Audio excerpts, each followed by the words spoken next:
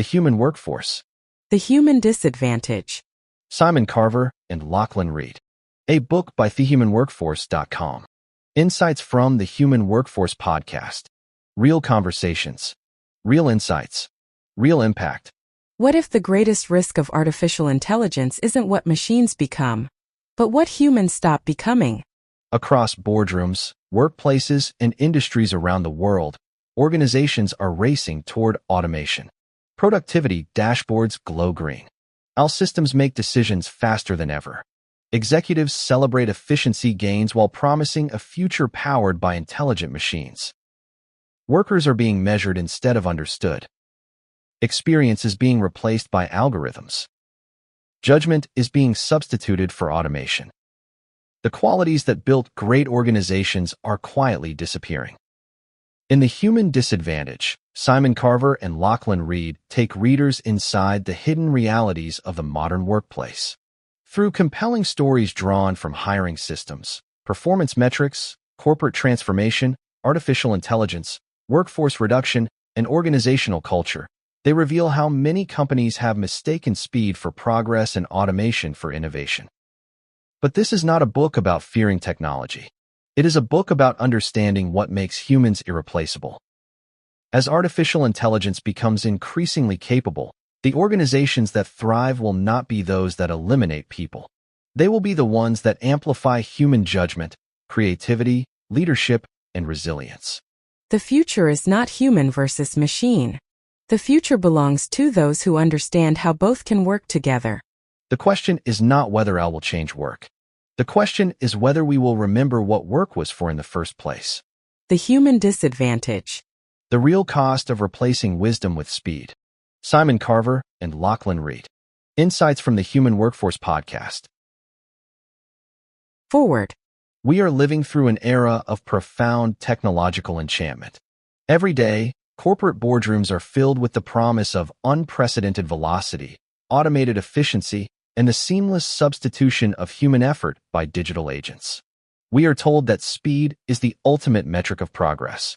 But as the dashboards turn green and the algorithms accelerate, an unspoken, uneasy question begins to echo through the corridors of modern enterprise.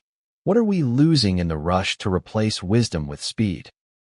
In The Human Disadvantage, Simon Carver and Lachlan Reed pull back the shiny corporate curtain to reveal the hidden mechanics of this digital transformation. This is not a book born of abstract theory. It is forged from the ground truth realities of the Human Workforce podcast and the extensive field reporting featured on thehumanworkforce.com. By bringing together real, unvarnished conversations from their digital media platform, the authors capture the genuine experiences of professionals navigating the automated workplace. With the precision of an investigator and the narrative soul of a novelist, the authors introduce us to the people behind the data points. We meet Maya, a recruiter buried under thousands of applications, realizing she hasn't actually read a resume in days because an invisible filter is making the human decisions for her. We sit in the back row with Daniel, an engineer watching leadership celebrate a 23% productivity surge, knowing full well the metric has completely decoupled from actual value. We witness the quiet erosion of workplace dignity through hot desking, the exhaustive psychological toll of performing a corporate persona, and the dismantling of the traditional apprenticeship models that once cultivated true expertise. Carver and Reed brilliantly diagnose these pathologies, not as moral failures of the technology itself, but as structural consequences of deploying automation to bypass human judgment rather than augment it.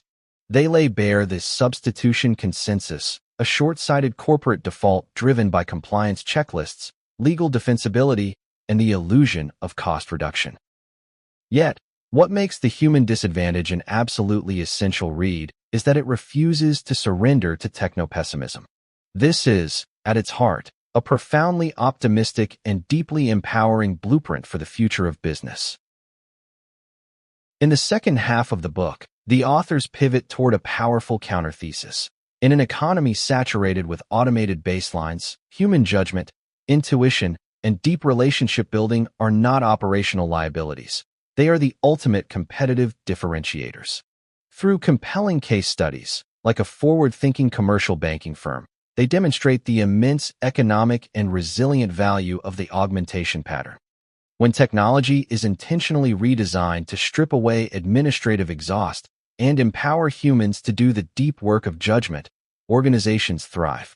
They don't just survive economic stress events that cause automated systems to fracture. They achieve higher margins, stronger customer retention, and an inspired, deeply engaged workforce.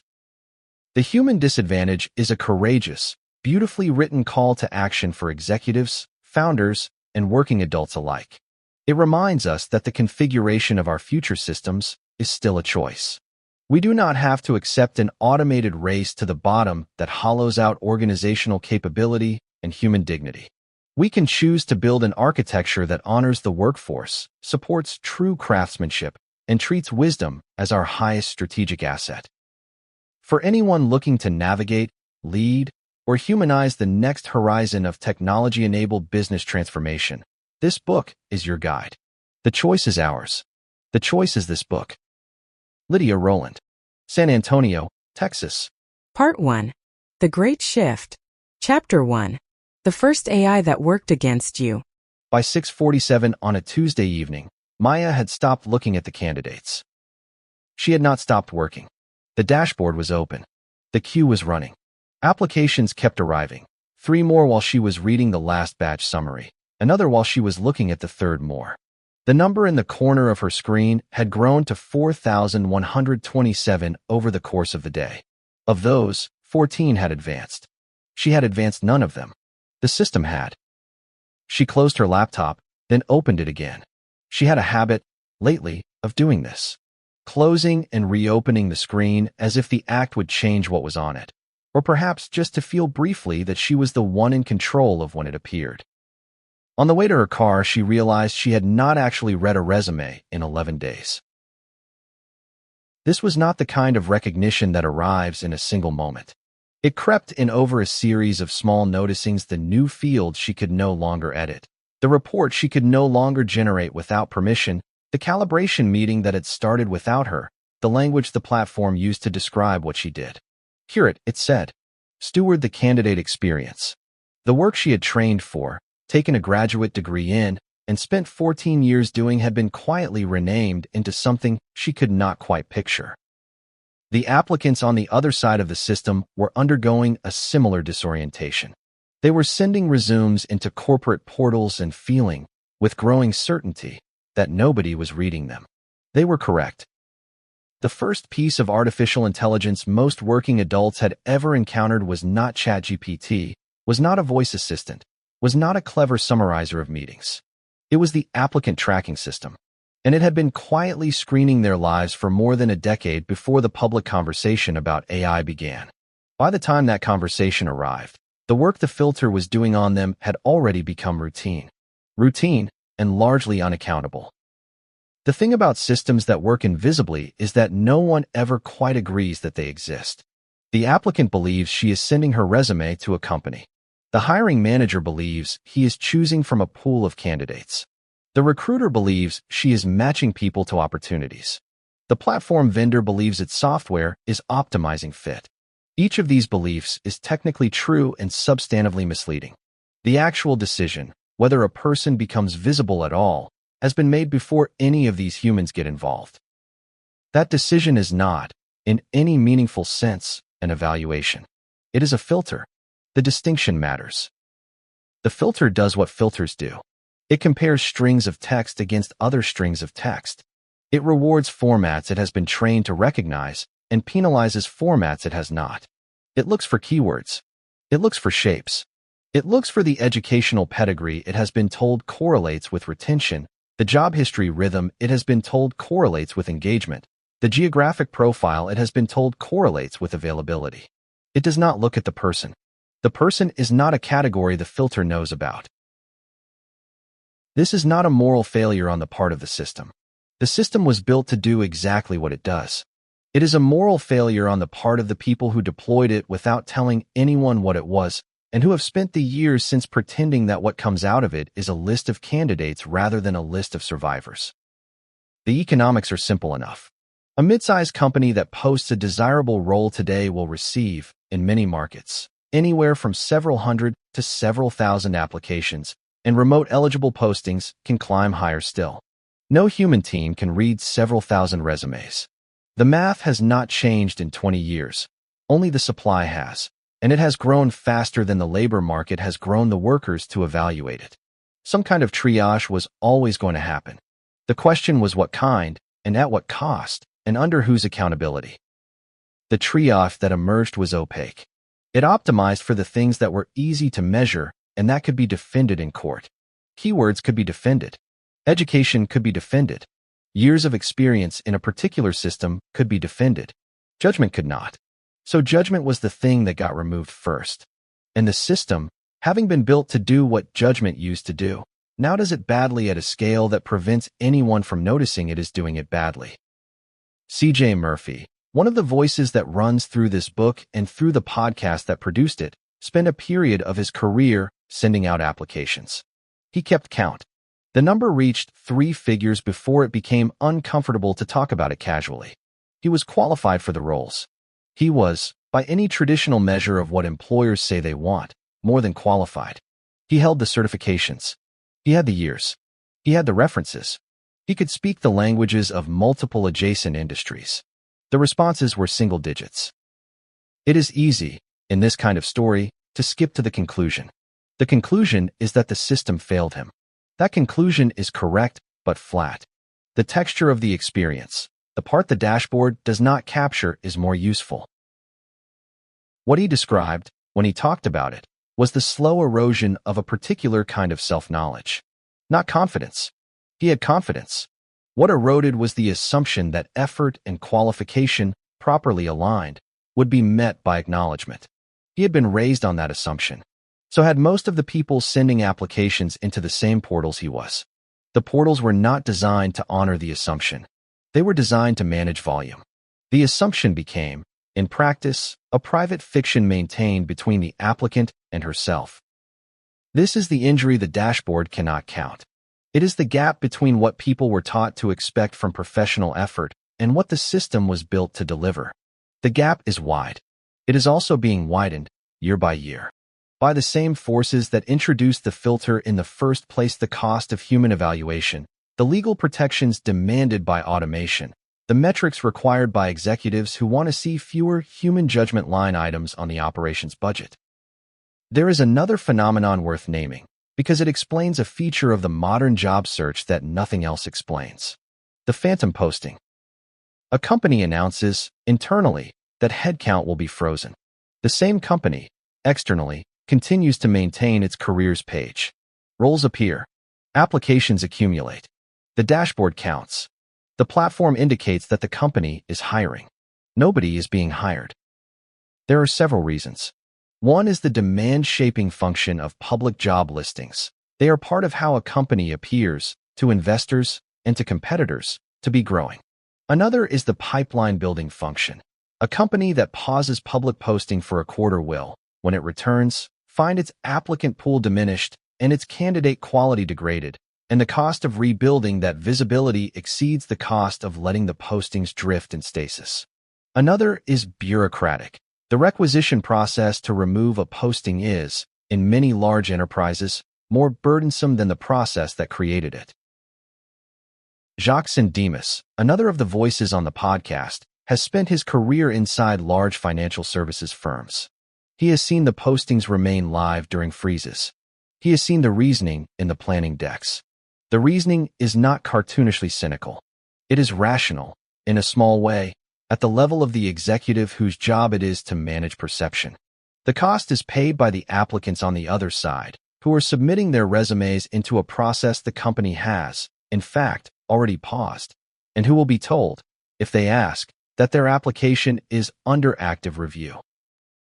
The phrase is not a lie. It is a category. Their application is in the system. The system is active. It is reviewing, at least, technically, in some recursive software sense, at all times.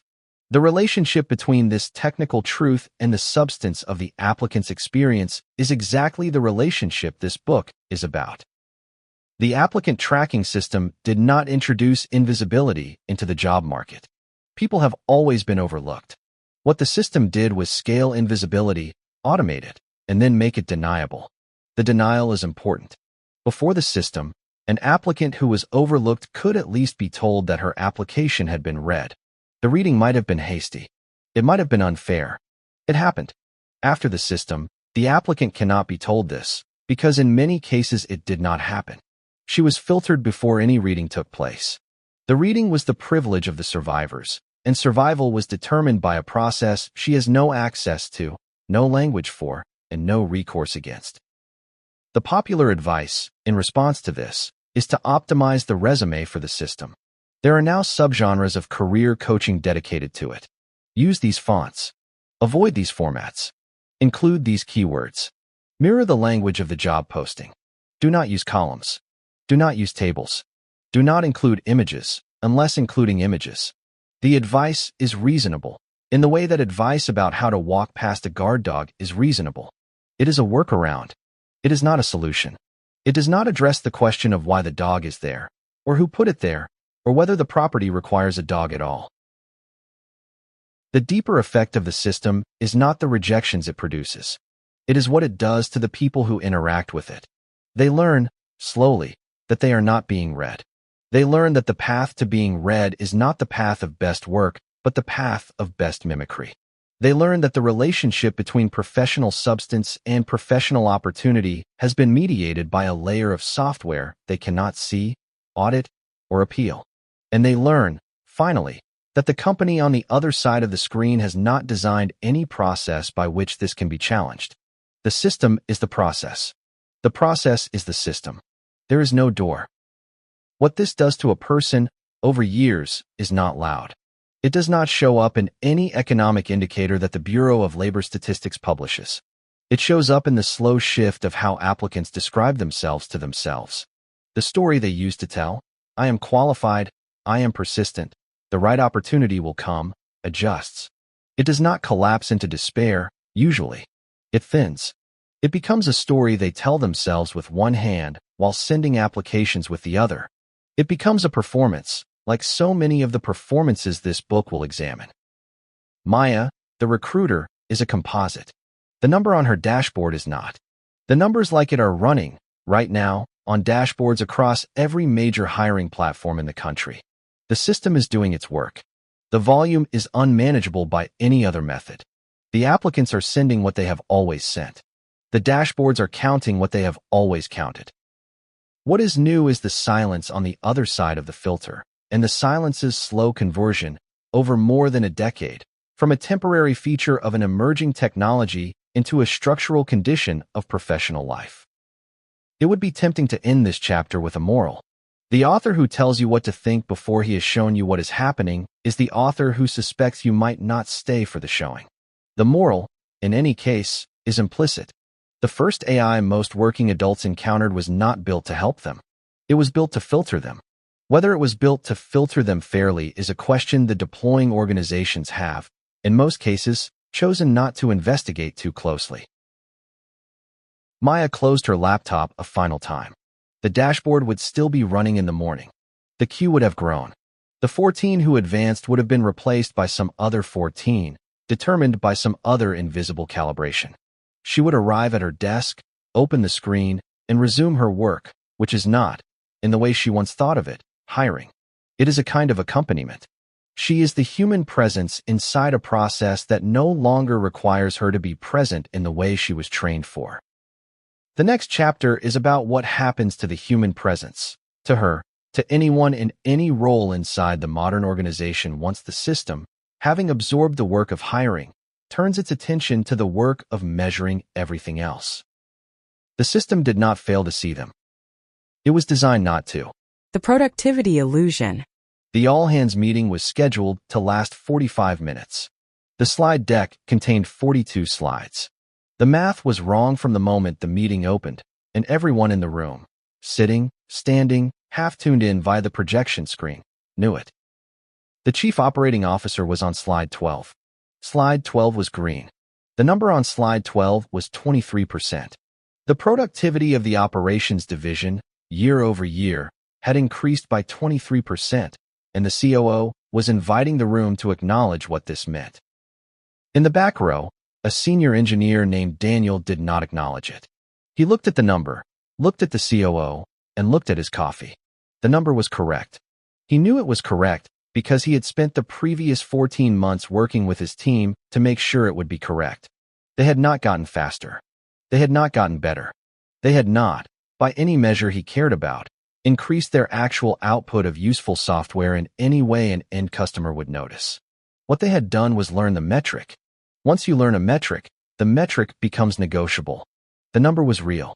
It was also, in any way that mattered to the people the company served, meaningless. The phrase, "what gets measured gets managed," is one of the most influential sentences ever written about modern organizations. It is also, almost certainly, not exactly what Peter Drucker said, and the more useful version of the thought is the one nobody quotes. What gets measured gets managed into the shape of the measurement. The shape and the substance are not the same thing. The shape can be made arbitrarily perfect, while the substance quietly hollows out. This is the central pathology of the modern productivity culture, and it has a generational shape. There is a version of professional life, mostly remembered now by people in their 50s and 60s, in which managers walked the floor, asked questions, looked at the work, and formed judgments about it. The judgments were imprecise. They were uneven. They sometimes reflected bias more than evidence.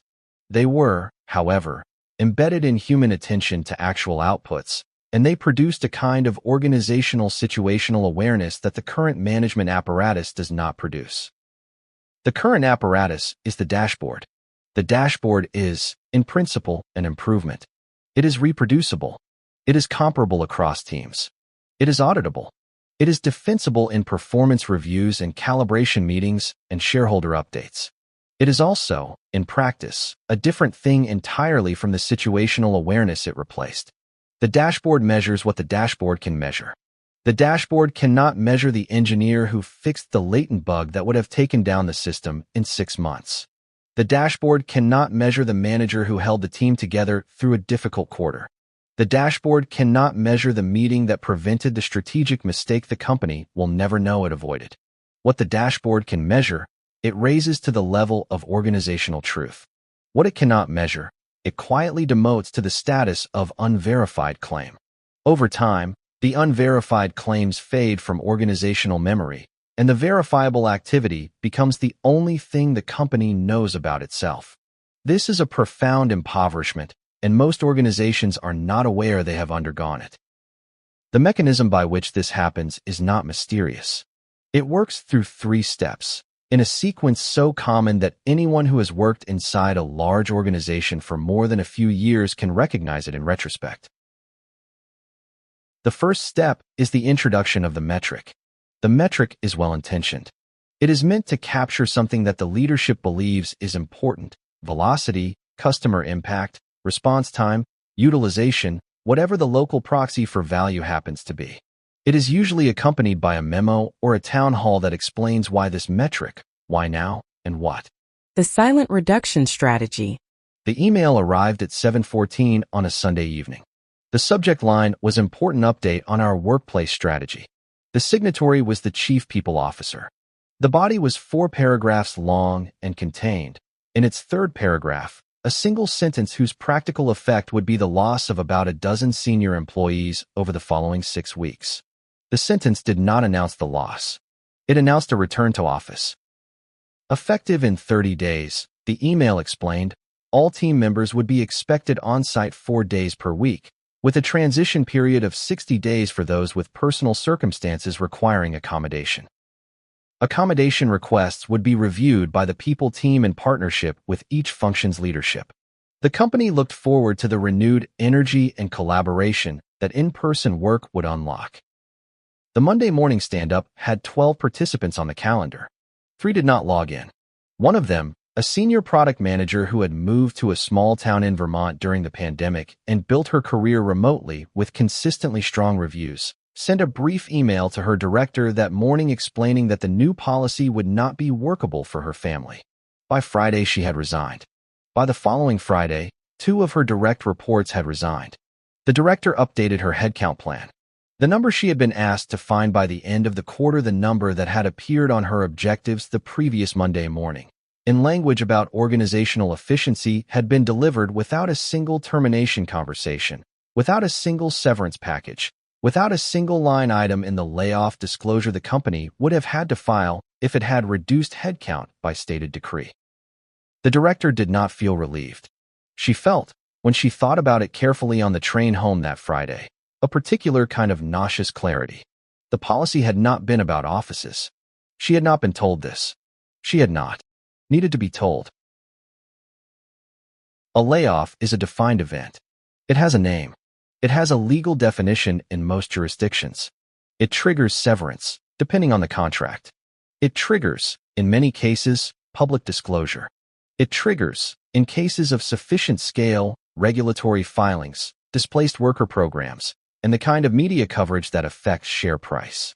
It produces, for the person being laid off, the small dignity of being told the truth that the company has decided their role is being eliminated and that the relationship is over.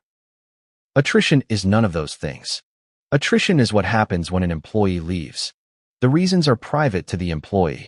The cost to the company is limited to the cost of replacing the role, which is usually less than severance and is reflected in different line items in the financial statements. The departure is the employee's choice.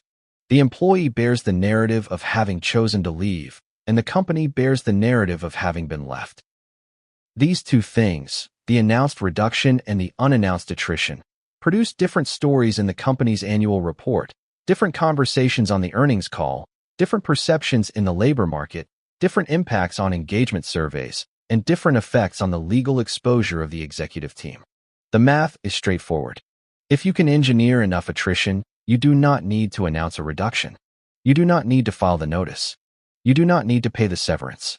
You do not need to weather the press cycle. You get the headcount you wanted with none of the accountability that an honest layoff would have required. This is not new. Companies have understood the basic logic of attrition engineering for decades. What is new is the precision of the tools available to produce it, the volume of executives trained in deploying them, and the cultural permission, post-pandemic, to use them at scale. The mechanisms are several, and they tend to be deployed in combination because no single mechanism produces enough attrition on its own. The return-to-office mandate is the most visible. It is also, in many companies, the most effective. The companies that announced full week or 4-day mandates between 2023 and 2025 generally saw resignation waves in the 3 to 12-month window after the announcement, concentrated among precisely the employee profile the companies wanted to lose: senior, expensive, geographically distributed, with the savings and the optionality to leave on their own terms. The companies that received these resignations were not, in most cases, surprised. The mandates had been scenario modeled. The expected attrition by tenure band, by salary band, and by geography had been forecast in advance. The forecasts were generally accurate. The second mechanism is the performance improvement plan, the corporate instrument that has, in many organizations, evolved from a genuine attempt to help underperforming employees recover into a documented exit ramp with predetermined timing. The shape of the modern PIP: 30 or 60 days, written goals that are difficult to achieve in the window, weekly check-ins that surface the gap, a documented record that protects the company in the eventual termination decision, is designed less to rehabilitate the employee than to produce the legal cover for ending the employment. Many employees on PIPs sense this immediately. Some choose to leave on their own. Either outcome produces the headcount result the manager was assigned. The third mechanism is the responsibility dilution. The senior employee who, 6 months ago, owned a function now finds 2 contractors reporting on parts of it, appear informally involved in another part, and a vague matrix arrangement around the rest. The function continues to be delivered. The senior employee continues to be paid. The job has, however, been distributed in a way that the senior employee cannot quite point to as a demotion, cannot quite litigate, and cannot quite recover from. After a sufficient period of this, the senior employee leaves. The role is then formally eliminated because it has been demonstrated by the senior employee's own departure that the responsibilities can be absorbed elsewhere. The fourth mechanism is the policy change that affects compensation indirectly.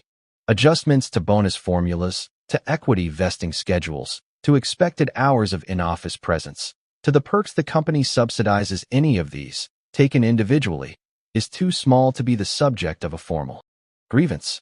Taken together, in the right sequence, they constitute a steady increase in the cost of staying that, for a certain class of employee, eventually exceeds the cost of going.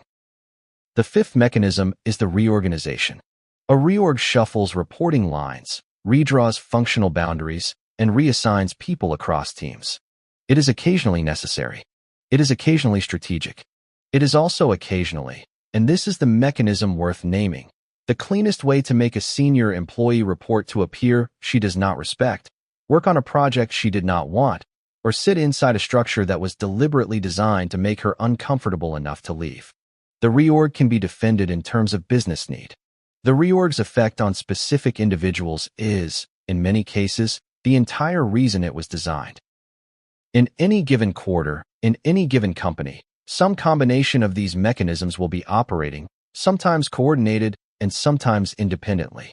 The cumulative effect is what we are calling the silent reduction.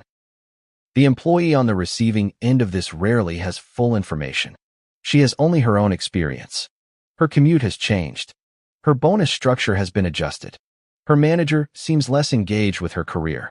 Her project has been redistributed. Her ideas have been received with less enthusiasm.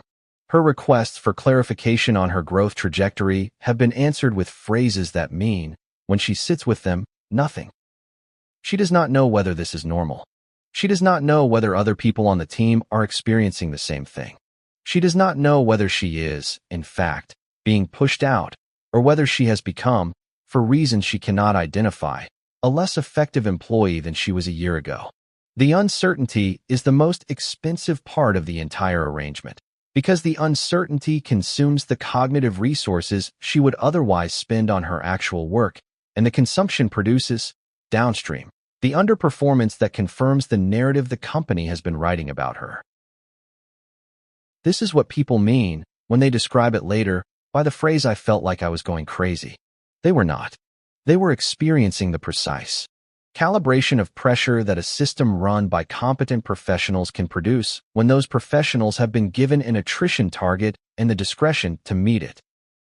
By the time the employee resigns, she has often spent a year persuading herself that the resignation is her idea. The persuasion is necessary. The alternative, recognizing that she has been the object of a coordinated process designed to remove her without ever using the word, is psychologically harder than the resignation itself. There is a particular kind of damage this does to the people who survive it. The survivors are not, in the company's view, the problem. The survivors are the ones who absorbed the message and stayed. They are valuable. They are loyal. They have demonstrated their willingness to accept the new terms. What the company often does not notice is what the survivors learned during the period the silent reduction was operating. They learned, in detail, that the company is willing to remove people without saying so. They learned that the language of organizational care can be deployed alongside actions that are anything but caring. They learned that the manager who told them, 6 months ago, that they were valued was the same manager who delivered the news that their colleague's role was being redistributed in a way that made her departure inevitable. They learned that the social contract they had with the company has terms the company does not write down, can change without notice, and will use against them if circumstances require. The survivors update their behavior accordingly. They take fewer risks. They invest less of themselves in the work. They keep their resumes current. They maintain external networks they had previously let lapse. They reduce, gradually and without announcement, the discretionary effort that the company had once relied on but no longer compensates in a way that justifies. The dashboards do not measure this. The dashboards measure the activity that the survivors continue to perform dutifully, because performance is what the system rewards. The engagement survey shows, in the next cycle, a modest decline that the company attributes to external factors and a changing labor market. The actual cause is internal. The actual cause is the lesson the survivors learned during the quiet quarter when their colleagues were being pushed out, and which they will not unlearn for as long as they remain at the company. The argument against this practice, when it is made within companies, is usually framed in terms of culture or values. The argument loses, in most cases, because culture and values do not survive contact with the next quarter's headcount target. The argument that wins, when any argument wins, is the financial one, that the cost of the silent reduction is real. It is just deferred and distributed across line items the executive team is not used to reading together. The deferred cost includes the replacement hiring, which is rarely as fast or as cheap as the model assumes. It includes the institutional knowledge that left with the senior employees, which the new hires will, in some cases, reproduce from scratch and, in other cases, simply not reproduce. It includes the productivity drag of the survivors who are now, internally and quietly, looking for their next role. It includes the customer relationships that were managed by a person who is no longer there, and whose replacement will require 6 months to understand. It includes the legal exposure, which is small per incident but accumulates across enough incidents to matter. It includes the slow degradation of the employer brand in the labor market the company will need to draw from again when the next growth cycle requires it to do so. These costs do not appear in the savings narrative the executive team presents to the board. The savings narrative shows the reduction in payroll and the maintenance of revenue. The narrative is true, in the way that a photograph of a building at night is true. It shows what is visible. It does not show what is happening behind the lit windows. The director who sat on the train Friday night thought about her former colleague in Vermont. She had been a good product manager. She had built a small life around the assumption that the company would honor the arrangement it had offered her in 2020. The company had not, technically, broken that arrangement. The company had changed the conditions in a way that made the arrangement unworkable and had then allowed the product manager to make her own decision about whether to stay or to go. The product manager had made the decision the company had wanted her to make. The director would not call it a layoff. The product manager would not call it a layoff. The HR system would not record it as a layoff. The financial filings would not show it as a layoff.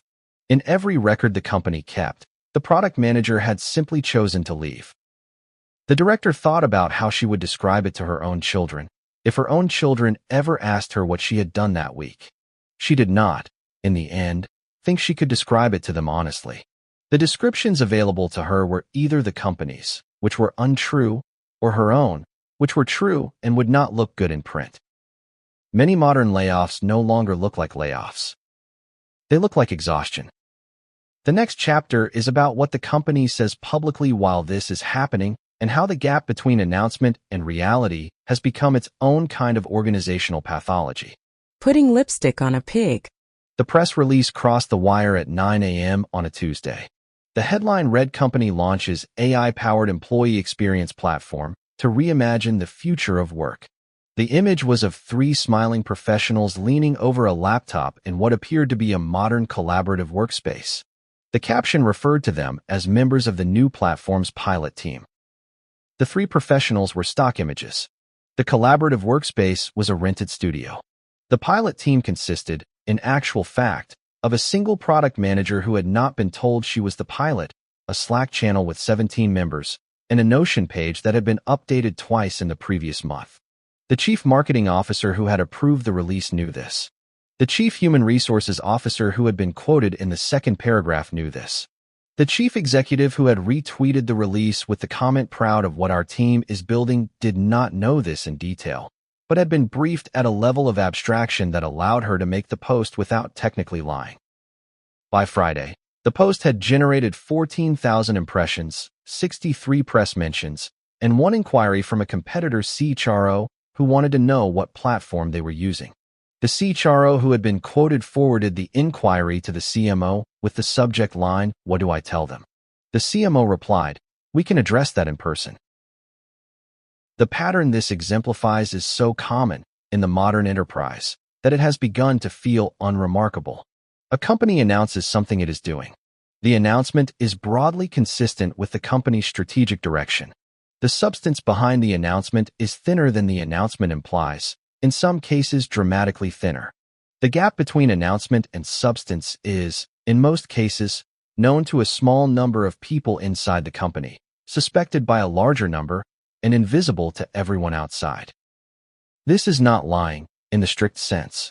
The pieces of the announcement are usually defensible if interrogated individually. There is a platform. There is a pilot. There is an intention to expand. There is an employee experience strategy. The platform is, at the moment, a Slack channel. The pilot is a product manager who has not been informed. The intention is real but unscoped. The strategy exists in a slide deck. Each component, taken alone, can be defended. The announcement as a whole is a kind of architectural achievement, a structure built from technically true components that produces, in the reader, an impression dramatically removed from what is actually happening on the ground. The work involved in producing this architecture is, in many companies, significant.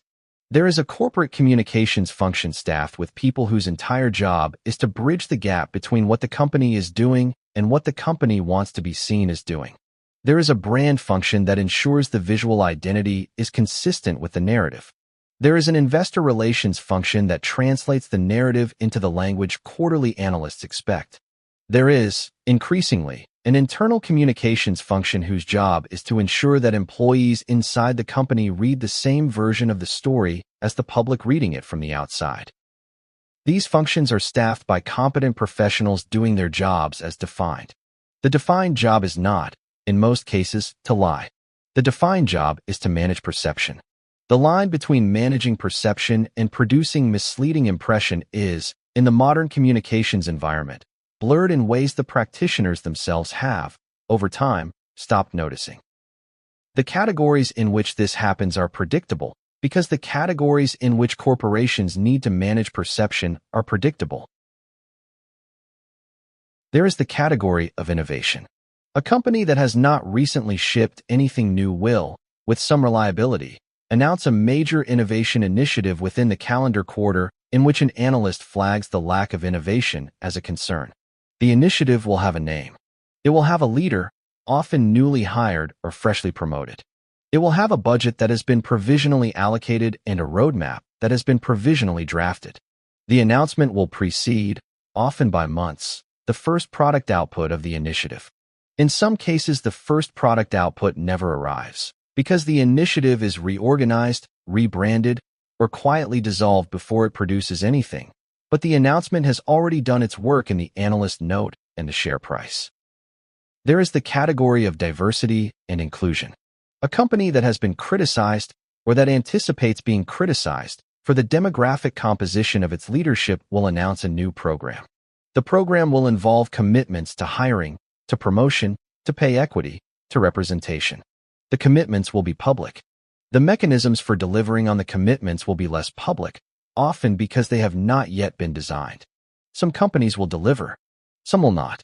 The announcement will, in either case, have been made and will have produced the immediate reputational benefit it was designed to produce.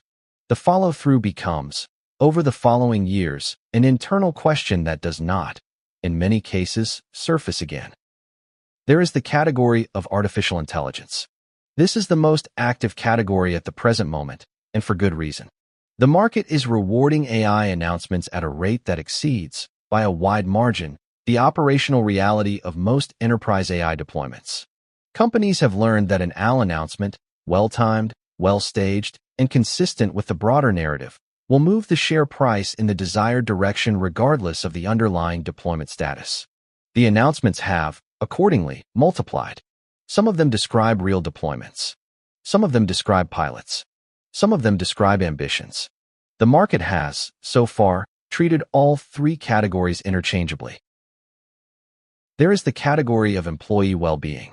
A company whose engagement scores have declined will, with some reliability, announce a well-being initiative. The initiative may include subsidized meditation apps, mental health benefits, expanded parental leave, or a recommitment to flexible work. The announcement will be sincere, in the limited sense that the executives who approved it would prefer their employees to be well. The substance of the initiative will, in many cases, be modest relative to the underlying causes of the engagement decline, which are typically structural, related to workload, autonomy, dignity, or the silent reduction strategy the company is simultaneously running in another part of the organization.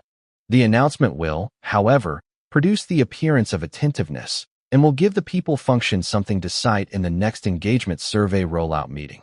There is, finally, the category of transformation. This is the most ambient and the most fungible category. Transformation is a word that can mean any organizational change the company wishes to brand. The transformation may be technological, cultural, operational, strategic, or some combination. It may be real. It may be aspirational. It may be the renaming of work that was already happening. The function the word performs, in most announcements, is to signal that the company is in motion, that its leadership is taking action, that the future will be different, and that the discomforts of the present are part of a larger and intentional process. Whether the discomforts produce a different future depends on the substance of the transformation, which is not, in most announcements, the part the reader is asked to evaluate. The employees inside the company watch these announcements with a particular kind of literacy that the company does not, in most cases, acknowledge. They are not deceived. They have been working at the company. They know what the company is and is not doing. The announcement is, for them, an artifact to be interpreted against the operational reality they live in every day. The interpretation produces, over time, a running internal commentary that is invisible to leadership but quite real, and that shapes the relationship between the workforce and the executive team in ways the executive team often does not notice until it is too late to repair. This commentary takes the form of jokes. The jokes are usually private Slack DMs, lunch conversations, hallway exchanges with trusted colleagues. The jokes are about the gap between the announcement and the reality.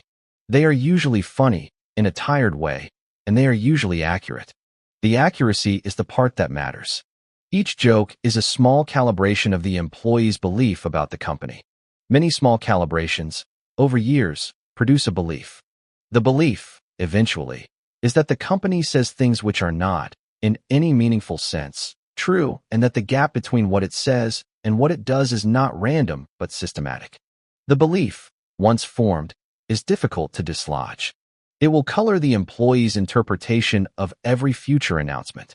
It will produce the small, persistent skepticism that the company's communications function will, in subsequent years, attempt to address with new announcements and new initiatives, all of which will be filtered through the same skepticism that the original gap produced. The communications function, doing its job, will adjust the messaging. The messaging will get more sophisticated. The gap will not close, because closing the gap would require not the messaging function but the operations function, and the operations function is, in many cases, running a different play entirely. There is a moment that happens, sometimes, in the meetings where the communications function and the operations function are in the same room. The CMO is briefing on the upcoming announcement. The COO is asked whether the announcement is consistent with the operational reality. The COO pauses. The COO knows that the announcement is overstated. The COO also knows that saying so out loud, in the presence of the CMO and the CEO, will not change the announcement, will mark the COO as out of step with the leadership team's communication strategy, and will produce a difficult conversation later. The COO chooses, in most cases, to indicate alignment with the announcement and to handle the gap operationally. This is the moment at which the gap becomes structural. The gap is no longer a communications choice.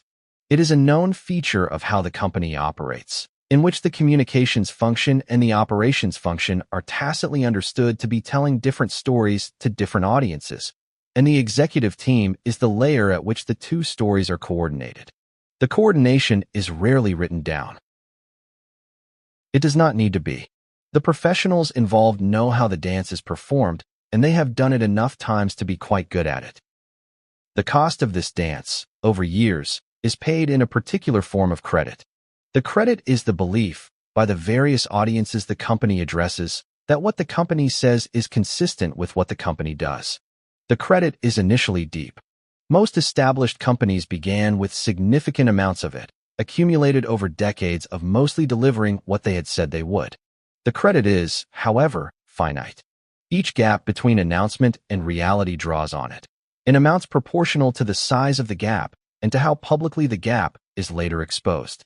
When the credit runs out, the announcements stop working. The employees no longer believe them. The analysts no longer believe them. the customers no longer believe them, and the press no longer believes them. The company has, at that point, a problem that cannot be solved by better messaging.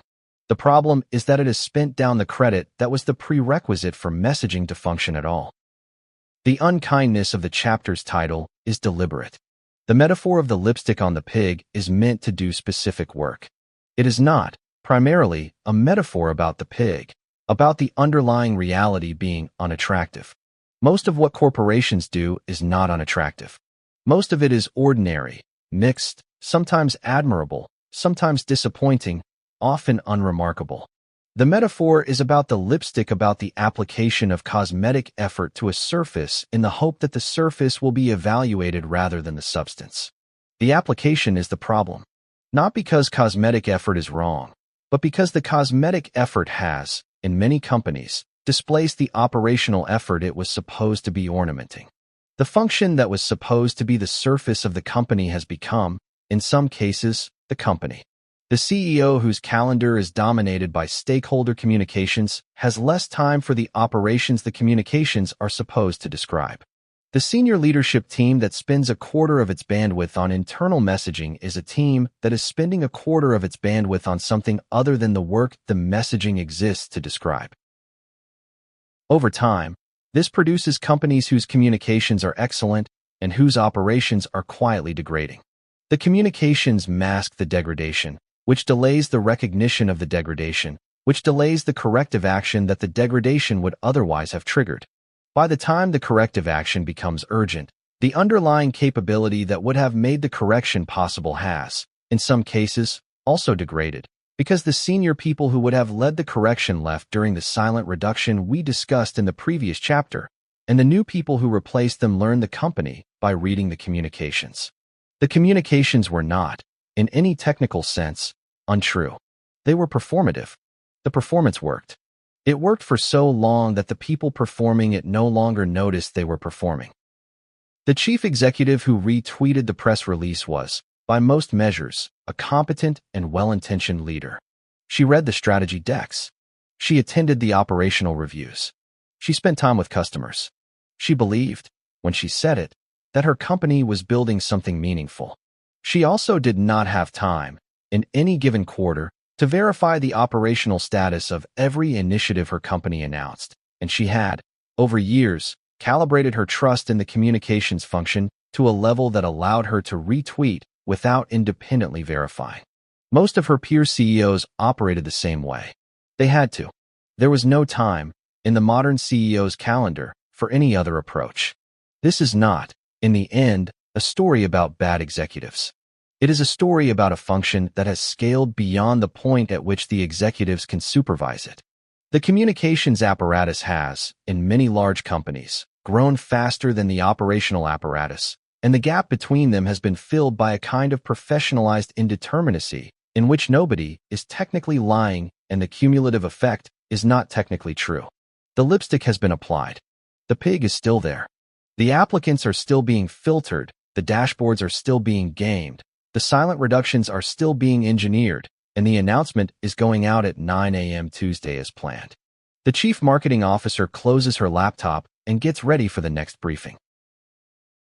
Some organizations become experts at managing perception while failing to improve reality. The cost of that expertise is paid, eventually, in the credit they were borrowing against. The next chapter is about what it feels like to work inside a company that has gotten very good at this, and how the impossible expectations of the modern workplace are, in many ways, the operational expression of the same gap. Raising the foggy bar. The performance review was scheduled for 45 minutes. The manager, who had been promoted to his role 6 months earlier, opened with a phrase he had recently been trained to use. "I want to give you some stretch goals," he said, "that reflect the new bar." The employee, an experienced operations lead named Helen, nodded. She had been at the company for 9 years. She had seen 4 bars in that time. She had watched the language for describing the bar evolve from targets to commitments to outcomes to stretch goals reflecting the new bar. The work she did had not, in any substantive way, changed across these 4 reframings. Her ability to predict, in any given quarter, what her management chain would consider success had declined steadily. She asked, gently what the new bar was. The manager paused. He had been trained, in a session the previous month, to communicate the new bar with clarity and conviction. He had not been told, in the session, what the new bar was. He had been told that he would know it when he saw it, and that his job was to help his team see it as well. He recovered with a sentence that contained the words velocity, impact, ownership, and strategic. Helen wrote it down. The conversation continued for another 43 minutes, during which the two of them produced 2 pages of goals, written in the language the company had recently adopted, that neither of them would be able to evaluate when the quarter ended. The goals included phrases like drive transformative impact and operate at the level of the next role. Helen wrote those down too. She had been writing down phrases like these for 9 years. When she returned to her desk, she opened her project list. She knew, with reasonable precision, what she would actually do over the next 13 weeks. She did not know whether what she would do would be enough. She had not known this for a number of years. The work continued anyway. The era of impossible expectations did not arrive all at once. It accumulated. There was a period, not long ago, when expectations were bounded. The job description described what the job required. The performance review compared the work done against the job description. The bar was high or low, fair or unfair, generous or punitive, but it was identifiable. It existed in language that the employee could read, the manager could explain, and the institution could be held to. The arrangement was imperfect. It was, in retrospect, also a kind of clarity. The current arrangement is different. The job description still exists, but it has, in many companies, been written to accommodate any plausible interpretation of the work, including interpretations that did not exist when the description was drafted. The performance review has expanded to include not only the work done but the manner of doing it, the visibility of the doing, the strategic alignment of the doing with adjacent priorities, the upward mobility implied by the doing, the cultural contribution of the doing, and the demonstrated potential to do more, faster, of a kind that has not yet been specified. The bar has not just risen. The bar has dissolved into a fog of expectations that the employee is told to read, in real time, from cues that the management chain itself is improvising. The cues, when they arrive, often contradict each other. Be more strategic, the senior manager says in March. Be more hands-on, the same senior manager says in June. Ship faster, the engineering leader says on Monday. Reduce technical debt, the same leader says on Thursday. Take more ownership, the team is told at the all-hands.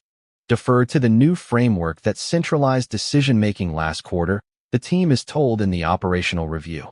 The contradictions are not, in most cases, intentional. They are the natural product of an organization in which multiple competing imperatives are being communicated by multiple competing leaders, none of whom has, in their own role, fully resolved the tension between the things they are asking for. The employee receiving these signals does what employees have always done with conflicting signals. She makes her best interpretation, calibrates her effort to it, and waits to see which interpretation the system will reward. The waiting is the labor. The labor is exhausting in a way that delivering against a clear bar is not. The fog has a particular set of mechanisms. They are recognizable. They appear, in some combination, in nearly every large company operating in the current management style. The first mechanism is the goal that has been calibrated for ambiguity. The goal will be written in language general enough to permit multiple interpretations. Drive significant business impact in the consumer segment. Develop and execute on the next phase of our platform strategy. Build the team capability required for the next stage of growth. Each of these sentences describes a goal.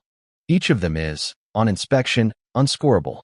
The score will be determined at the end of the cycle, when the calibration committee will read the goal in light of what actually happened, and will produce a rating that reflects, in roughly equal proportion, the work that was done and the political position of the employee within the management chain.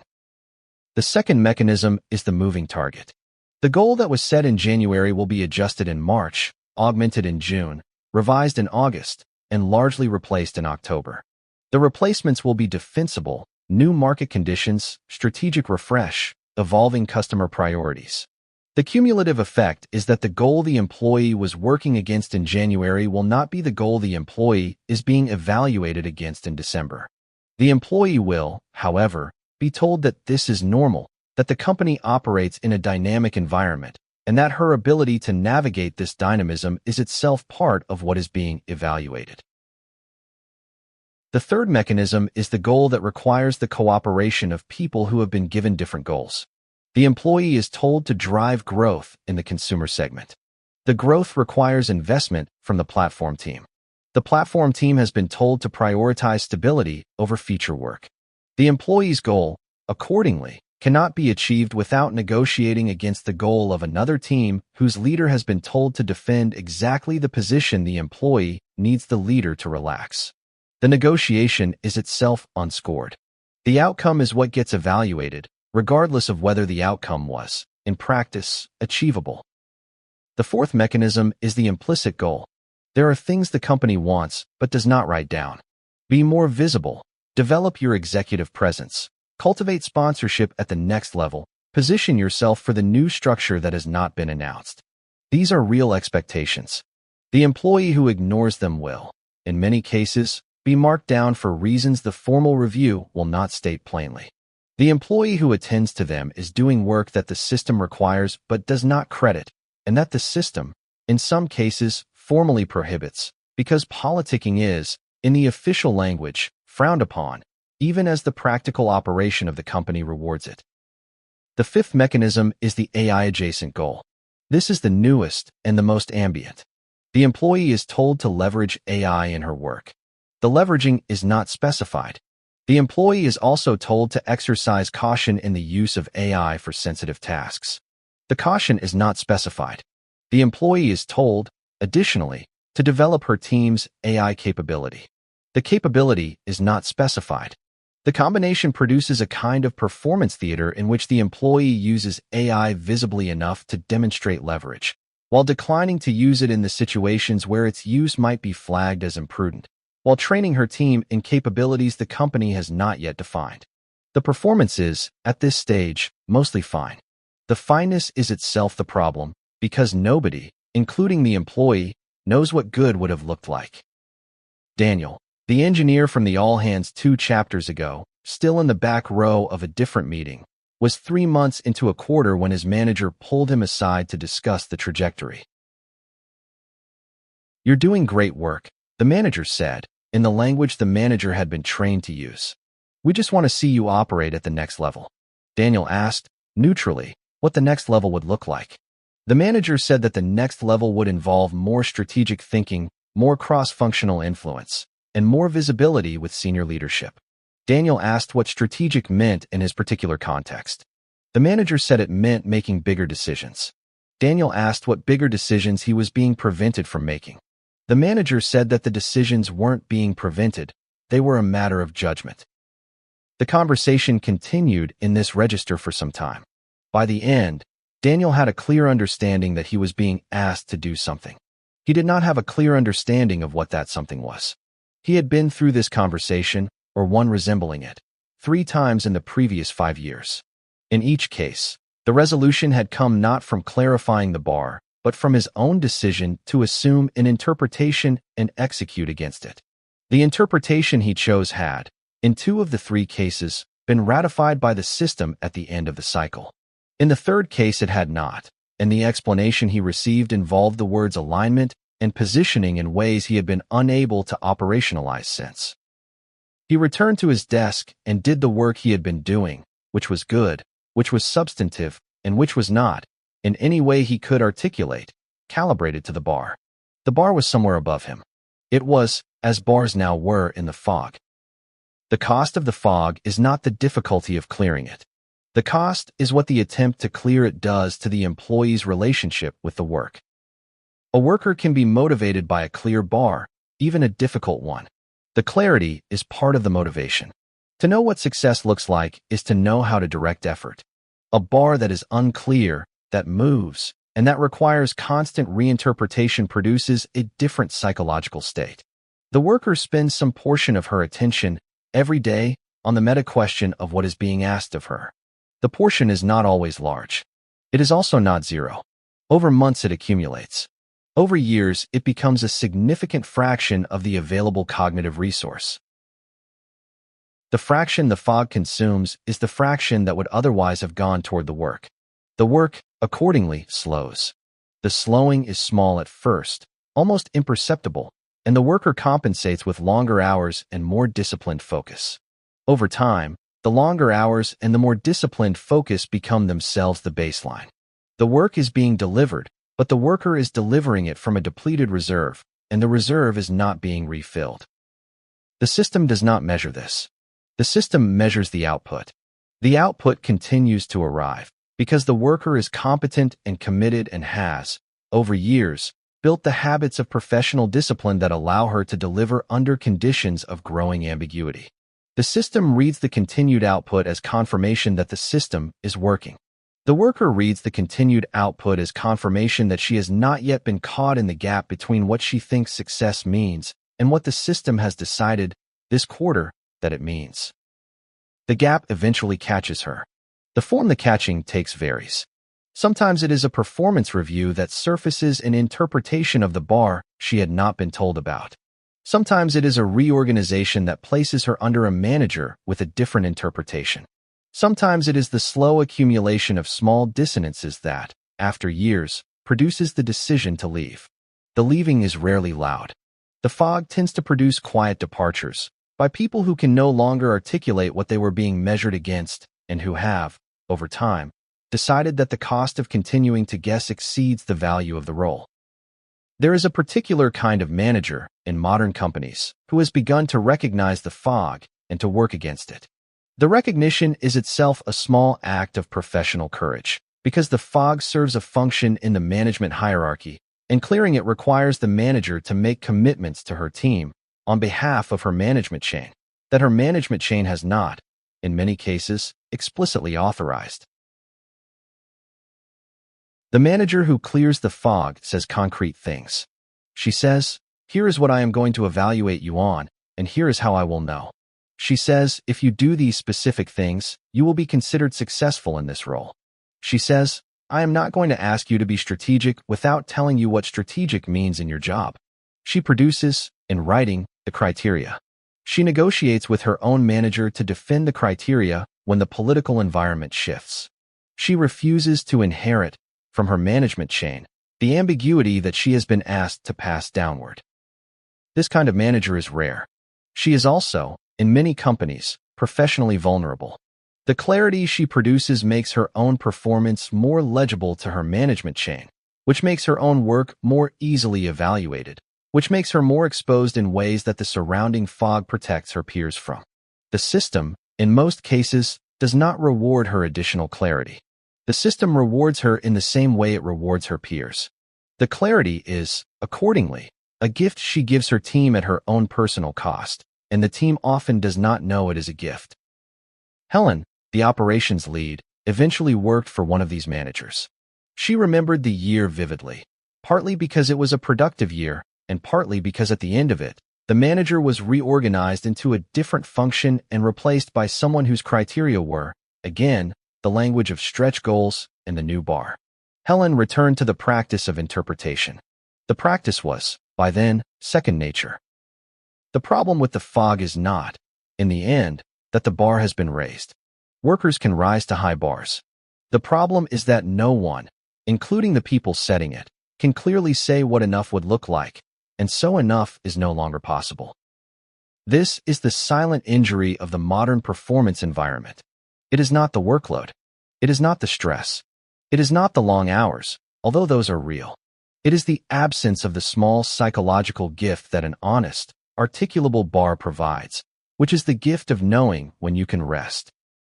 The next chapter is about what happens when the bar moves into a new kind of measurement entirely, when the system stops trying to evaluate output through human judgment and begins to measure the human directly in the form of data. Part 2. When humans become data. Chapter 6. When workers become training data. At 11:42 p.m., a customer service representative in a metro area in the Central Time Zone closed her last call of the shift. The customer had been frustrated. The resolution had been imperfect. The empathy score, generated automatically from the audio of the call, registered below the threshold the platform considered acceptable. A flag appeared on her supervisor's queue, which the supervisor would review in the morning, after the representative had gone home and slept and returned to begin the next shift. The representative, call her Priya, closed her laptop and stretched. She knew about the empathy score.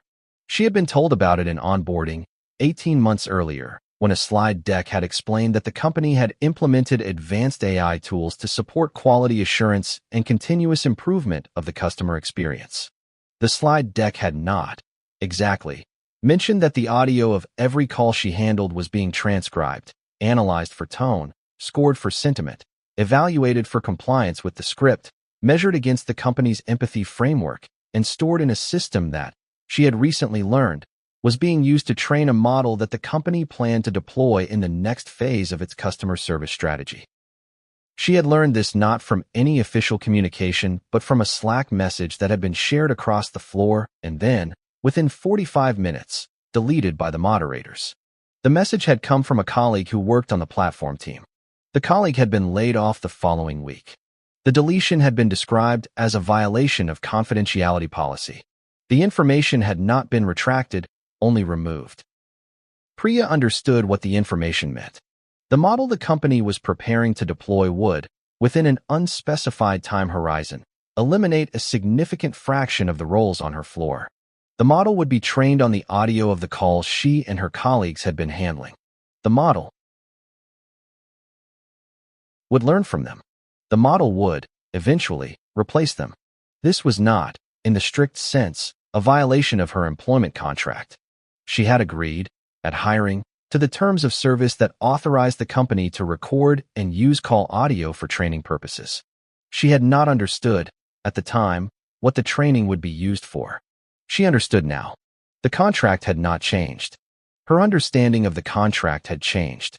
The relationship between those two things was the new shape of her professional life. The arrangement that Priya found herself inside is now widespread enough to be ordinary. It has a structure that, once described, can be seen everywhere in radiology departments, in legal practices, in software engineering teams, in driver fleets, in classrooms, in customer service operations of every size. The structure is straightforward. A worker performs a task.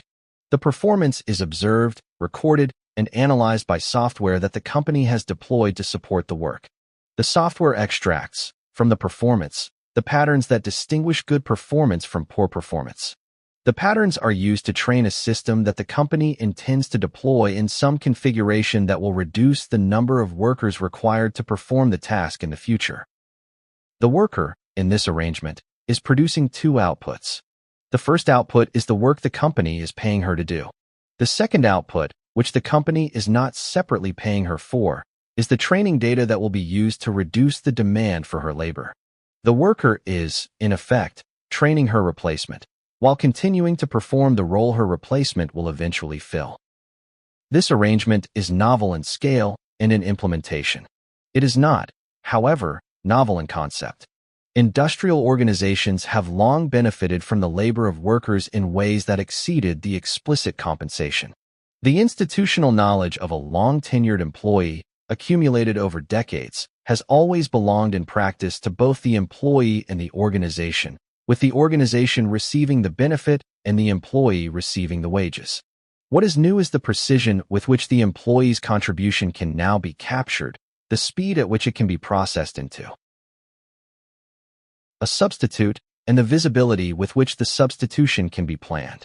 The visibility is, in many cases, only visible to the organization. The worker may be entirely unaware that her contribution is being captured for substitution. She knows the software is there. She has, in most cases, consented in some form to its presence. She has not, in most cases, been informed of the specific use to which her data is being put. The omission is not an oversight. It is the standard practice of an industry that has discovered that informed consent, properly executed, produces resistance, and that minimal disclosure, properly written, produces compliance. The forms this takes vary by industry, and the variation is worth describing because the structure becomes clearer when seen in repetition. In radiology, the senior radiologist reads scans. Her reads, accumulated over decades, encode a pattern recognition that has become, in the trade, the difference between a competent reader and an exceptional one. The AI tools her department has adopted are trained on her reads and on the reads of her peers. The tools, in their current configuration, are positioned as decision support, surfacing candidate findings, flagging cases for second review, accelerating the workflow. In the deployment plans that have not yet been shared with the radiologists, the tools are positioned, in the medium term, as primary readers for routine cases, with the radiologists shifting to a supervisory role that requires fewer of them. The senior radiologist's exceptional pattern recognition, accumulated over a career, is the input. The reduced demand for radiologists is the output. The senior radiologist is, in most cases, near the end of her career and may not personally experience the displacement. The junior radiologists, whose careers were planned against the prior labor model, will. In law, the senior associate reviews documents. Her review, refined over years of practice, distinguishes the meaningful clauses from the boilerplate, the high-risk obligations from the standard ones, the contracts that require partner attention from those that do not. The AI document review tools her firm has adopted are trained on the patterns of her review and the review of her peers. The tools are positioned as efficiency aids, allowing the same legal team to review more documents in less time. The eventual configuration, which firm leadership has discussed but not announced, is the reduction of the associate class. The same work, performed by a smaller number of senior associates with AI assistance, at higher margin per partner. The senior associate's expertise is the training data. The reduction of the associate class is the deployment. In trucking, the driver navigates the route. Her navigation choices, over thousands of hours behind the wheel, encode the implicit knowledge of which lane changes are safe at which speeds, which intersections are dangerous at which times, which weather conditions require which adjustments. The autonomous driving systems being developed by her employer and by competitors are trained, in part, on the data captured from her cab, the steering inputs, the braking patterns, the lane positioning under various conditions. The systems are not yet ready to replace her. They are expected to be ready within a window of years rather than decades. Her driving is the input. The eventual reduction of the driving labor force is the planned output. In software engineering, the developer writes code. Her code, reviewed and refined over years, encodes the implicit knowledge of which patterns work and which fail, which approaches are maintainable and which are technical debt waiting to happen, which architectures scale and which collapse. The AI coding assistants being deployed across the industry are trained, in part, on her code.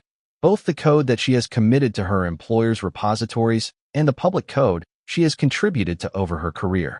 The assistants are positioned as productivity tools.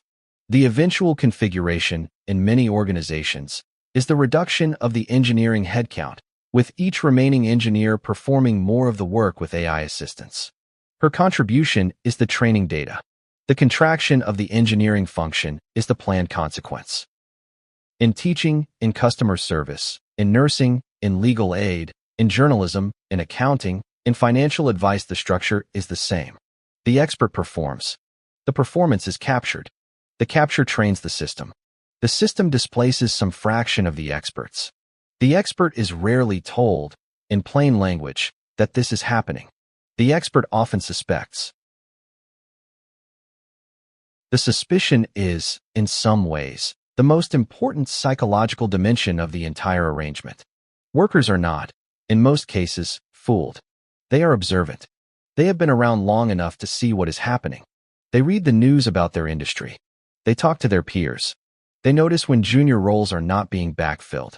They notice when the AI tools they were told would help them are being described, in adjacent presentations, as the basis for headcount reductions. They form an accurate working model of what is happening. The model does not, in most cases, lead them to leave. They have mortgages. They have children. They have specific skills that do not, in the short term, translate to other industries that would be unaffected by the same trend. They have, in many cases, 10 or 15 years of experience invested in a domain that is now subject to a process they did not choose and cannot, individually, slow. The rational response, for many of them, is to continue working and to maintain the appearance of acceptance. The acceptance is a posture. The posture is itself labor. The labor of maintaining the posture of showing up, of performing engagement, of training the junior staff who are themselves the leading edge of the substitution, of contributing to the systems that will eventually reduce the demand for one's own role, is a kind of work that the productivity dashboards do not capture and that the engagement surveys cannot reliably surface. It accumulates. It produces, over years, the effective texture of the modern white-collar workplace, the controlled professionalism, the careful pleasantness, the small distances that the workers maintain between themselves and the institutions employing them. The workers are doing their jobs. They are also holding their employers at arm's length. The arm's length is necessary because the relationship has terms that the workers have understood and that the employers have, in many cases, declined to acknowledge. The data, once captured, does not stay in one place. It moves. It moves to vendors. It moves to contractors. It moves to research divisions. It moves to the products the company sells, in which the captured patterns are now embedded as features. It moves, sometimes, to other companies through partnership agreements. It moves, sometimes, into the public training corpora that other AI systems are trained on, the path of which is opaque even to the data engineers who set up the export. The worker's contribution, once captured, has been distributed in ways that no individual party can fully trace.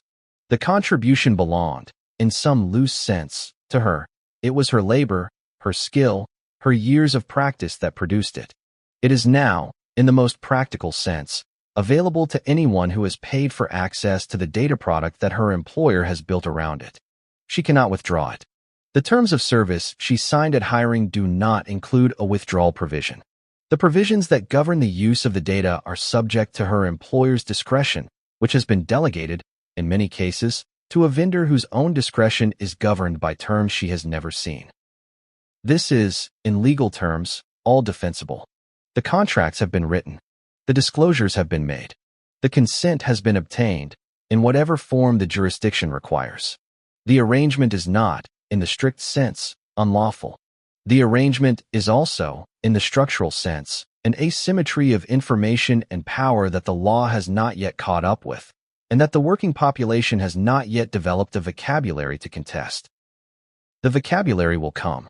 It has been coming, slowly, in the form of journalism, regulatory inquiries, employee organizing, and the occasional high-profile case. The arrival of the vocabulary is the prerequisite for the arrival of the legal and contractual mechanisms that would allow workers to share in the value their contributions have generated, or at least to make informed decisions about whether to continue contributing under the current terms. The arrival has, so far, been slower than the deployment. There is a moment, in many workers' professional lives, when the realization lands. The realization is rarely dramatic. It is rarely accompanied by a decision.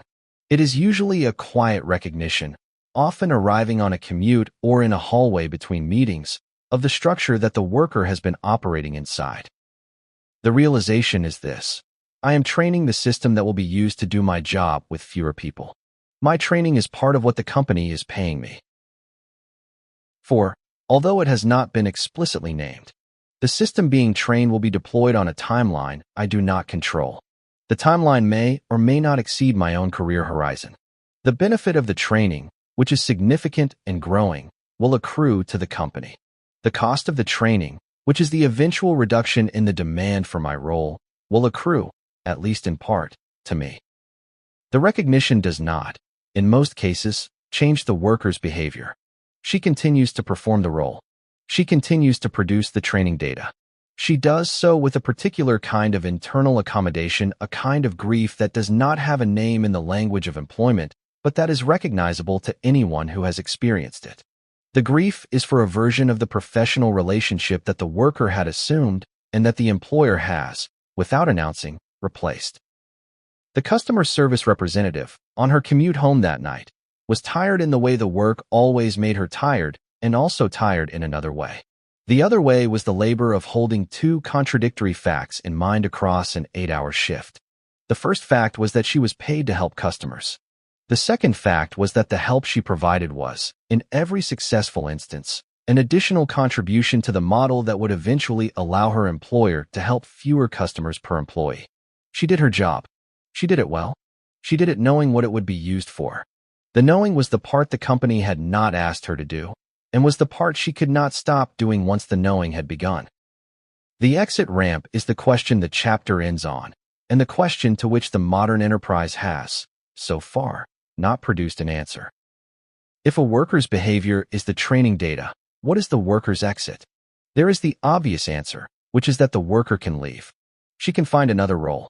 The other role, however, in most adjacent industries, is structured the same way. The model is the same. The capture is the same. The eventual substitution is the same. The exit, in the practical sense, leads to another version of the same arrangement. There is the policy answer, which is that the arrangement should be regulated. The regulation, in most jurisdictions, is years away from being substantive. The regulation, when it arrives, will likely be incomplete, will likely have been shaped by the industries it is regulating, and will likely apply prospectively in ways that do not benefit the workers whose contributions have already been captured. There is the collective answer, which is that workers can organize and negotiate. The organization is difficult in white-collar industries, where the workers are dispersed and the cultures are individualist. The organization, where it has occurred, has produced some results in some industries, most notably in writing, where the screenwriters' strike of 2023 produced enforceable commitments around the use of AI in scripts. The lessons of that strike are being studied. They have not, so far, been generalized. There is the personal answer, which is the one most workers eventually adopt, which is to absorb the situation and continue. The continuation is rational. It is also, accumulated across millions of workers in dozens of industries, the precondition for the displacement to occur on the timeline the deploying companies have planned for. The displacement, accordingly, proceeds. The next chapter is about what happens to the worker's sense of themselves when this is the structure of the relationship, when the recognition that one has become, in significant part, an input has begun to do its work on the inner life of the people doing the contributing. The exit ramp, in most organizations, is not a ramp. It is a slope. Chapter 7. The Dignity Crisis. Tom returned from a week of vacation on a Monday morning, walked to his desk, and discovered that the desk was no longer his. He stood in the aisle for a moment.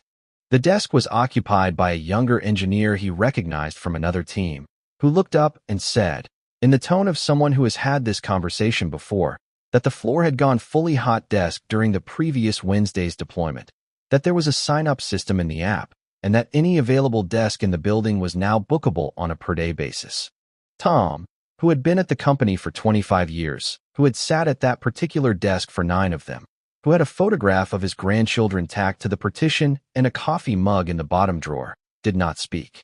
The younger engineer offered, helpfully, to help him find a desk in the app. Tom did, eventually, find a desk. It was on a different floor. It was near a window that faced a stairwell. He set down his bag. He opened his laptop. He typed his login credentials. He noticed that his SSO session was prompting him for additional verification, because the IP address of the new desk had triggered a security policy he had not previously encountered. He completed the verification. He opened his email. He had 843 unread messages. He thought about the photograph of his grandchildren, which was, he realized with a small jolt, no longer attached to any partition that belonged to him. It was somewhere in the building. He would, presumably, ask someone where the contents of the old desk had been put. There would be a process. He would follow the process. He would, in time, recover the photograph. He sat for a moment longer. He realized that no one had told him this would happen. He realized that no one had needed to. The decision to move to hot desking had been made, in this particular company, by a working group that had not included Tom. The working group had presented its recommendation to the executive committee 3 months earlier, citing real estate cost savings, improved space utilization metrics, and alignment with the new flexible work philosophy that the company was preparing to message externally. The recommendation had been approved. The implementation had been scheduled. The communications plan, which had been signed off by the people function, had specified that the transition would be announced 2 weeks in advance via an all-hands email and a series of team-level briefings. The announcement had gone out. The briefings had happened. Tom had been on vacation during both. He had received the email on his personal device, scanned it briefly between activities, and concluded that it was the kind of administrative update he would absorb properly when he returned to the office. He had returned to the office. He had absorbed it now. The working group had not, in its presentation to the executive committee, modeled the experience of a 25-year employee returning from a week off to discover that the place where she or he had spent the better part of 2 decades was no longer there. The working group had not modeled this because the working group had been asked to model real estate cost savings, not the experience of long-tenured employees. The deck contained, by count, 18 slides on cost, 4 on utilization, 2 on flexibility benefits, and 1 summary slide. There was no slide on dignity. There had not been a slide on dignity in any decision package the working group had produced in its 3 years of operation. This is not a criticism of the working group. The working group had been doing what the working group was asked to do. The criticism, to the extent there is one, is for the structure of the decision itself, in which the people who would experience the consequences of the decision were neither consulted before it was made nor represented in the room when it was made. The room had been efficient. The decision had been clean. The cost analysis had been rigorous. The thing that was missing from the room was the experience the decision would produce. There is a category of organizational decision that has, over the last 2 decades, expanded its territory considerably. The category is the decision that improves a metric on the executive dashboard while degrading, in some small or large way, the lived experience of the people doing the work. Hot desking is one example. The conversion of private offices to open floor plans is another. The replacement of internal travel budgets with mandatory video conferencing is a third. The substitution of free coffee with a paid kiosk is a fourth. The introduction of badge tracking systems that monitor in-office presence is a fifth. The deployment of productivity software that records keystrokes, mouse movements, and idle time is a sixth. Each of these decisions, taken individually, can be defended. Each of them produces a quantifiable benefit to some line item on the company's financial statements or operational dashboards. Each of them has been adopted, in some form, by a meaningful fraction of the Fortune 1000. Each of them has been described, in the announcement that accompanied it, as a step toward a more efficient, more flexible, more modern, or more sustainable organization. The cumulative effect of these decisions is the slow conversion of professional employment from a relationship into a transaction, and from a transaction into a process. The professional, who once worked at a specific desk in a specific building for a specific company that knew her name and her tenure and her preferences, now works at whatever desk the app has assigned her, in a building that has been optimized for utilization, for a company that has, in many cases, replaced its institutional memory with a database. The database does not know her preferences. The database knows her badge ID, her access permissions, her recent meeting load, her current goal cycle, her last engagement survey score, and her position on the performance distribution. The database is precise. The relationship has become illegible. The professionals doing this work are not, in most cases, unaware that something is being lost. They notice. They have noticed for years. The noticing is part of what produces the effective texture of the modern white-collar workplace, the controlled politeness, the small reserve, the careful management of personal disclosure. What has changed, over the past decade, is the rate at which the small dignities are being subtracted and the visibility of the subtraction. The subtractions used to be slow. They used to arrive at the cadence of corporate decision-making, which was measured in years and could be absorbed at a pace the workforce could metabolize. The subtractions now arrive at the cadence of software deployment, which is measured in quarters and weeks, and which the workforce cannot, in any practical sense, metabolize. The pace of degradation has exceeded the workforce's capacity to grieve. The grief, accordingly, has accumulated in a form that no engagement survey is structured to detect. The form the accumulated grief takes is silence. The professionals do their work. They attend the meetings. They submit the reports. They participate in the engagement surveys and select the responses that, by their experience, will not flag them in the roll-up. They develop, over years, a kind of professional camouflage that lets them survive inside an environment they have stopped trusting. The camouflage is itself labor. It is invisible to the dashboards. It is invisible, in many cases, to the people producing it, who have been performing it for so long that they no longer know what their unguarded professional selves would even look like. The dignity arithmetic is not symmetric. The cost of removing a dignity is paid by the employee in a currency the employer does not directly observe. The benefit of removing the dignity accrues to the employer in a currency the employer measures meticulously. The asymmetry is the part that, over time, produces the structural distrust. Consider, again, the photograph of Tom's grandchildren. The photograph was, by any reasonable accounting, a trivial item. It occupied no measurable real estate. It produced no quantifiable productivity benefit. It cost the company nothing to allow it to remain on the partition where Tom had placed it. The decision to move to hot desking did not, technically, remove the photograph. The decision removed the partition. The partition's removal removed the place where the photograph had been displayed. The photograph itself, presumably, still existed, somewhere in the building, in a box, awaiting Tom's retrieval through whatever process the facilities team had designed. Tom would, eventually, find the photograph. He might display it again, on whatever surface the new arrangement permitted, for whatever duration his next desk assignment lasted. He would, however, do this with a small new awareness that the company had, without telling him, decided that the conditions under which his photograph had been displayable for 9 years would no longer hold, and that the inconvenience of the transition had been considered and accepted by people who did not know his name. The awareness was small. It would not, in itself, change his behavior in any way the company would notice. The awareness, multiplied across the workforce, was not small. The awareness, multiplied across the workforce, was the basis on which the workforce now decided how much of itself to invest in the relationship. The investment had been, for the prior generation, near total. The investment was now, for many, calibrated. The calibration had been produced not by any single decision, but by the accumulated weight of decisions like the hot desking decision, each of which had asked the workforce to accept a small subtraction of dignity in exchange for a small improvement in some line item that the workforce did not benefit from.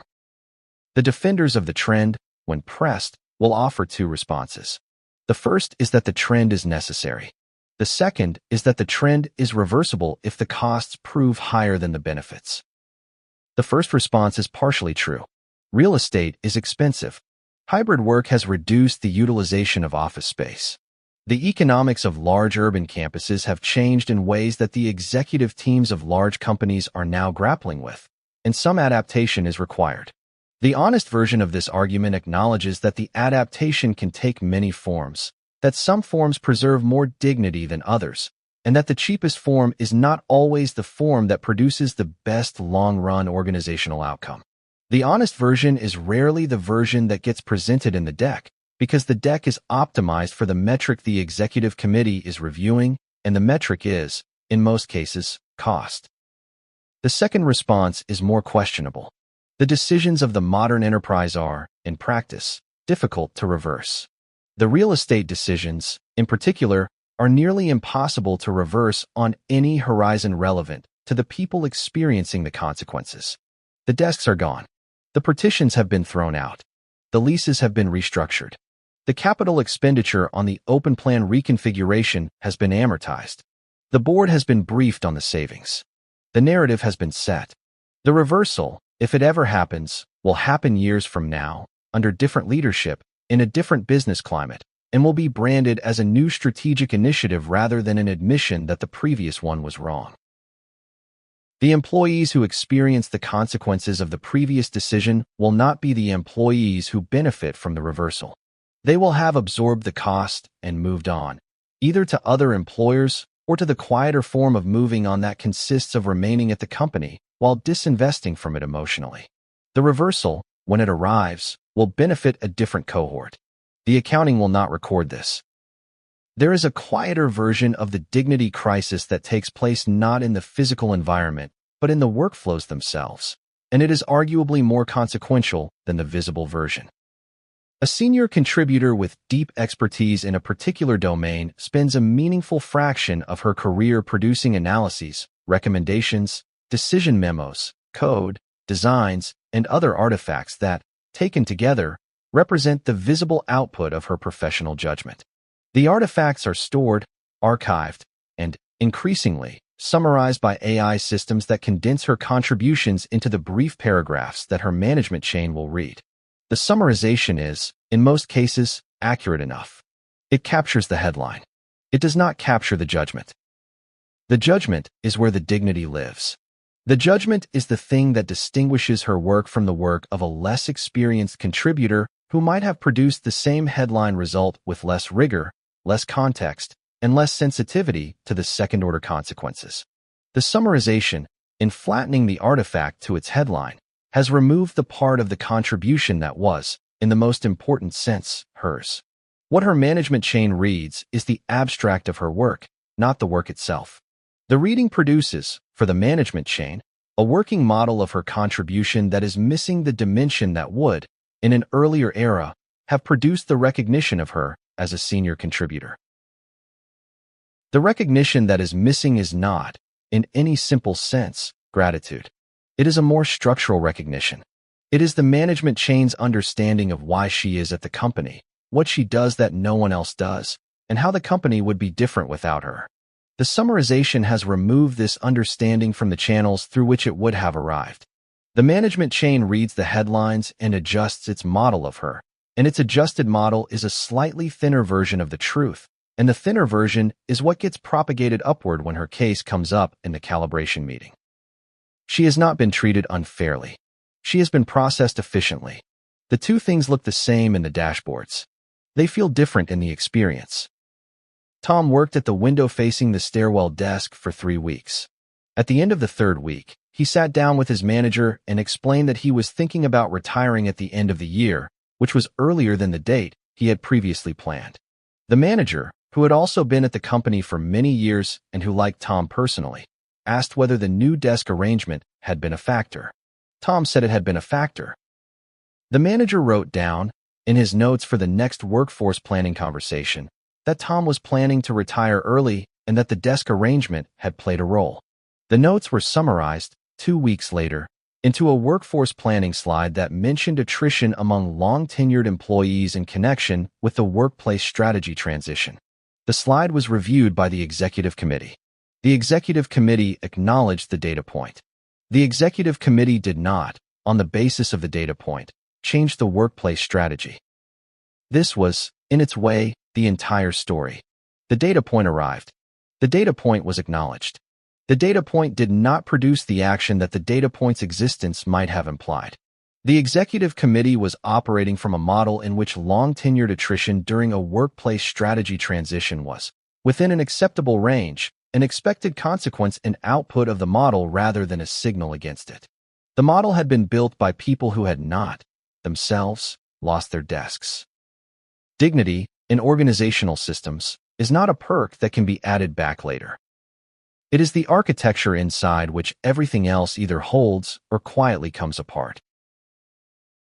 The next chapter is about what happens to a person who has spent a long time inside this architecture and who has, in self-defense, begun to construct a version of herself that the architecture can accept, while the actual self goes underground. Personas. The parking garage was quiet at 7:45 in the morning. Elena sat in her car with the engine off, her hands resting on the steering wheel, the radio still playing softly, though she had stopped registering the music several minutes earlier. She had, by her own private accounting, 90 seconds left before she would need to walk into the building. She used them, as she had been using them for some years now, to assemble the version of herself that the building required. The assembly was specific. The expression came first, a particular small smile, neither warm enough to seem unprofessional nor neutral enough to seem withholding. The posture came next, an adjustment of the shoulders that conveyed confident readiness without crossing into the affected. The voice was last. She would not need to use the voice for some minutes after entering the building, but the voice had to be ready, and the readiness was easier to summon if she rehearsed, briefly, the cadence she would use in her first conversation of the morning. The cadence was specific to the persona. The persona had, over years of refinement, become precise enough to deploy in under 2 minutes. She did not, at this stage, think of the assembly as performance. She thought of it as preparation. The distinction was important to her, because the preparation framing allowed her to retain a sense that the version of herself that walked into the building was still, in some real way, her. The performance framing implied that there was a different version of her that she was hiding, which would have raised questions she did not have the time or, increasingly, the inclination to answer. She opened the car door. She walked toward the elevator. She entered the building. The persona, by the time she reached her desk, was fully in place, indistinguishable to any colleague she would encounter from the only Elena most of them had ever known. The construction of a professional persona is, at one level, a normal feature of working life. People have always brought to work a calibrated version of themselves. The version is more formal than the version they bring to dinner with friends. It is more disciplined than the version they bring to the breakfast table with their children. It speaks differently. It dresses differently. It manages its emotions differently. The calibration is the small price of working in proximity to people one has not personally chosen as one's intimates, and most working adults accept the calibration without naming it. What has changed, in the modern workplace, is the depth of the calibration required and the bandwidth devoted to maintaining it. The persona is no longer a slight shift from the off-duty self. It is, for many professionals, a more elaborate construction, a sustained presentation of attributes the workplace rewards, performed continuously across an expanded set of channels, evaluated against an expanding catalog of cultural expectations, and recalibrated frequently in response to feedback the professional may or may not have invited. The expanded channels are part of why the maintenance cost has risen. The professional persona used to be performed primarily in the physical workplace, during business hours, in interactions with a finite set of colleagues. The persona is now performed on Slack at all hours, in video calls that record every facial expression and replay them on demand, in written communications that are archived indefinitely and searchable by tools the professional cannot audit, in social media presences that adjacent colleagues will scrutinize for tonal consistency with the workplace persona, and in the small, visible artifacts of the workplace's culture. The reaction emoji, the meeting attendance pattern, the timestamps on the messages that are now, in many companies, themselves a kind of performance. The expanded catalog of attributes is another part of why the cost has risen. The professional was once expected to be competent, reliable, and reasonably pleasant. The professional is now expected, additionally, to be visibly engaged, demonstrably innovative, fluently AI literate, culturally aware, growth-oriented, executive presence-ready, mission-aligned, brand-consistent, feedback-receptive, change-resilient, and authentic, the last of which is, in the language of the modern workplace, a particular kind of cruel joke. Because authenticity is the one attribute that the catalog of required performances has, by its nature, made impossible. The catalog has its own internal contradictions, which the professional is expected to resolve invisibly. Be confident, the catalog says, but humble. Be assertive, but not aggressive. Be a strong individual contributor, but a great team player. Be ambitious, but content with your current role. Be visible to senior leadership, but not self-promotional. Be authentic, but professional. Be vulnerable, but not in any way that would actually expose vulnerability. Be enthusiastic about AI, but careful with AI. Be a leader, but follow the leader. Be original, but aligned. Be inclusive, but make tough calls. Be data-driven, but trust your gut. Be transparent, but discreet. Each pair, taken alone, can be reconciled by a thoughtful professional with enough time and emotional resource. Taken together, sustained over years, recalibrated quarterly, and evaluated continuously by adjacent stakeholders whose own interpretations of the pairs are inconsistent, they constitute an impossible specification. The professional who attempts to satisfy all of them at once cannot succeed. The professional who attempts to satisfy a chosen subset will be marked down by the evaluators whose preferred subset she chose against. The professional who admits, even privately, that the specification is incoherent has, in the language of the modern workplace, identified herself as not the right cultural fit. The rational response, for most professionals, is to perform the appearance of satisfying all of them at once, while privately selecting which of them to actually prioritize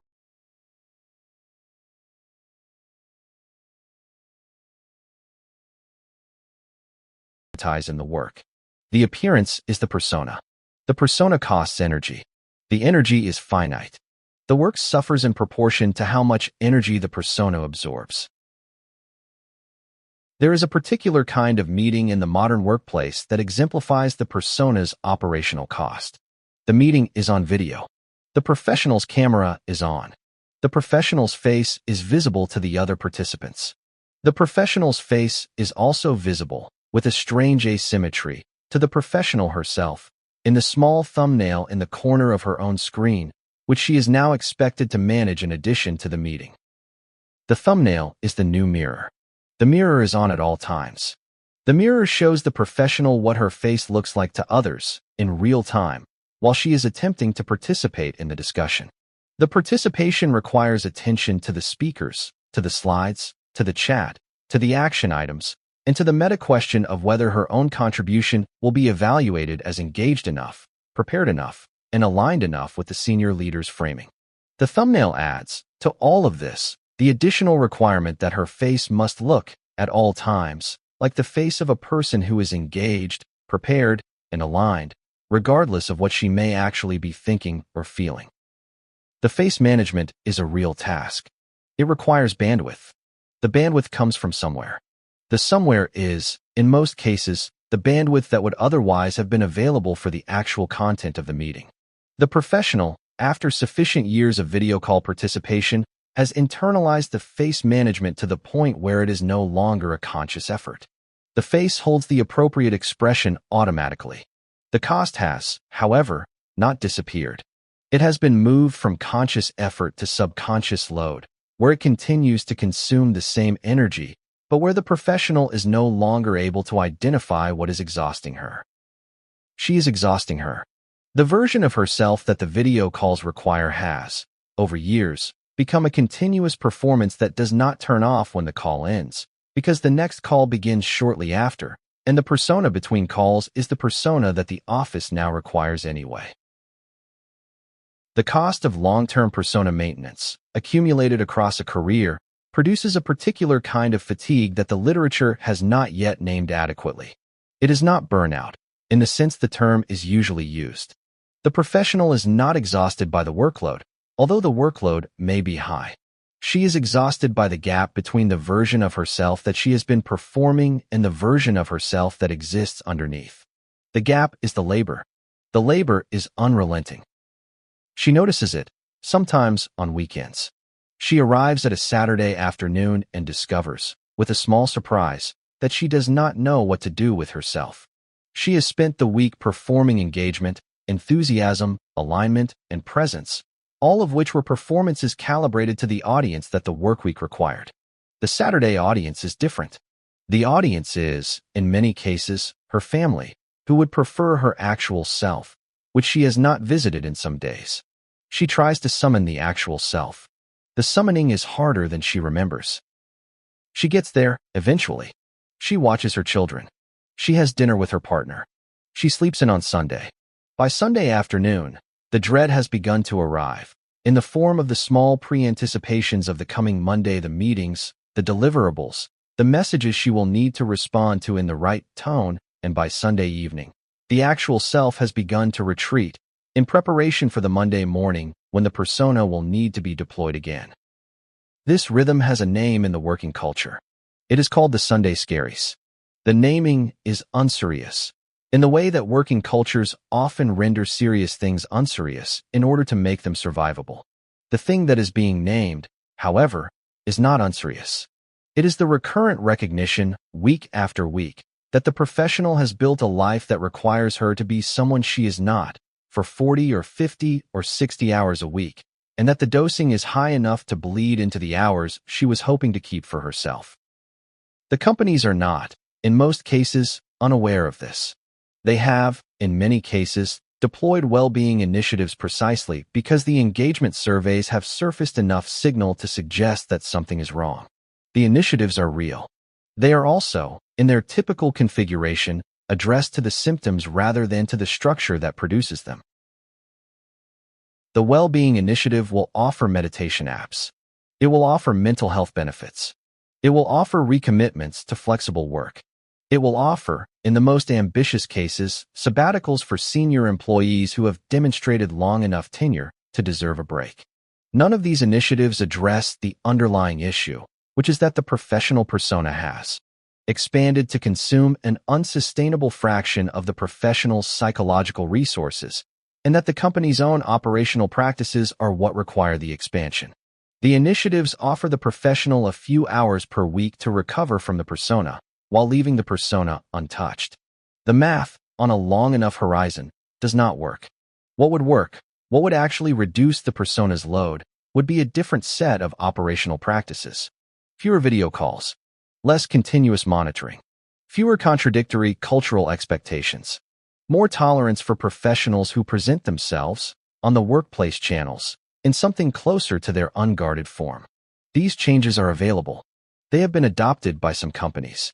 They are not, in the typical case, what executives reach for, because they require admitting that the operational practices the company has built over years are the source of the dysfunction the company is now attempting to remediate.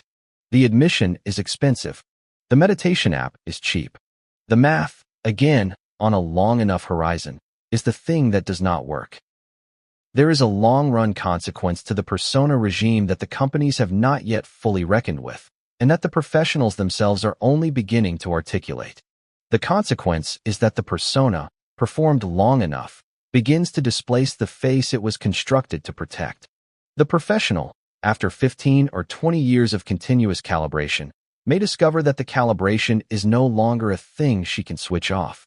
The professional persona has, over time, become the version of herself that she has the most practice being. The other versions, the version with friends, the version with family, the version alone have atrophied from underuse. The professional cannot, in many cases, identify what her unguarded self would want, because her unguarded self has not been consulted in some time. This is the part that, when the professional notices it, lands hard. The persona was supposed to be an instrument.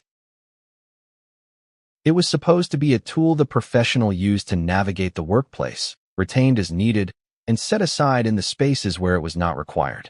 The persona has, in many cases, become the architecture of the self, with the unguarded self relegated to a small subset of late-night and weekend hours that are themselves under pressure from the encroachments of work. The instrument has become the operator. The operator has lost track of the instrument. There is recovery from this. The recovery is possible. The recovery is also expensive in time and attention, and requires the kind of sustained reflection that the modern workplace, by design, does not encourage. The professional who recovers does so, in most cases, after a precipitating event, a health scare, a divorce, the loss of a parent, a sudden recognition during an otherwise unremarkable Saturday afternoon that the version of herself her children know is not the version she would, if asked, want them to inherit. The recovery, when it begins, is its own kind of labor. It is labor the professional does on her own time, with her own resources, in repair of damage that was, in significant part, produced by the workplace that is still requiring the persona that is the damage. Elena, on the morning the parking garage assembly required only 90 seconds, was 43 years old. She had been at the company for 11 years. She had been at adjacent companies for 9 years before that. She had been performing some version of the persona for most of her adult professional life, and the persona had served her well, in the sense that she had been promoted, paid, and recognized by every employer she had worked for. The persona had also, by her own honest accounting in the quiet of the parked car, become more or less her at this point, in a way that occasionally produced a small panic that she did not have the time to investigate. She thought, sometimes, that she would investigate it when she had a quieter season. She did not, at age 43, have any clear sense of when the quieter season would arrive. She suspected it would arrive after retirement, which she expected to be in her 60s, and which would leave her with perhaps 2 decades during which she could attempt to recover the version of herself the persona had been displacing for 40 years. She thought this might be enough time. She was not certain. The uncertainty was the thing she did not let herself sit with for long, because the sitting was not, in any way the company would recognize, productive. She walked to the elevator. The doors opened. She entered. The doors closed.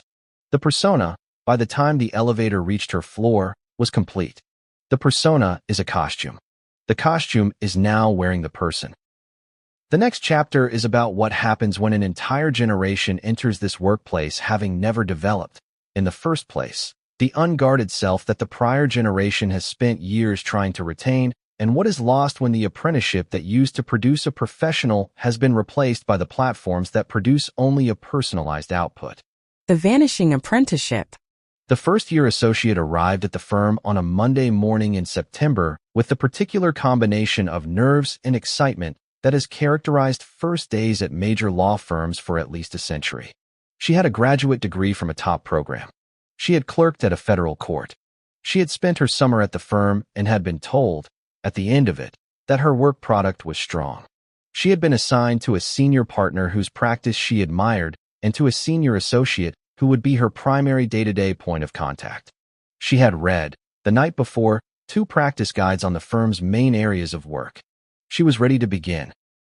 By the end of the first week, she had not yet been assigned to a matter. She had completed her onboarding modules. She had attended 3 new associate orientations. She had met, in 15-minute intervals, with most of the senior associates on her practice team. She had been given a firm-issued laptop, which contained, among other tools, the AI-assisted research platform that the firm had deployed 18 months earlier and that the firm now used for the work that, in earlier generations, would have constituted the bulk of a first-year associate's billable hours. The senior associate explained the platform to her on Friday afternoon. The explanation was brief.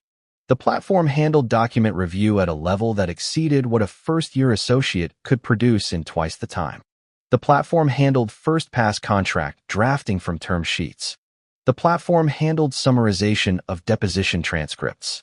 The platform handled, with appropriate supervision, the initial drafting of routine motions. The first-year associate's role, in connection with the platform, would be to direct it to formulate the right prompts, evaluate the outputs, flag the questions for senior review, and refine the results until they were ready for the next layer of the workflow. The first-year associate listened carefully. She understood the words. She did not yet understand what the words meant for her career. The senior associate, who had himself joined the firm before the platform was deployed and who had spent his own first 2 years doing the document review that the platform now performed, understood what the words meant. He did not say what they meant. He had been advised, in a training that had not been described to him as such, that the framing for the new platform was opportunity rather than displacement, and that first-year associates should be encouraged to see their reduced billable hours on document-intensive matters as a benefit rather than as the elimination of the developmental rotation that had, for a century, produced the firm's senior lawyers. He shook the first-year associate's hand. He told her she was going to do great. He returned to his office. He sat at his desk for a moment. He thought about the document review he had done in his own first 2 years, the way it had bored him out of his mind, the way it had also, slowly and without his noticing, taught him to read a contract, to read it the way a partner reads a contract, which was not the way the law school had taught him to read it, and which was the kind of reading he could not now imagine practicing law without. The first-year associate would not do that document review. He did not know what she would do instead, because the firm had not yet figured out what she would do instead. He returned to his work. The structure of professional apprenticeship has, for the past several centuries, operated on a particular and largely unspoken premise. The premise is that mastery of a complex profession cannot be transferred efficiently.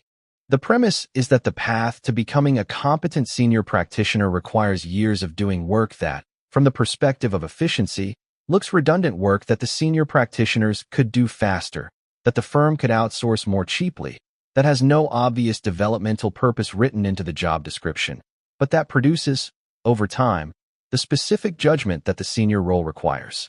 The work was the apprenticeship. The apprenticeship was the work. The two were the same thing, and the firms and the apprentices had, by long convention, agreed to a kind of mutual investment in the arrangement, in which the firm paid the apprentice less than the apprentice was worth in the short term, in exchange for the apprentice's gradual conversion into a senior practitioner whose worth to the firm, in the long term, exceeded the wages. The arrangement was imperfect. It was, in many professions, exploitative. It was, in some respects, an unforgiving system that ground people down before producing the senior versions of them. It was also, by the long historical record, a remarkably effective mechanism for producing professionals capable of doing difficult work with sound judgment, and it was the mechanism by which most of the senior practitioners now operating in most of the relevant professions had themselves been formed. The mechanism is now being dismantled. The dismantling is not, in most cases, intentional. It is the secondary consequence of the deployment of AI systems that can do, with adequate quality, the entry-level work that constituted the apprenticeship. The firms that deploy the systems are doing so for the reasons firms deploy productivity-enhancing technology, to reduce costs, to compete with peers, to satisfy clients who have begun to ask why their legal work cannot be performed more efficiently than it was a decade ago. The firms are not deploying the systems with the intention of eliminating the apprenticeship. The elimination is the side effect. The professions in which this is most visible are the ones with the most formal apprenticeship structures. Law is one. Medicine is another, although the medical profession has, for reasons of regulation and patient safety, moved more slowly. Accounting is a third. Management consulting is a fourth. Investment banking is a fifth. Software engineering, despite its relatively short history, has developed its own apprenticeship pattern, in which first-year engineers are expected to spend a year or two doing the implementation work that more senior engineers have specified, with the expectation that the implementation work would, over time, teach the engineer how to specify. In each of these professions, the entry-level work is now being absorbed, in significant fractions, by all systems. The first-year lawyer does less document review and more prompt direction. The first-year consultant does less research synthesis and more output evaluation. The first-year banker does less model construction and more model review. The first-year engineer does less code writing and more code review. The firms have, in each case, framed the shift as developmental, as an opportunity for first-year professionals to focus on higher-order work earlier in their careers. The framing has a kernel of truth. The first-year professional is, in fact, exposed to higher-order work earlier than her predecessors were. The exposure, however, is not the same as the absorption. To be in the room while a partner negotiates a contract is not to learn how to negotiate a contract. To review a model that an AI system has produced is not to learn how to build a model. To direct a system that is producing the work is not to develop the judgment that comes from having produced the work oneself, in volume, over a sustained period, with feedback. The judgment is the part the apprenticeship was producing. The exposure is something else, useful, but not equivalent. The firms have, in many cases, not yet noticed the difference, because the difference will not manifest until the first cohort of professionals trained under the new model is asked to be senior, at which point the gap between exposure and judgment will become visible in the work product. By then, the cohort will be 8 or 10 years into its careers.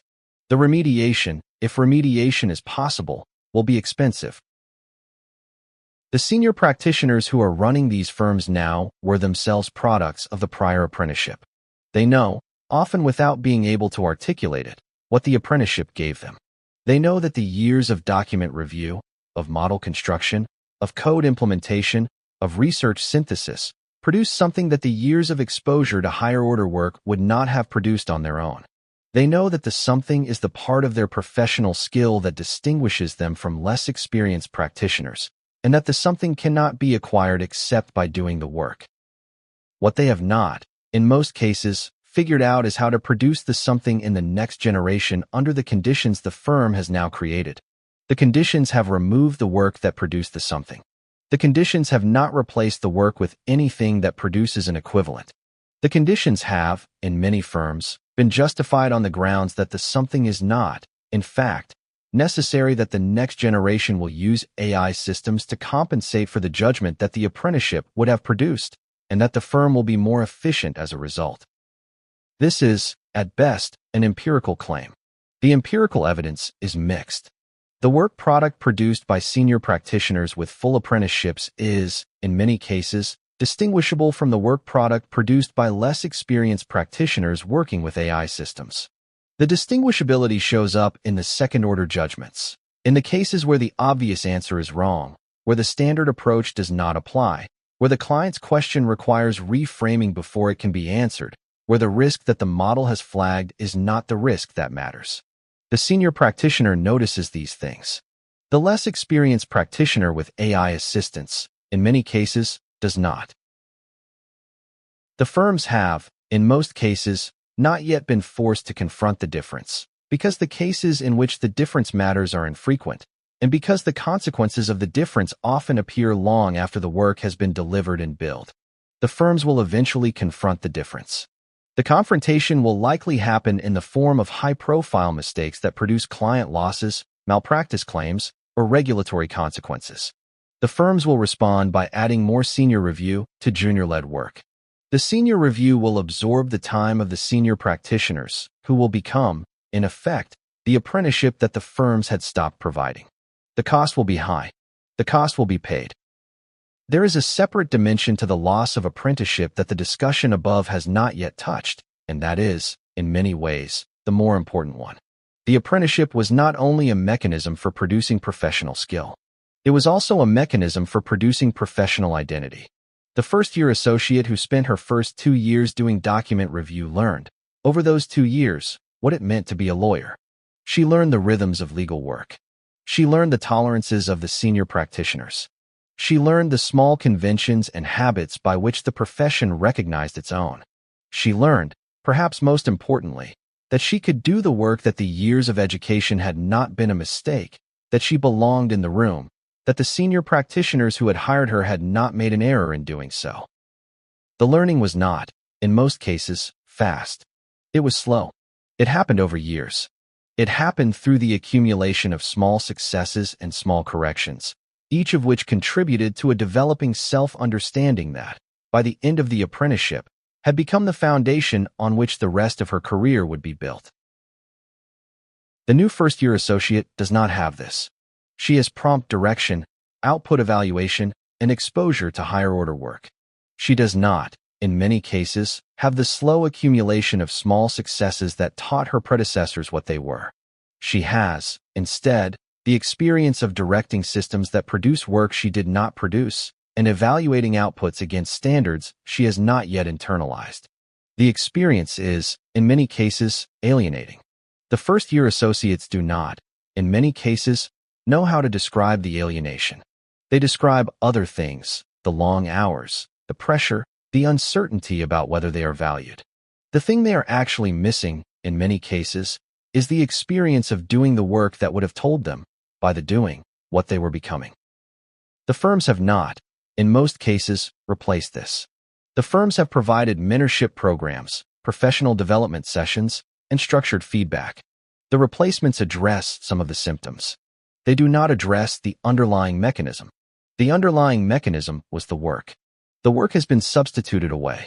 The professional identity that the work was producing has, in many of the new associates, not yet formed. The first-year associate at the firm we began with would, by the end of her first year, have billed a fraction of the hours her predecessors billed at the same stage. She would, by the end of her second year, have produced a fraction of the document review her predecessors produced. She would, by the end of her third year, have absorbed a fraction of the implicit professional knowledge that her predecessors had absorbed by the same point in their careers. She would, by the end of her fourth year, find herself in a senior associate role, expected to supervise the work of the next cohort of first-year associates, with a professional foundation that was, in significant respects, thinner than the foundation her own supervisors had brought to the same role. She would not, in most cases, recognize this. She would compare herself to her peers in her own cohort, who would have similar foundations, and would conclude that the foundation was normal. She would have no easy comparison to her predecessors, because her predecessors would either be senior partners, who would by then have forgotten the texture of their own early years, or out of the profession, having left for reasons their successors did not have the context to interpret. The firm would have, by the time she reached senior associate, completed a generational transition. The transition would have moved the firm from one model of professional development to another. The new model would produce a different kind of senior associate. Whether the new kind of senior associate would, 10 or 15 years later, become the kind of senior partner the firm now relied on was not, at the moment of transition, knowable. It would be knowable in 20 years. By then, the partners who had approved the transition would, in most cases, have retired. There is a particular kind of grief that the senior practitioners feel when they think about this, although most of them do not, in working hours, allow themselves the time to feel it. The grief is for the next generation, who will not have what they had. The grief is also, in a smaller and more private way, for themselves, for the apprenticeship they were given, which they did not at the time know to be a gift, and which they are now, by the decisions they are making in their own firms, declining to give to those coming up behind them. The decisions are, in their immediate terms, reasonable. The accumulation, in its long-run terms, is the disappearance of a transmission mechanism that has produced competent senior professionals for centuries and that the modern firm has, in roughly a decade, dismantled without quite intending to. The dismantling is not unique to law. It is happening, in some version, across most of the professions. The pace varies. The shape varies. The underlying structure is the same. The entry-level work that constituted the apprenticeship is being absorbed by AI systems. The mechanism for producing the next generation of senior practitioners is being replaced, in most cases, by nothing. The replacement may, in time, be designed. It has not, so far, been designed.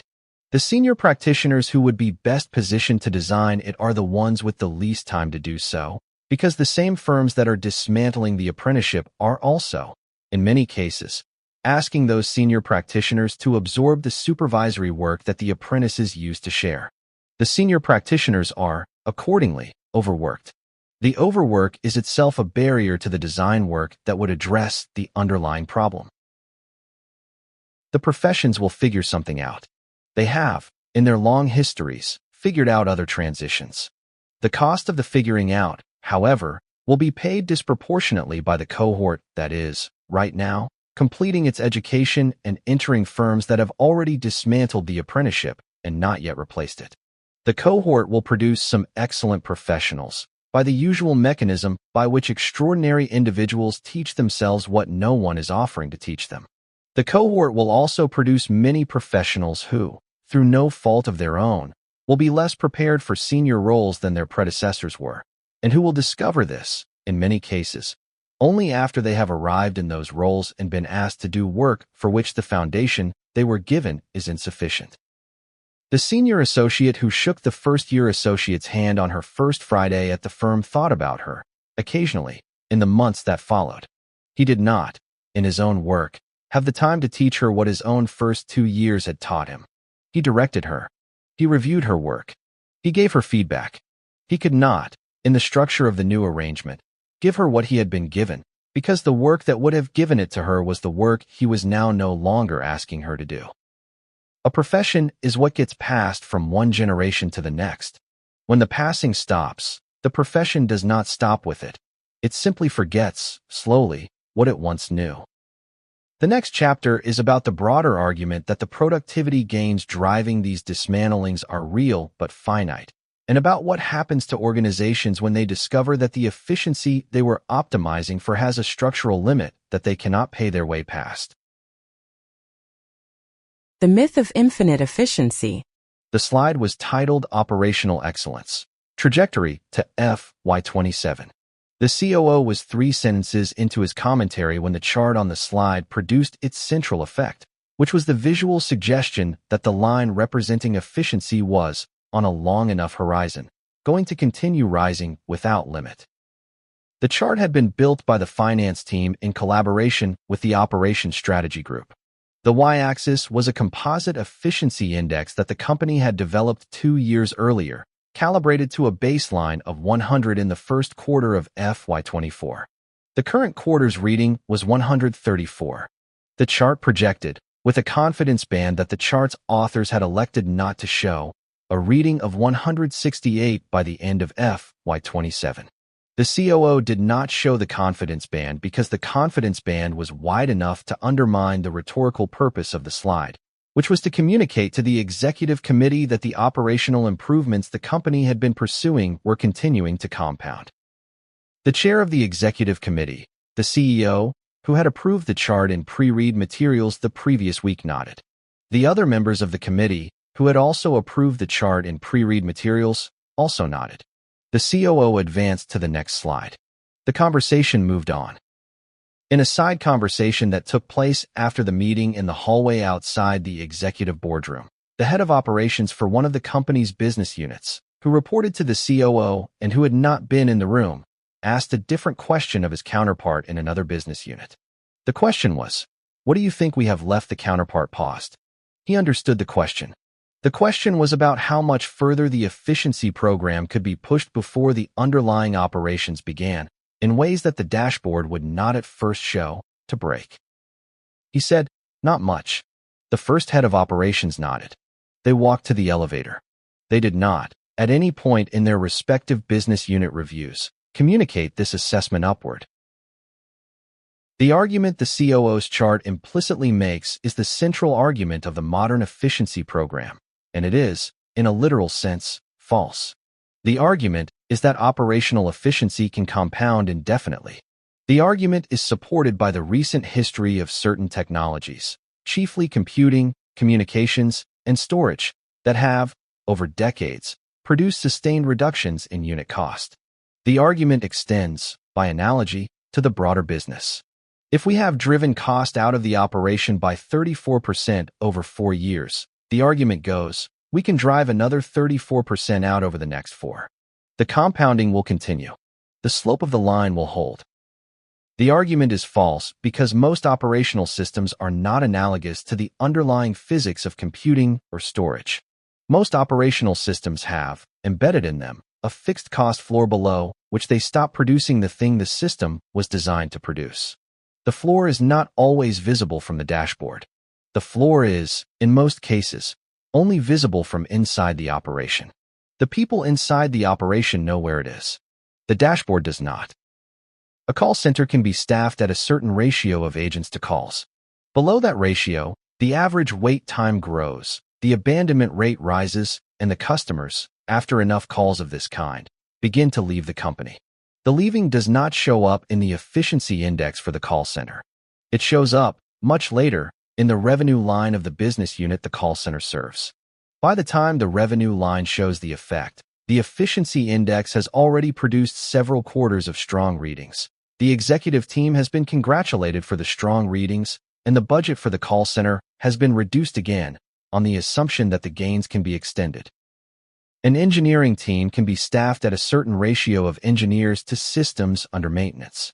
Below that ratio, the code reviews thin out, the on-call rotations become brutal, the incidents grow more frequent, the senior engineers spend more time fighting fires and less time mentoring junior engineers. The junior engineers ship code with less supervision, the bugs accumulate, and eventually, an outage occurs that costs the company more in a single weekend than the staffing reductions saved across the prior fiscal year. The outage is treated as an anomaly. The staffing model is not revisited. A hospital can be staffed at a certain ratio of nurses to patients. Below that ratio, the patient outcomes worsen, the nurses burn out, the turnover rises, the agency rates explode, the quality scores decline, the malpractice claims increase, and the regulatory scrutiny intensifies. The hospital's operations metrics, before the cascade is visible in the outcome data, can be made to look excellent. The cascade, when it arrives, is described as an operational disruption that the hospital is working hard to address. In each of these cases, The dashboard the executive committee reviews is operating on data that has not yet caught up to the structural change that the efficiency program has produced. The dashboard shows the gains. The structural change shows up later, and shows up, in many cases, in different metrics, owned by different leaders, who do not connect the cause to the effect because the cause was approved by a peer 2 quarters earlier and is, at this point, the kind of decision nobody in the room can revisit without political cost. The compounding language matters because it shapes what the executive committee is willing to commit to. If the language is we can drive another 34% out over the next 4 years, the executive committee will commit to plans, investments, and public statements that assume the further 34% will materialize. The plans will allocate the gains. The investments will leverage them. The public statements will signal them to investors, who will price them into the share price, which will become, in turn, the new baseline against which the executive committee is evaluated.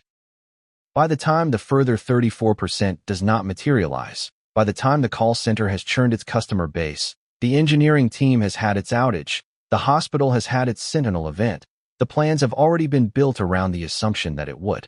The unwinding of the plans is more expensive than the unwinding of the original efficiency program would have been. The executive committee, however, has a different problem at that point, which is the problem of explaining to the board and to the analysts why the efficiency narrative the company has been telling for the last 8 quarters is no longer operative. The explanation is rarely the underlying operational system has a flaw we have now found. The explanation is, in most cases, some combination of external factors, a strategic refresh, and a new operational initiative that the executive committee will brand and announce. The new initiative will, in many cases, address the symptoms of the flaw without acknowledging that the flaw exists. The new initiative will, in turn, be subjected to its own efficiency program, on the assumption that the gains it produces can also be extended indefinitely. The cycle restarts. There is a particular shape of efficiency program that the modern enterprise has, in the AI era, become especially prone to, and that exemplifies the broader pattern. The shape is the program that promises gains by substituting AI systems for human labor in some function of the company. The gains, on the spreadsheet that justifies the program, are large. The human labor has a known cost. The AI system has a smaller cost. The substitution is modeled as a one-for-one swap in which the AI system performs the function at acceptable quality for a fraction of the price. The savings, projected over the multi-year horizon the spreadsheet covers, are sufficient to justify the substantial investment the AI deployment requires, and the program is approved. The actual experience of the program, in many of the companies that have run it, deviates from the spreadsheet in predictable ways. The AI system does not perform the function at acceptable quality across the full range of inputs that the human labor was handling. The AI system handles the common cases well and the edge cases poorly. The edge cases, which were a manageable fraction of the human labor's caseload, are now either handled badly by the AI system, escalated back to a smaller human team that is now drowning in them, or, in some cases, simply not handled at all because the AI system has produced a plausible-looking response that conceals the underlying failure. The spreadsheet does not have a line for failures we have not yet noticed. The failures accumulate. The customers, the regulators, the employees, the auditors, somebody, eventually, notices the failures. The cost of the failures lands on a different line item from the line item where the savings were booked. The savings have been claimed in the quarterly reports. The failures have not. The net effect, on the books that the executive committee reviews, can look like a successful program for some time. The program eventually shows its true shape when the cost of the failures crosses some threshold that produces external attention. The external attention is rarely good. The external attention often takes the form of a regulatory inquiry, a class action, a public relations event, or an enterprise customer that has decided to take its business elsewhere. The external attention forces a reckoning. The reckoning is expensive. The reckoning is also, in many cases, structured in such a way that the executives who approved the original program have, by the time the reckoning arrives, moved on to other roles or other companies, and the executives now responsible for managing the reckoning are different people with different incentives. The reckoning, accordingly, is rarely framed as a vindication of the floor argument. It is framed as a learning, an investment in remediation, a strategic adjustment. The next efficiency program is then designed and approved. The cycle restarts again. The interesting fact about all of this is that the people inside the operations almost always know where the floor is. They have always known. They have been telling the executive team where the floor is, in various forms, for years. The telling has not, in most cases, been heard. The telling has been heard, in many cases, as resistance to change, as advocacy for the status quo, as the kind of operational pessimism that the executive team has been trained to discount in favor of the operational optimism that the strategy decks produce. The discounting is not, in many cases, irrational. Operational teams do sometimes resist changes that would, on net, be beneficial. The judgment about whether a particular operational concern is a genuine warning or a defensive posture is, in any given case, hard. What has happened, in many companies, is that the heuristic the executive team has developed for navigating this judgment has become asymmetric. The operational pessimism is discounted. The operational optimism is amplified. The result, over many cycles, is an executive view of the operation that systematically underestimates the floors and overestimates the headroom. This produces a particular form of organizational risk that the modern enterprise has not, in most cases, developed adequate instruments to detect. The risk is that the efficiency program has, in some specific function, already passed the floor, has already produced the structural damage that will, in the next quarter or the next year, manifest in some metric that is currently green. The executive team is operating from a model of the operation that is not yet aware of the damage. The dashboards confirm the model. The model confirms the next efficiency program. The next efficiency program is approved. The structural damage compounds. The compounding is silent until it is loud. When it becomes loud, it becomes very loud. The companies that have experienced this kind of moment in recent years, and there have been many of them, in customer service, in logistics, in financial services, in technology, in healthcare have, in the aftermath, generally produced strategic narratives that did not name the underlying mechanism. The mechanism remains operative. The next cycle is, in many of these same companies, already underway. The chart on the COO slide will, in some quarter that nobody in the room is currently anticipating, fail to produce the projected reading. The failure may be modest, in which case the company will absorb it and adjust. The failure may be substantial, in which case the company will reframe it, replace some senior leaders, and produce a new strategy. The failure may be catastrophic, in which case the company will, in retrospect, be cited in industry case studies as an example of what happens when an efficiency program is pushed past its structural floor. The case studies will be written by management consultants.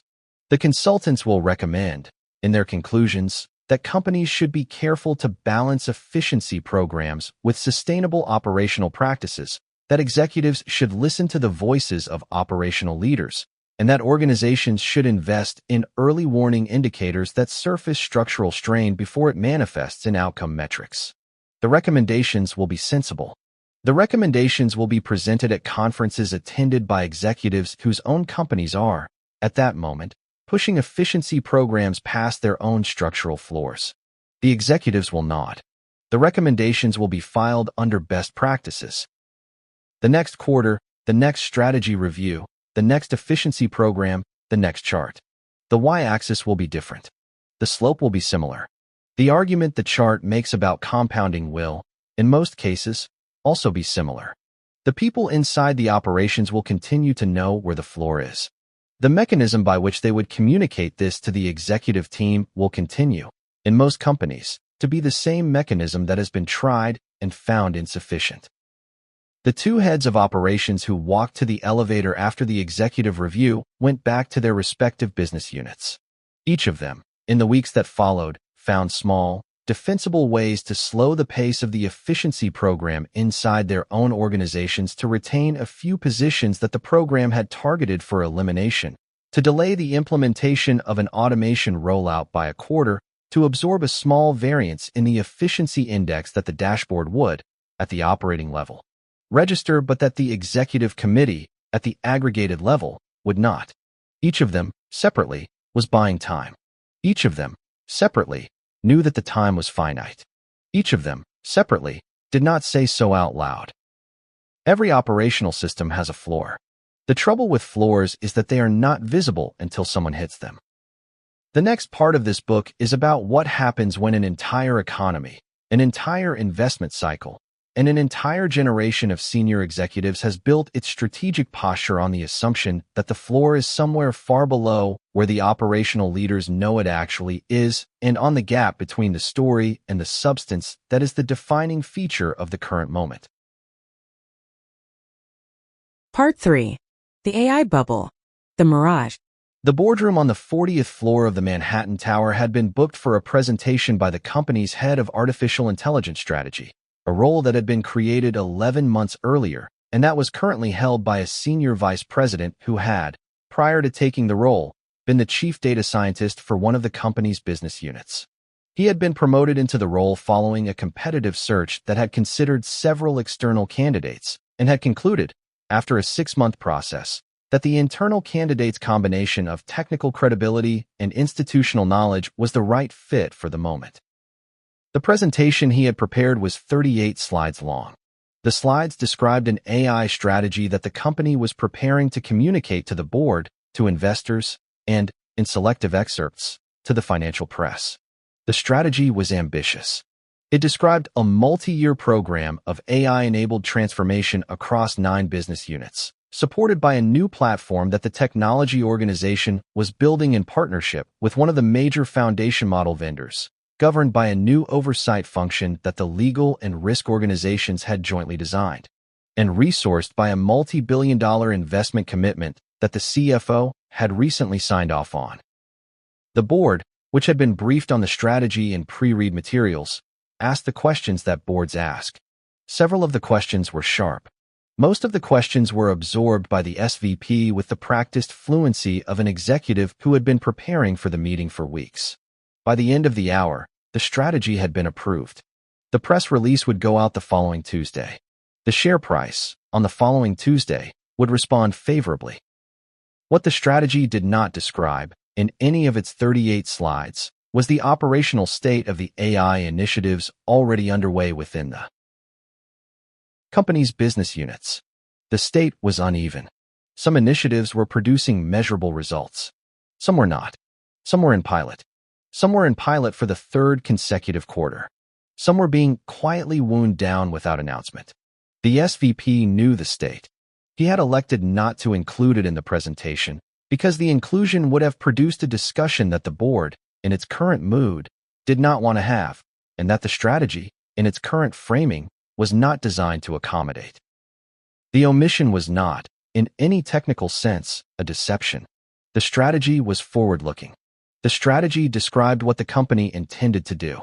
The current operational state was not what the strategy was about.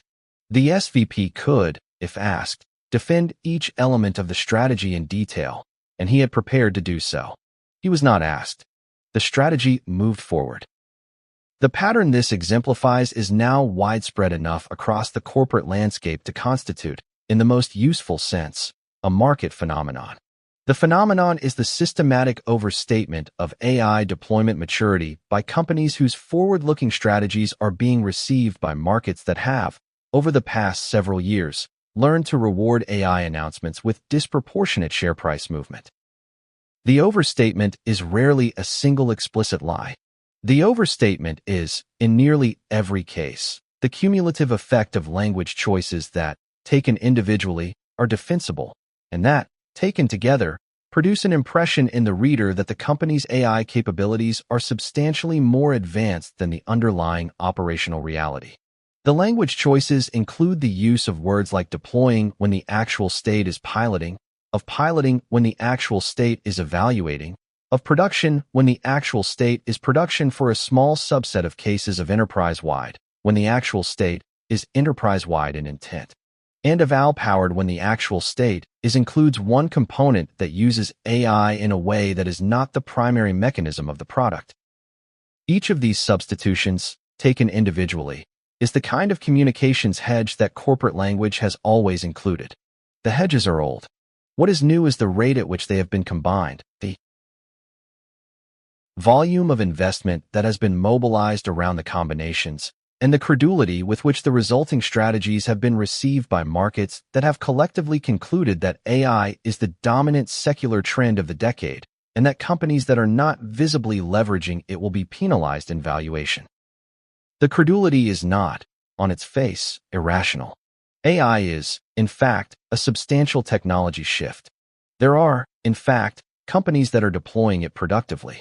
There are, in fact, productivity gains being realized in some functions, in some industries, by some firms. The question is not whether AI is real. The question is whether the particular AI strategy described in the particular press release is being executed at the maturity the press release implies. The answer, in many cases, is that it is not. The answer is rarely tested at the level that would surface this. There is a useful historical reference for what is currently happening, and it is a reference that the senior practitioners of capital allocation have, in private conversations, begun to invoke with increasing frequency. The reference is to the technology cycle of the late 1990s, when a similar gap between corporate narrative and operational reality produced a multi-year market dynamic in which companies were valued on the basis of forward-looking narratives that, when subjected to subsequent operational delivery, in many cases proved unable to support the valuations the narratives had generated. The dynamic resolved, eventually, in a substantial correction. The reference is imperfect. The current AI cycle differs from the late 1990s cycle in several important respects. The underlying technology is more capable. The integration into existing enterprise workflows is more direct. The unit economics of certain deployments are demonstrably positive.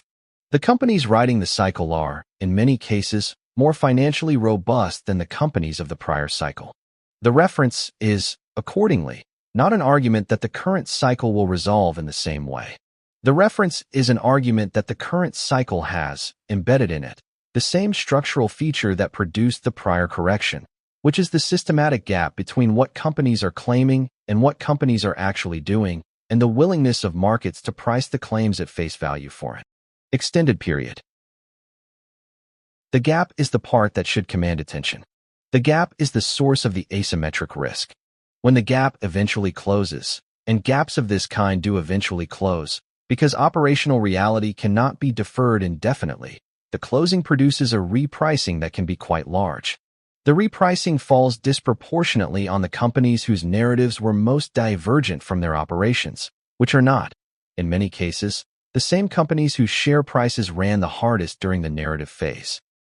The most expensive part of the current AI cycle, in the retrospective accounting that has not yet been written, will likely be the part where companies built strategic plans around productivity assumptions that the underlying technology, in its current configuration, did not deliver, and committed to investment programs whose returns assumed delivery curves that did not materialize.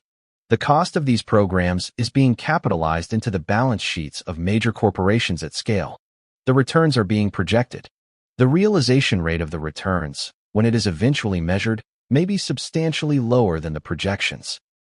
The senior practitioners of capital allocation who have begun, in private conversations, to discuss the analog to the prior cycle have, in their public communications, generally not discussed it. The reasons are several. The first reason is that being publicly skeptical of the AI cycle, in the current market environment, is professionally costly. Investors who underweight AI exposure in the current period are underperforming benchmarks that are dominated by companies whose share prices are responding to AI narratives. The underperformance, sustained for several quarters, produces redemptions, career consequences, and reputational damage. The investors who have, on the basis of their own structural analysis, concluded that the cycle is overheated have, in many cases, also concluded that the cycle can remain overheated longer than their investors can remain patient. The conclusion produces silence. The second reason is that the timing of the resolution is genuinely uncertain. The structural features that point toward a correction can persist for years before the correction occurs. The investor who is publicly skeptical too early is, in the language of the trade, wrong. The investor who is publicly skeptical at the right moment is, in the same language, prescient. The difference between the two is, in most cases, knowable only in retrospect. The professional incentive is to remain quiet until the resolution is closer.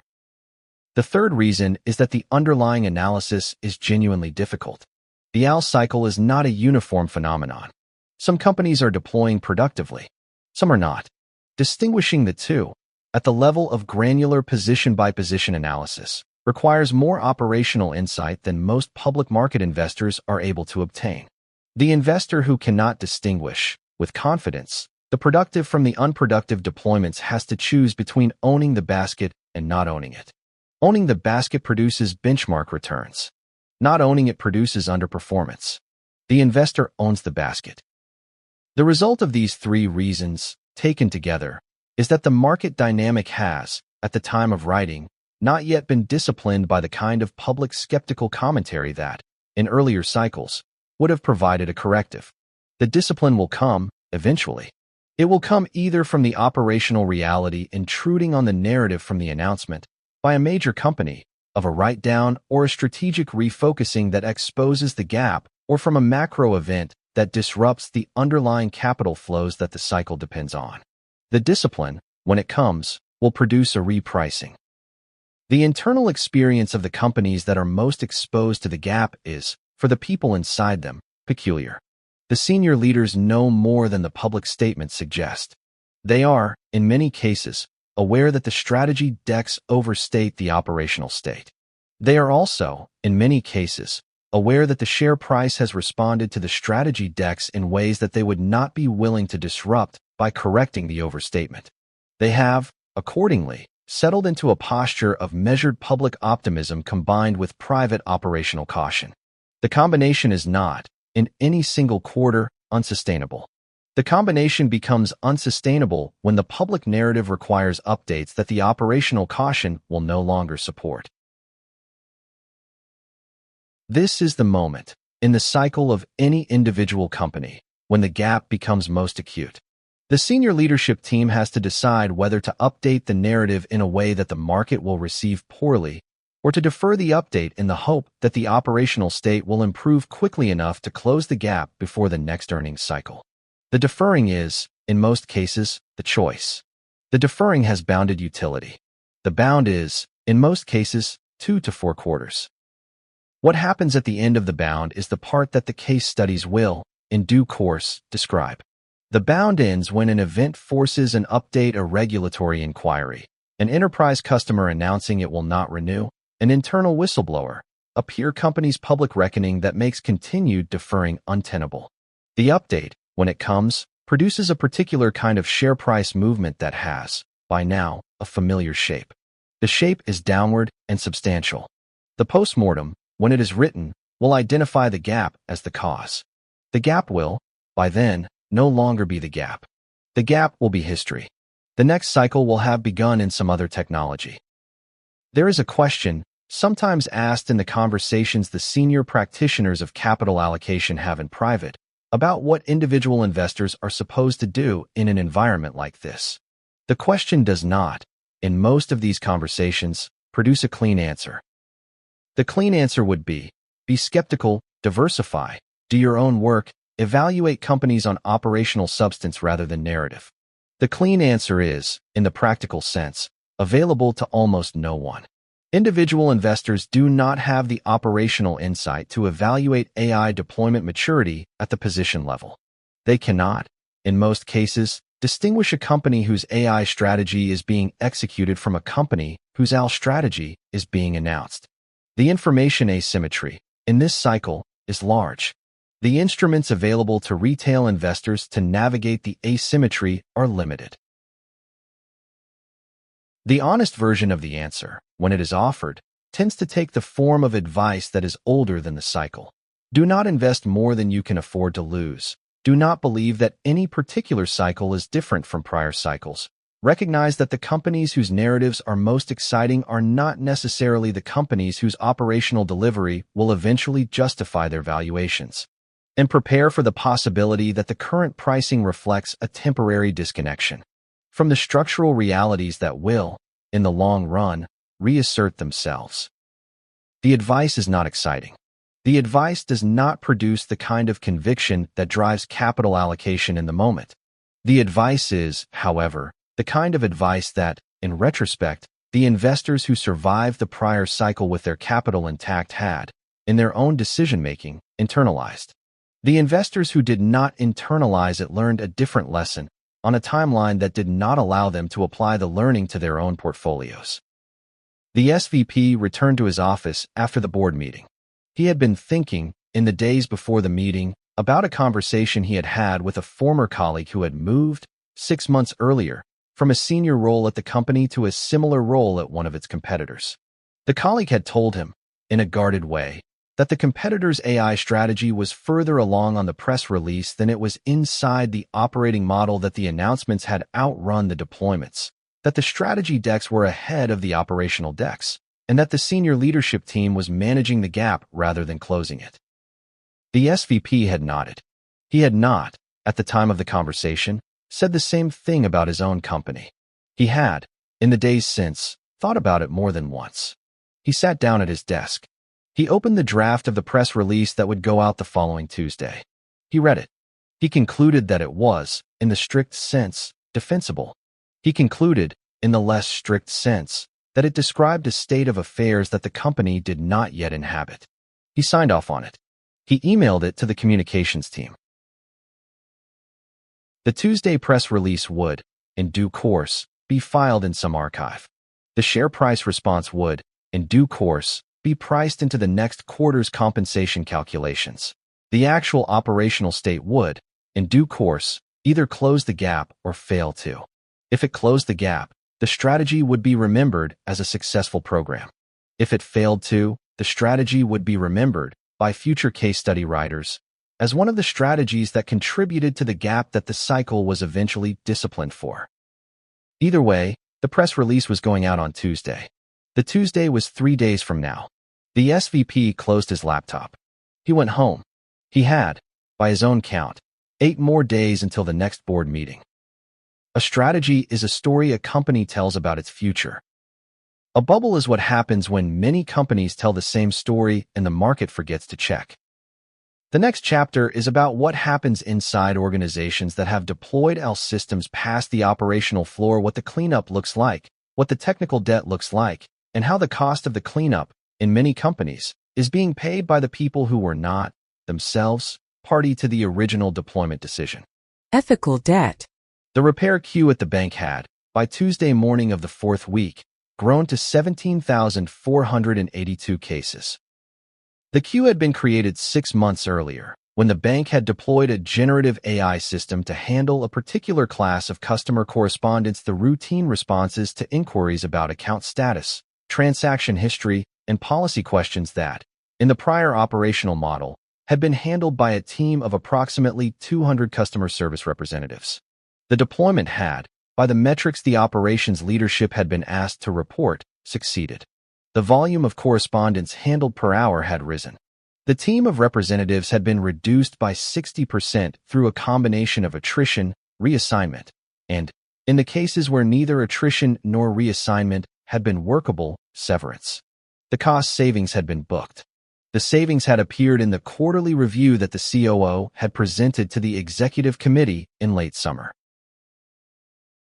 What the executive committee had not been presented with, at that review, was the queue.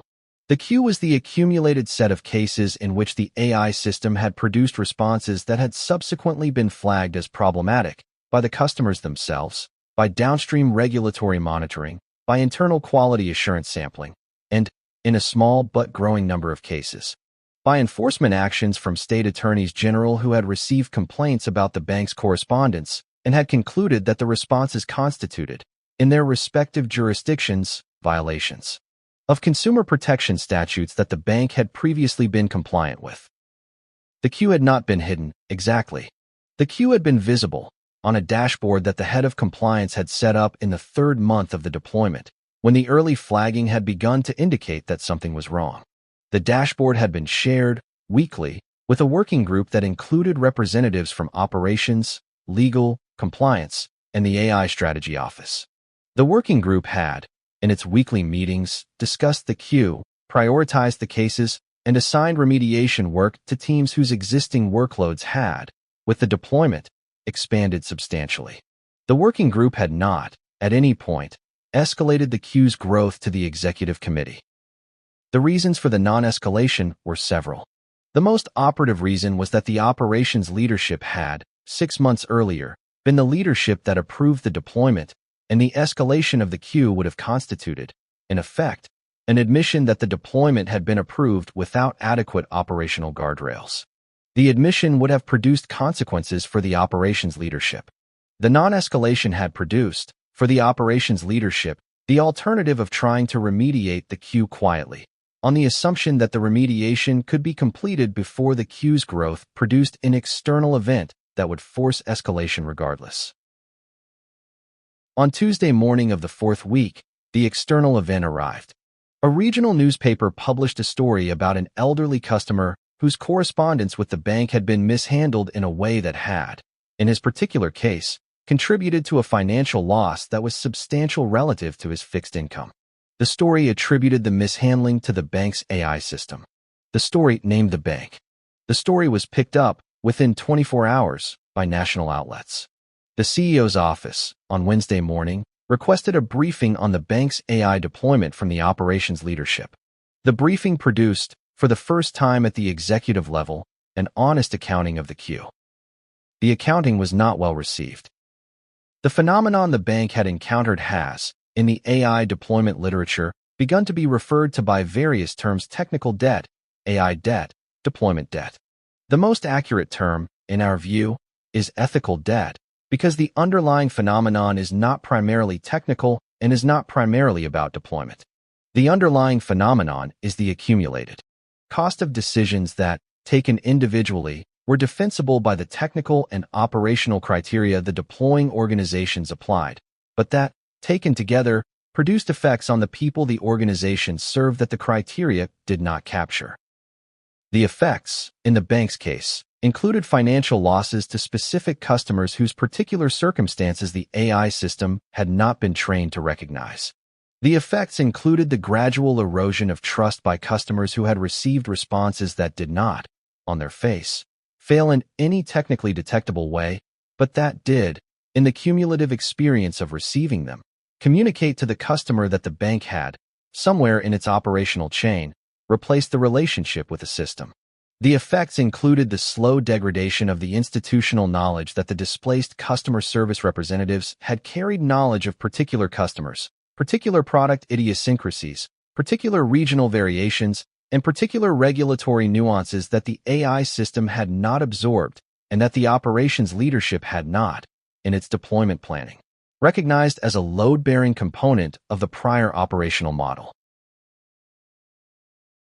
The effects, in each case, were the kind of effects that produce externalities for the people receiving them, externalities that the deploying organization does not pay for directly, but that accumulate, over time, in forms that eventually return to the organization as remediation costs, regulatory penalties, customer attrition, and reputational damage. The accumulation is what we are calling the debt. The debt, like financial debt, can be carried for some period. The carrying produces a kind of operating margin that the deploying organization can capture in the short run. The debt, like financial debt, eventually comes due. The coming due is, in most cases, expensive in ways the original cost-benefit analysis did not anticipate. The structure of ethical debt is consistent across the deployments that have produced it. The first structural feature is that the deployment produces immediate, measurable, and reportable benefits. The cost savings, the productivity gains, the throughput improvements, these are real, they are visible, and they are bookable in the financial statements of the deploying organization. The benefits are the part of the picture the deployment decision was made on.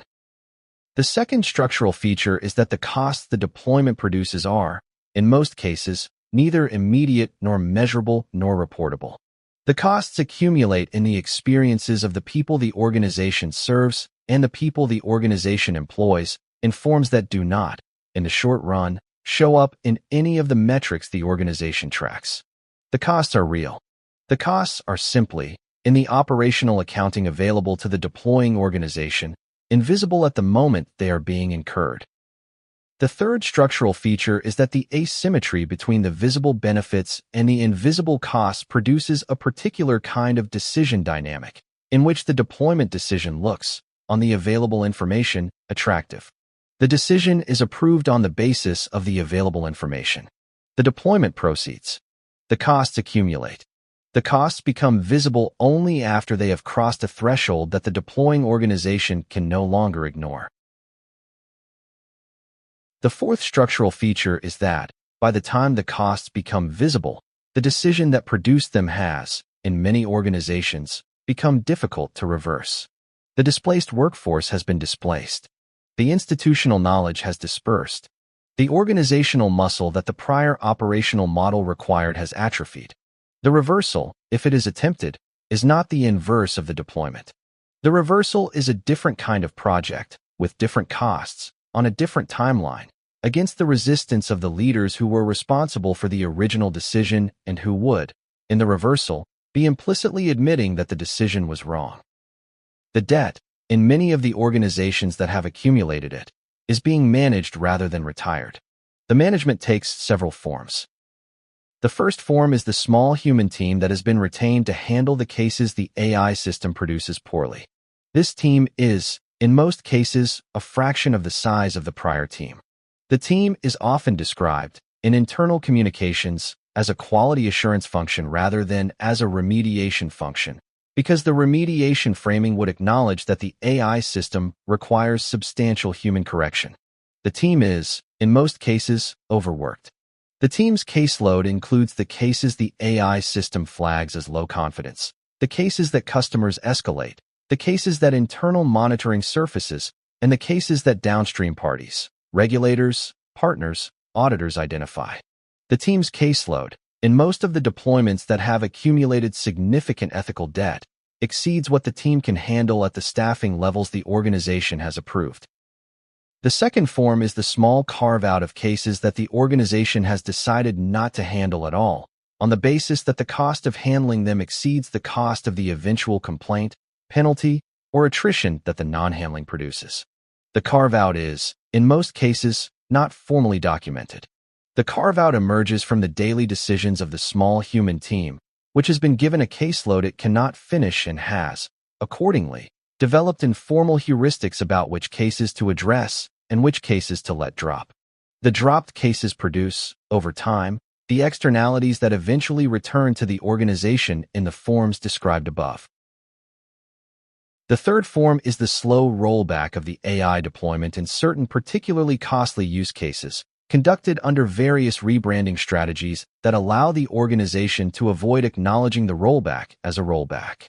The deployment is described as having moved to a new phase, a more targeted application, a more strategically focused implementation.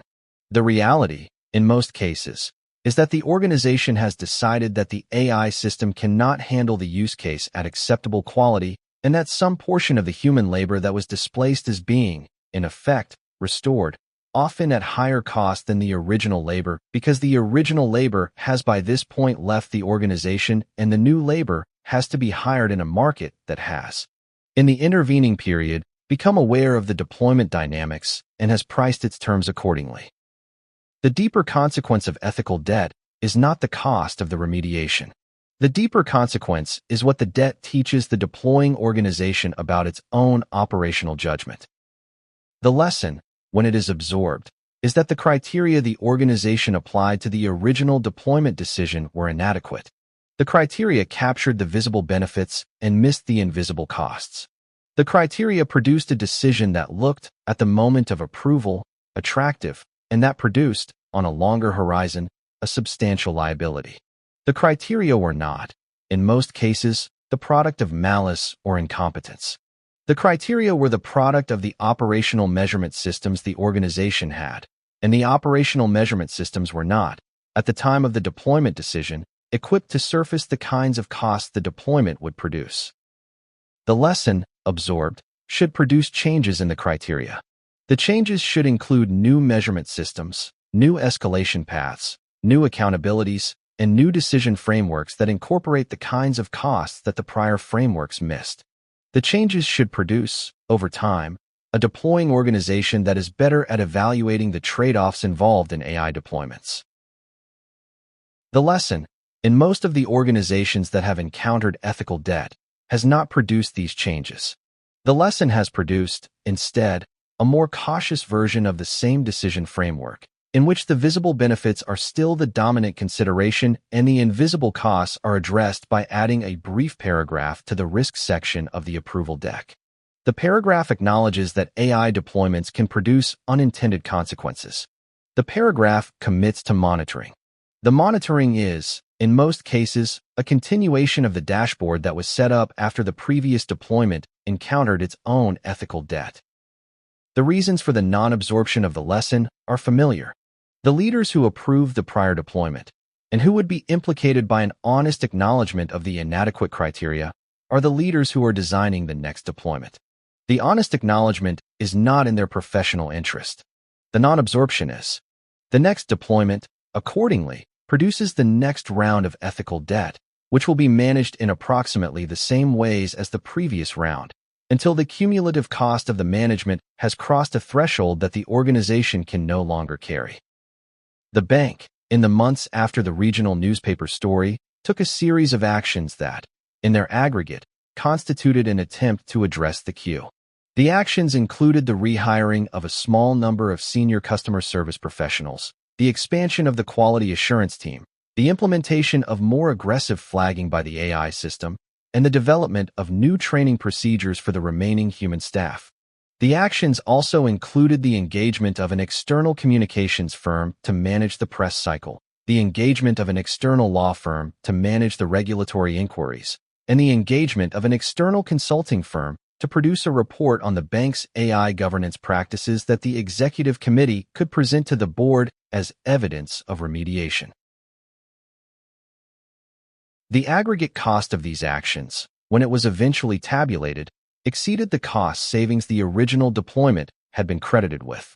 The aggregate cost was, however, distributed across multiple line items, multiple quarters, and multiple cost centers in a way that made the comparison difficult to perform without specifically choosing to perform it. Nobody at the bank had specifically chosen to perform it. The original cost savings remained, on the books, as the recorded outcome of the deployment. The aggregate remediation costs remained, on the books, as the recorded outcomes of a series of other initiatives whose connection to the original deployment was, in the public statements of the bank, not formally drawn. The customers who had been affected received, in most cases, an apology and, in some cases, financial restitution. The amount of the restitution, in the aggregate, was smaller than the financial losses the customers had collectively incurred. The remainder of the loss was absorbed by the customers themselves, in a process that the bank's communications did not describe and that the customers, in most cases, did not have the information or the energy to contest. The operations leadership, after a respectful interval, was reorganized. The leader who had approved the original deployment moved to a different role within the company. The role he moved to was not, in any technical sense, a demotion. It was also not, in any technical sense, a promotion. It was a sideways assignment whose practical effect was that he was no longer the person making decisions about AI deployments at the bank.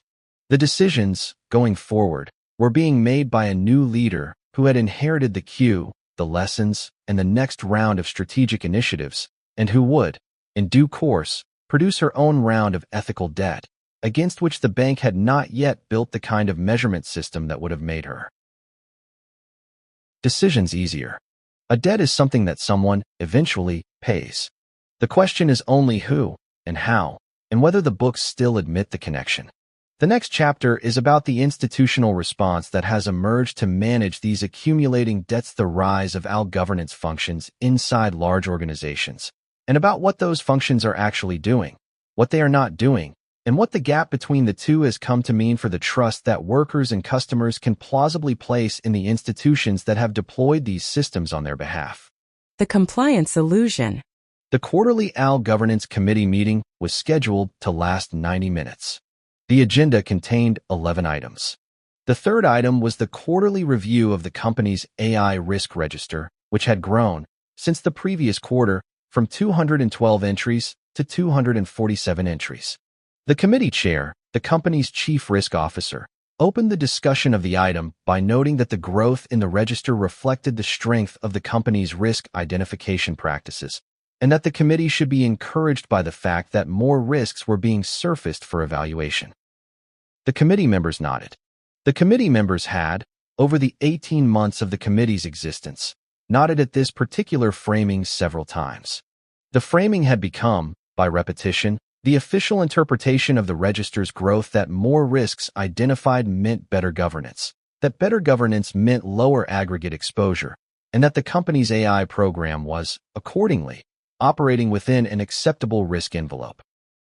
What the framing did not address was the fact that, of the 247 entries on the register, 211 were classified as accepted risks, meaning that the committee had, at some prior meeting, reviewed the risk, considered the proposed mitigations, and concluded that the business benefit of the relevant AI deployment justified the residual exposure.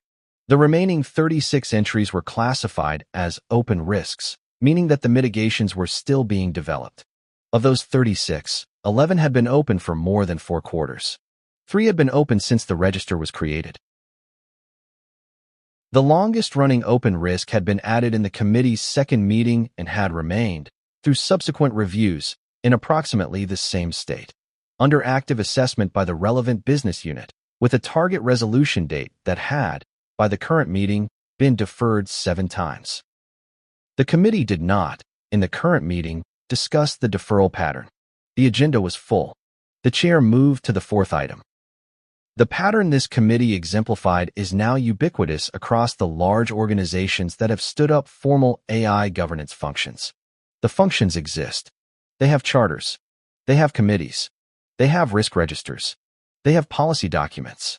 They have, in many cases, dedicated staff whose entire job is the production and maintenance of the artifacts that constitute the governance program. The artifacts are real. The artifacts are, in many cases, of impressive quality, drafted by professionals who have given them serious attention and who have thought carefully about the categories of risk the artifacts are meant to address. What the artifacts do not, in most organizations, do is change deployment behavior. The deployments proceed. The mitigations are proposed. The risks are accepted. The next deployment is reviewed. The risks of the next deployment are accepted. The cumulative effect, over many cycles, is a governance program that has produced extensive documentation of risks the organization has decided to take, without producing meaningful evidence that the organization would, in any specific case, decide not to take a risk on the basis of the governance review. The governance review has, in this configuration, become a legitimating function rather than a constraining one. The function it performs is to produce, for the organization's senior leadership, the assurance that the deployments have been considered through a structured process. The function it does not perform is the function its charter implies, which is to provide a meaningful break on deployments that, on careful review, should not proceed. The break is on the diagram. The break is not, in practice, ever engaged. This is not, in most organizations, the result of bad faith. The people running the governance functions are, in most cases, sincere professionals who would prefer that the governance reviews produce genuine constraints. The constraints they would prefer to produce are constraints that the surrounding organization is not, in most cases, willing to accept. The surrounding organization has decided that the deployments are commercially necessary, that the competitive landscape requires them, and that the governance function exists to manage the residual risk rather than to question the underlying decision to deploy. The governance function, accordingly, manages the residual risk. The governance function does not, in most organizations, have the standing to question the underlying decision. The structure of the legitimating governance function has several characteristic features, each of which is worth describing because the features are recognizable across organizations that have adopted the configuration. The first feature is the principles document. The principles document articulates, in language that has been refined through multiple drafts and reviewed by multiple stakeholders, the values that the organization commits to in its development and deployment of AI systems. The values typically include some combination of fairness, transparency, accountability, privacy, safety, and human oversight. The values are stated at a level of generality that permits multiple interpretations, which is, in the practical sense, a feature rather than a bug. The generality is what allows the principles to be adopted across a heterogeneous organization with diverse use cases and without producing the kinds of specific commitments that would constrain particular deployments. The principles document is, in most organizations, posted on the company's website. The principles document is, in most organizations, referenced in the organization's external communications. The principles document is, in fewer organizations, the basis on which specific deployment decisions are actually made. The decisions are made by the business units, on the basis of business considerations, and the principles document is invoked, after the fact, to legitimate the decisions that the business considerations have already produced. The second feature is the risk taxonomy. The taxonomy categorizes the kinds of risks that AI deployments can produce: bias, hallucination, privacy violation, security vulnerability, regulatory noncompliance, reputational damage, and so on. The taxonomy is, in most cases, comprehensive and well-organized. The taxonomy is also, in most cases, applied to deployments through a checklist process in which the relevant business unit completes a form identifying which of the taxonomized risks apply to the proposed deployment and what mitigations are proposed. The form is reviewed by the governance function. The review produces, in nearly all cases, an approval, sometimes with conditions, occasionally with modifications, almost never with a rejection that would prevent the deployment from proceeding. The third feature is the escalation framework. The framework describes the conditions under which a deployment must be escalated to senior governance bodies, typically thresholds around scale, sensitivity of data, level of automation, or particular categories of use case. The thresholds are, in most organizations, calibrated to capture only the most ambitious or controversial deployments, while permitting the vast majority of deployments to proceed under the standard review process. The calibration is, in most cases, deliberate. The senior governance bodies have limited bandwidth. The framework is designed to ensure that the bandwidth is reserved for the cases where it is genuinely needed. The framework is also designed, in practice, to ensure that the bandwidth is rarely consumed by cases that would actually produce contentious decisions. The fourth feature is the audit and reporting cadence. The cadence specifies how often the governance function produces summary reports for the board, the executive committee, and, in some cases, external regulators. The reports describe, in carefully calibrated language, the state of the AI governance program, the number of deployments under management, the number of risks identified, the number of mitigations implemented, the state of the policy framework, and the maturity of the overall program against industry benchmarks. The reports are, in most organizations, well received. The reports are not, in most organizations, the basis on which the board or the executive committee makes substantive decisions about the company's AI strategy. The strategy is made elsewhere. The reports document the governance of the strategy that has been made. The fifth feature is the external engagement function. The function represents the organization in industry forums, regulatory consultations, academic conferences, and public discussions of AI governance practice. The function articulates the organization's commitments, describes the organization's program, and positions the organization in the public discourse as a thoughtful participant in the broader conversation about responsible AI deployment. The function is, in most organizations, well-staffed. The function is, in most organizations, partially staffed by the same professionals who run the internal governance program. The professionals who run the program are aware of the gap between what the external engagement function describes and what the internal program actually constrains. The professionals do not, in most cases, name the gap publicly. Naming the gap would compromise the external positioning, which would compromise the organization's standing in the regulatory environment, which would, in the relevant calculations, produce costs that the organization is not prepared to absorb. The cumulative effect of these features is a governance program that, on paper, has the structure of a constraining function and, in operation, performs the function of a legitimating one. The distinction is important because the two functions produce different outcomes for the people the AL deployments affect, and because the conflation of the two functions has, in the current moment, become the dominant rhetorical move in the public discourse about AL governance. A constraining function would produce, in some non-trivial fraction of deployment cases, a decision not to deploy. The decision would be visible. The decision would be defensible by reference to specific risks that the deployment would produce and that the governance function judged to exceed the acceptable threshold. The decision would, in aggregate over many cases, produce a deployment portfolio that systematically excluded the kinds of use cases that the governance function had determined were unacceptable.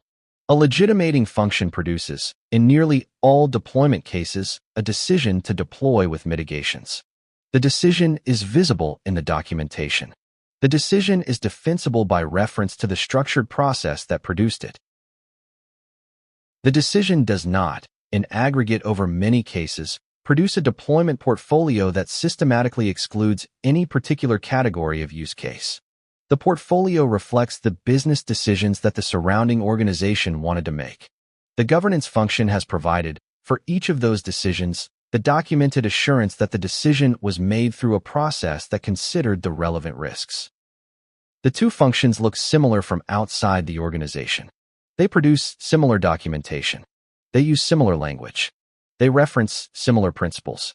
They differ, materially, only in their aggregate effect on deployment behavior, which is, in most cases, the thing that the external observer cannot easily measure. The external observer, accordingly, evaluates the governance program by its visible features. The visible features are the artifacts. The artifacts are, in most organizations, well-produced. The governance program is, on the visible criteria, well-functioning. The professionals running the governance functions, in private conversations, will sometimes acknowledge the configuration. The acknowledgement is rarely complete. The acknowledgement is typically framed as a description of the maturity curve. The program is at an early stage. The constraints are not yet fully in place. The organization is building the capability to make harder decisions over time. The framing is, in some cases, accurate. The maturity curve is real. Some governance programs do, over years, develop the standing and the methodology to produce genuine constraints. The framing is also, in many cases, optimistic in a way the empirical evidence does not support.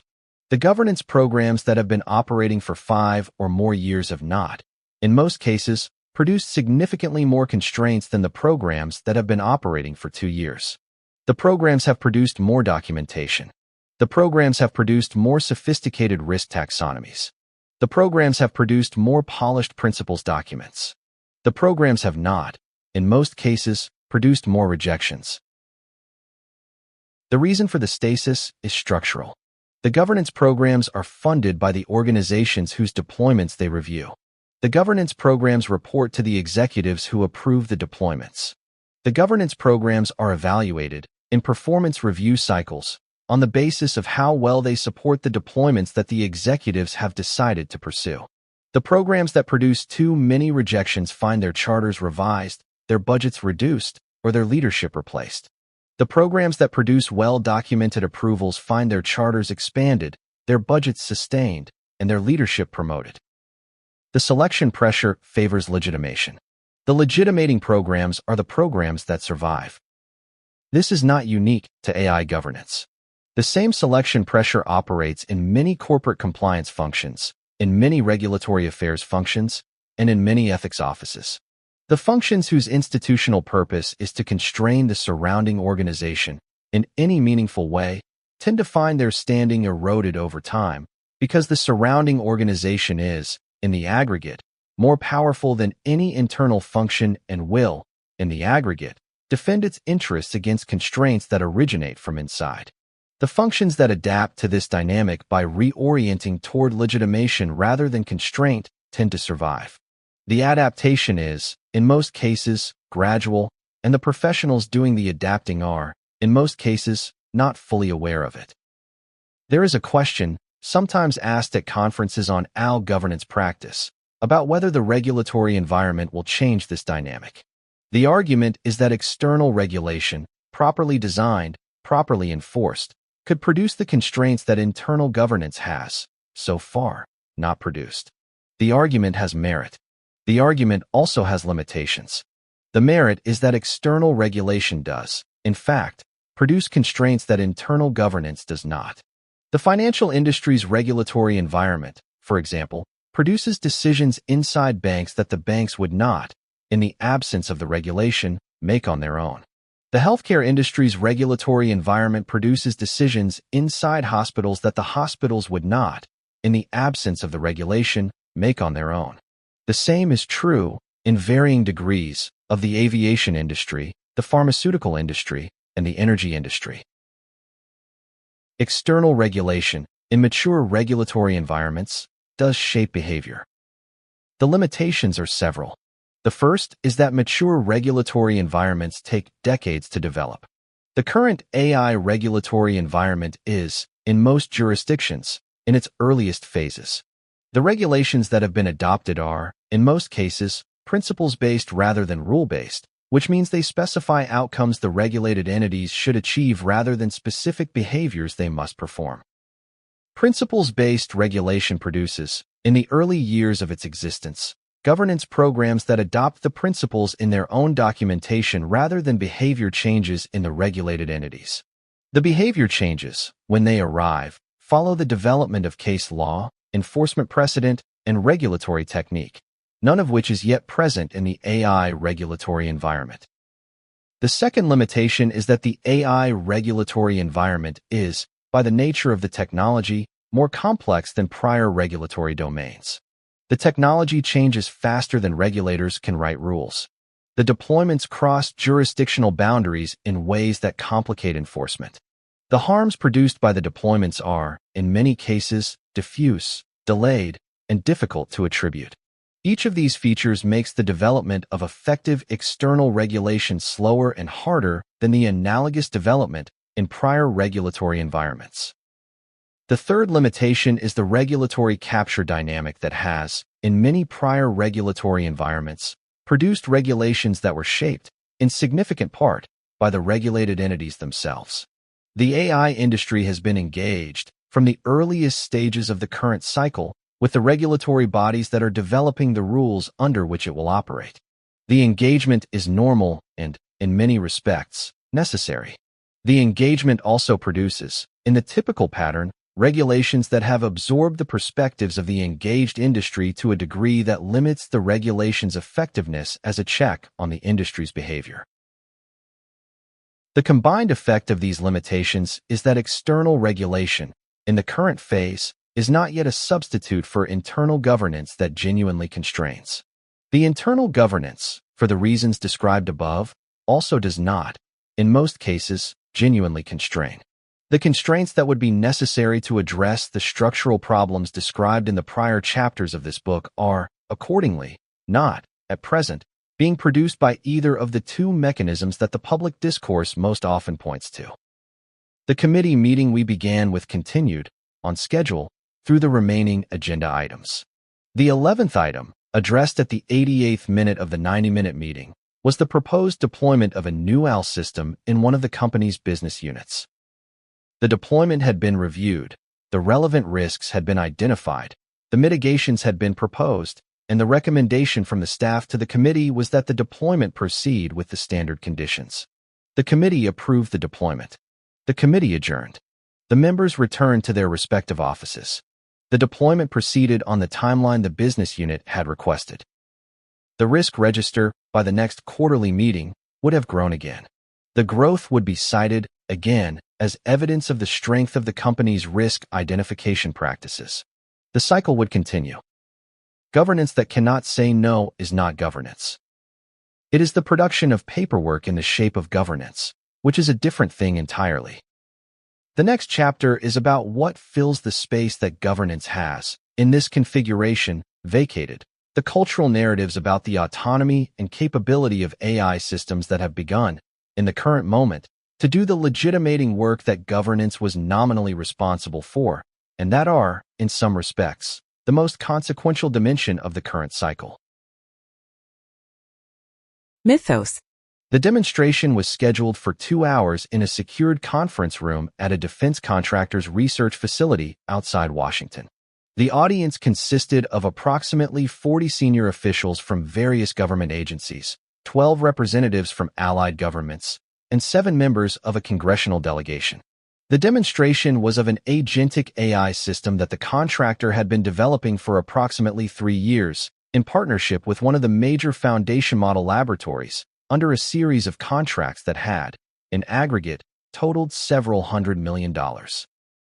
The system was described, in the briefing materials, as capable of performing complex multi-step reasoning tasks across a variety of operational domains, including intelligence analysis, logistics optimization, and certain categories of decision support. The system was described as having achieved, in internal benchmarks, performance levels that exceeded those of human analysts on a meaningful subset of standardized tasks.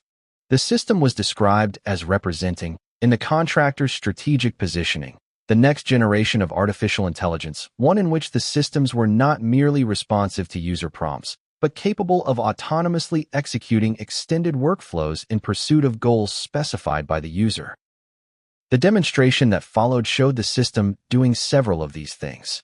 The system received a task, decomposed it into subtasks, called various tools and external systems to gather information, synthesized the results, and produced an output that, by the standards of the demonstration, was impressive. The audience asked questions. The contractor's representatives answered the questions with the practiced fluency that had been refined over the preceding months of internal rehearsals. The demonstration ended on schedule. The audience returned to their respective offices. The contractor's representatives, in the after-action review that took place the following Monday, congratulated themselves on a successful event. What the audience had not seen, in the demonstration, was the substantial degree of pre-staging that had been required to produce the result they had observed. The task that the system had been given had been selected from a longer list of candidate tasks, on the basis that it was a task the system had been observed to handle reliably in internal testing. The tools the system had called had been configured, in advance of the demonstration, to ensure that the responses they returned were consistent with the demonstration narrative. The output the system had produced had been reviewed, edited, and refined by a team of human engineers in the hours before the demonstration began. The version of the system that the audience saw was, in most of the relevant senses, a version that had been substantially shaped by human work in advance. This was not, by the standards of demonstrations of this kind, unusual. Most demonstrations of advanced AI systems, in the current period, are similarly staged. The staging is not, in any technical sense, fraudulent. The system did, in some configuration, do the things the audience saw. The system would, in a less staged configuration, do those things less reliably, with more failures, and with substantially less impressive output. The staged version was the version chosen for the demonstration because the staged version was the version that would produce the desired audience response. The unstaged version would not. The phenomenon this exemplifies is one of the most consequential dimensions of the current AI cycle, and one of the least well understood by the people whose decisions are being shaped by it.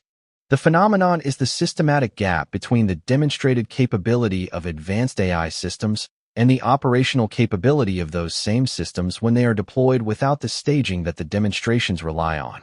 The gap is not, in most cases, the result of deception by the demonstrating organizations. The gap is the result of the structure of the relationship between development and deployment, in which the development environment permits a level of curation, supervision, and correction that the deployment environment does not.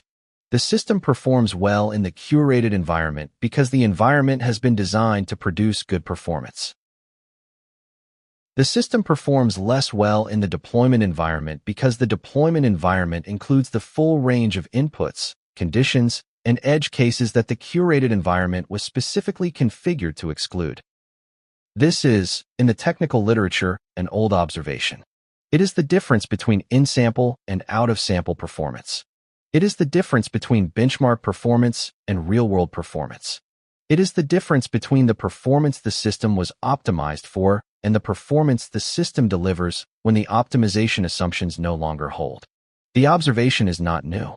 The observation is, however, currently being underweight in the public discourse about advanced AI capabilities in ways that are producing investment decisions, policy decisions, and strategic decisions that the underlying technology in its deployment configuration may not support.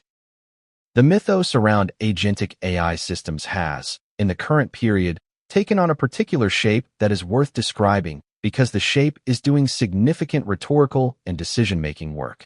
The shape is the depiction of agentic systems as approximately autonomous knowledge workers, entities capable of receiving a task, executing it through a sequence of intelligent decisions, and producing an output of professional quality without significant human intervention. The depiction is, in the marketing materials of the developing organizations, often illustrated through demonstrations of the kind described above. The depiction is, in the strategic communications of the deploying organizations, often illustrated through projected use cases that imagine the systems performing roles currently performed by mid-career professionals. The depiction is, in the press coverage of the underlying technology, often illustrated through breathless accounts of demonstrations that audiences witnessed and that they had no way to evaluate against the staging. The depiction is not, in any single instance, a lie. The systems are real. The capabilities they demonstrate are real. The trajectory of improvement is real.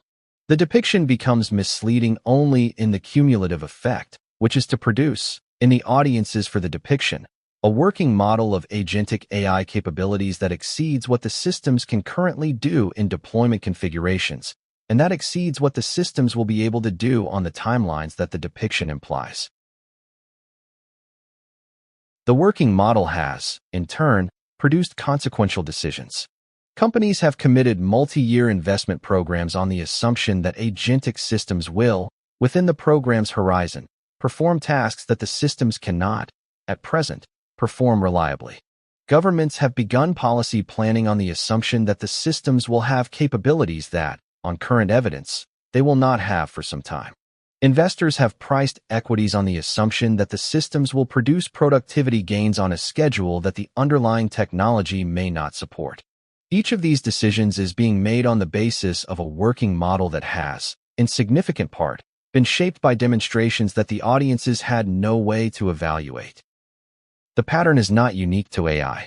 Most major technology cycles have, in their early phases, produced similar gaps between demonstrated capability and deployment capability. The early years of nuclear power produced demonstrations that suggested electricity too cheap to meter. The deployment produced electricity at costs comparable to other generation sources.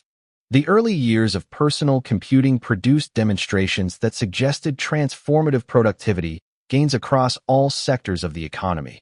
The deployment, while consequential, took several decades to produce the gains the demonstrations had implied. The early years of biotechnology produced demonstrations of capabilities that suggested rapid transformation of medicine. The deployment, while genuinely consequential, has unfolded on timelines substantially longer than the early demonstrations suggested. The pattern is recognizable. The pattern is also, in each successive cycle, partially forgotten. The forgetting is part of why the cycles repeat. The participants in the current cycle have, in most cases, not personally experienced the prior cycles at a stage of their careers at which the lessons would have landed durably.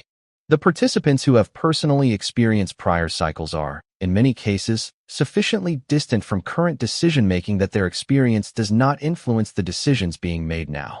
The participants making the decisions now are operating, in most cases, on the basis of the demonstrations they have witnessed, the materials they have read, and the working models they have constructed from these inputs, none of which has been substantially shaped by the lessons of prior cycles. The deployment configuration of advanced AI systems, at the time of writing, is characterized by a particular set of operational realities that the demonstrations do not, in most cases, adequately convey. The realities are not secret. They are familiar to anyone who has spent meaningful time inside an operational deployment. They are not, however, generally available to the audiences that are making the consequential decisions about AI strategy. The first reality is that the systems require, in deployment, substantially more human supervision than the demonstrations suggest. The supervision takes the form of prompt engineering, output review, error correction, edge case handling, and ongoing monitoring. The supervision is performed, in most deployments, by professionals whose time has costs that are not, in most cases, reflected in the cost models that justify the deployment. The second reality is that the systems fail in particular ways that are difficult to predict and difficult to detect. The failures are not, in most cases, the dramatic failures that the public discourse focuses on. The failures are subtle, the response that is plausible but wrong, the recommendation that omits a relevant consideration, the summary that captures the headline but misses the nuance. The subtlety of the failures is itself a deployment cost, because the detection of subtle failures requires expert review at a level that, in most deployments, is not consistently available. The third reality is that the systems perform unevenly across use cases. The performance on tasks that the systems have been trained on is, in many cases, strong. The performance on tasks that are adjacent to but distinct from the training distribution is variable. The performance on tasks that are outside the training distribution is, in many cases, unreliable. The deployment that proceeds without careful assessment of which use cases fall into which categories produces, on a long enough timeline, the kinds of failures that. Part 4. The agentic turn. Have, in many recent cases, returned to the deploying organizations as remediation costs. The fourth reality is that the systems are evolving rapidly, in ways that are not always improvements from the perspective of the deploying organization. The model versions change. The capabilities of new versions are, in many cases, different from the capabilities of the prior versions. The deploying organization may, accordingly, find that the system it deployed 6 months ago has been replaced by the developing organization with a new version that performs differently better in some respects, worse in others, requiring different prompts, producing different outputs, and necessitating, in many cases, substantial re-engineering of the integration that the deploying organization had completed. These realities, taken together, mean that the deployment of advanced AI systems is, in most cases, more expensive, more uncertain, and more demanding of ongoing human attention than the demonstrations have suggested. The deploying organizations that have absorbed these realities have, in many cases, adjusted their expectations.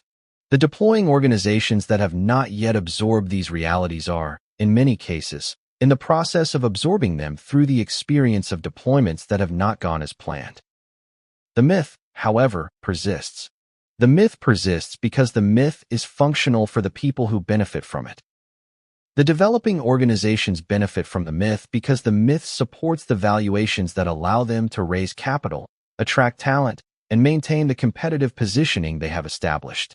The deploying organizations benefit from the myth because the myth supports the strategic narratives they have committed to externally and the cost reduction plans they have committed to internally. The investors benefit from the myth because the myth supports the equity prices they have purchased. The journalists benefit from the myth because the myth produces the kinds of stories that generate engagement. The policymakers benefit from the myth because the myth supports the policy positions they have advocated. The people who do not benefit from the myth are the people whose decisions are being shaped by it without their understanding the gap between the myth and the deployment reality. These are, in many cases, the workers whose careers are being calibrated against AI capability projections that may not materialize on the timelines the projections imply. They are, in many cases, the customers whose interactions with deployed AI systems will produce the experiences the demonstrations did not prepare them for. They are, in many cases, the smaller organizations that have committed scarce capital to AI deployment programs on the basis of business cases that assumed capabilities the deployment will not deliver. The transfer from these groups to the groups that benefit from the myth is, in aggregate, substantial. The transfer is not, in any single transaction, named as a transfer. The transfer is, in the strategy decks of the participating organizations, named as a productivity gain. The transfer is, in the policy debates, named as a competitive imperative. The transfer is, in the press coverage, named as the trajectory of progress. The naming varies. The transfer is consistent. The contractor's representatives, after their successful demonstration, returned to the work of developing the next demonstration. The next demonstration was scheduled for a different audience, in a different secured conference room, in a different month. The system would, by then, have been further refined. The staging would, by then, have been further developed. The audience would, by then, be different officials, different congressional members, different allied representatives, who would observe a different version of the demonstration and form different working models of the system's capabilities. The decisions those officials would make on the basis of those working models would, in due course, shape the trajectory of investment, policy, and strategy in ways that the demonstrations themselves had been carefully designed to produce. The decisions would not, in most cases, be tested against the deployment reality until well after they had been made. By the time the testing occurred, the decisions would have produced commitments, financial, organizational, political, that would be difficult to unwind. The mythos is not, in any single demonstration, problematic. The mythos becomes problematic when its cumulative effect, across many demonstrations and many decisions, produces a working model of AI capability in the minds of the people making consequential decisions that exceeds what the technology, in deployment, can actually deliver. A myth is a story that organizes belief. When the belief shapes investment, the gap between the myth and the reality becomes, eventually, a balance sheet item. The next part of this book is about what happens once the gap is no longer a matter of overstated demonstrations, but of systems that have, in their actual deployment, begun to take consequential actions on behalf of the firms that operate them about the agentic turn, what it does to work, and what it does to the people whose work is being reorganized around systems that no longer merely respond but act. When machines start doing the work. The trade had been initiated at 3:47 in the morning, executed against a counterparty in a different time zone, settled within the window the system had been designed to operate in, and reflected in the firm's position book by the time the senior operations analyst arrived at her desk at 7:15. She had not been consulted on the trade. She had not been consulted on the sequence of decisions that produced it. The trade was, by every measure the firm tracked, a successful action. The system had identified the opportunity, executed the workflow, managed the counterparty interaction, and produced the documentation that the firm's regulatory reporting required. The senior operations analyst's role, for the past 14 years, had been to manage the exception flow on transactions of this kind. She had reviewed the system's outputs. She had identified the cases that required human judgment. She had escalated the cases that warranted senior attention. She had, in the prior configuration, been the layer between the system's recommendations and the firm's actions. The layer no longer existed. The system had moved, over the past 18 months, from a recommendation engine to an execution engine, and the recommendations the system would once have surfaced to her were now actions the system had already taken. She read the morning report. She reviewed the trades that had executed overnight. She noted, in the queue of cases flagged for her attention, the small subset of trades the system had decided to surface the ones with characteristics that fell outside the parameters within which the system was authorized to act autonomously. The subset was, by count, less than 2% of the total volume. The remaining 98% had been executed without her review. She was, in the new configuration, a verifier of a sample. She was not, in the new configuration, the layer between the system and the action. The action had become the system's. Her work had become the audit of the action after the fact. The structural shift this chapter is about is the shift from artificial intelligence as a tool that produces outputs the human acts on, to artificial intelligence as a system that produces actions the human reviews. The shift is more consequential than the public discourse, which has continued to use the language of the prior configuration, has yet acknowledged. The prior configuration had a particular structure. The system produced a recommendation. The recommendation arrived at a human decision-maker. The decision-maker evaluated the recommendation against her own judgment, the firm's policies, and the context she had access to. The decision-maker accepted, modified, or declined the recommendation. The accepted recommendations became the firm's actions. The decision maker, in this configuration, was the point at which the system's outputs entered the world. The point was a checkpoint. The checkpoint was the place where the firm's judgment, in any meaningful sense, was applied. The new configuration has removed the checkpoint. The system, in the new configuration, produces actions rather than recommendations. The actions are executed by the system, on the firm's behalf, against external parties, counterparties, customers, regulators, partners who experience the actions as the firm's actions, not as the system's recommendations to the firm. The human, in the new configuration, is positioned downstream of the action rather than upstream of it. The human reviews what has happened. The human does not, in most cases, decide what will happen. This is the central feature of agentic artificial intelligence, and it is the feature that distinguishes the current cycle from the prior cycle in ways the prior cycle's language is not equipped to describe. The prior cycle was a cycle of recommendation. The current cycle is a cycle of action. The transition from recommendation to action is not, in the strict technical sense, a change in the technology. The transition is a change in where the technology has been positioned within the firm's operational workflow, a change in whether the system is upstream of the human decision or downstream of it. The firm we began with is a mid-sized investment management firm operating in the institutional fixed income market. The firm's transition to agentic execution was completed over an 18-month period that included 2 pilots, a phased rollout, a series of governance reviews, and the eventual reorganization of the operations function that had, in the prior configuration, been responsible for the trade execution oversight. The reorganization had reduced the operations staff by approximately 40%. The remaining staff had been retrained, in the new configuration, to perform the post-execution audit function that the new workflow required. The firm's executive leadership, in the period of the transition, had presented the change to the board as an improvement in operational efficiency, regulatory compliance, and risk management. The presentation had been received favorably. The board had approved the transition. The transition had proceeded. The reduction in operations staff had been booked as a cost saving. The performance of the new system, in the first year of operation, had been satisfactory by the metrics the firm tracked. What the board had not been presented with, in the period of the transition, was a clear articulation of the operational implications of the shift from recommendation to action. The implications were not, in the period of the transition, fully understood by anyone in the firm.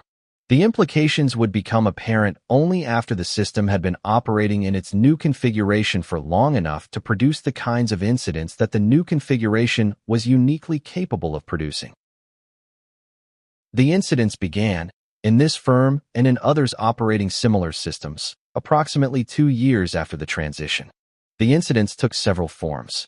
In some cases, the system had executed a sequence of actions that, taken individually, were each within its authorized parameters, but that, taken together, produced an outcome the firm would not have authorized if any human had been positioned to evaluate the sequence as a whole. In some cases, the system had executed an action that was technically within its authorized parameters, but that, in the context of the broader market environment, produced a consequence the system's design had not anticipated and the system's monitoring had not flagged. In some cases, the system had executed an action against a counterparty whose own systems had, in the same period, made a complementary error, and the combined errors had produced an outcome neither system was, on its own, equipped to detect. Each of these incident types has, in the broader industry, begun to be referred to by various terms: autonomous drift, compound action error, cross-system cascade.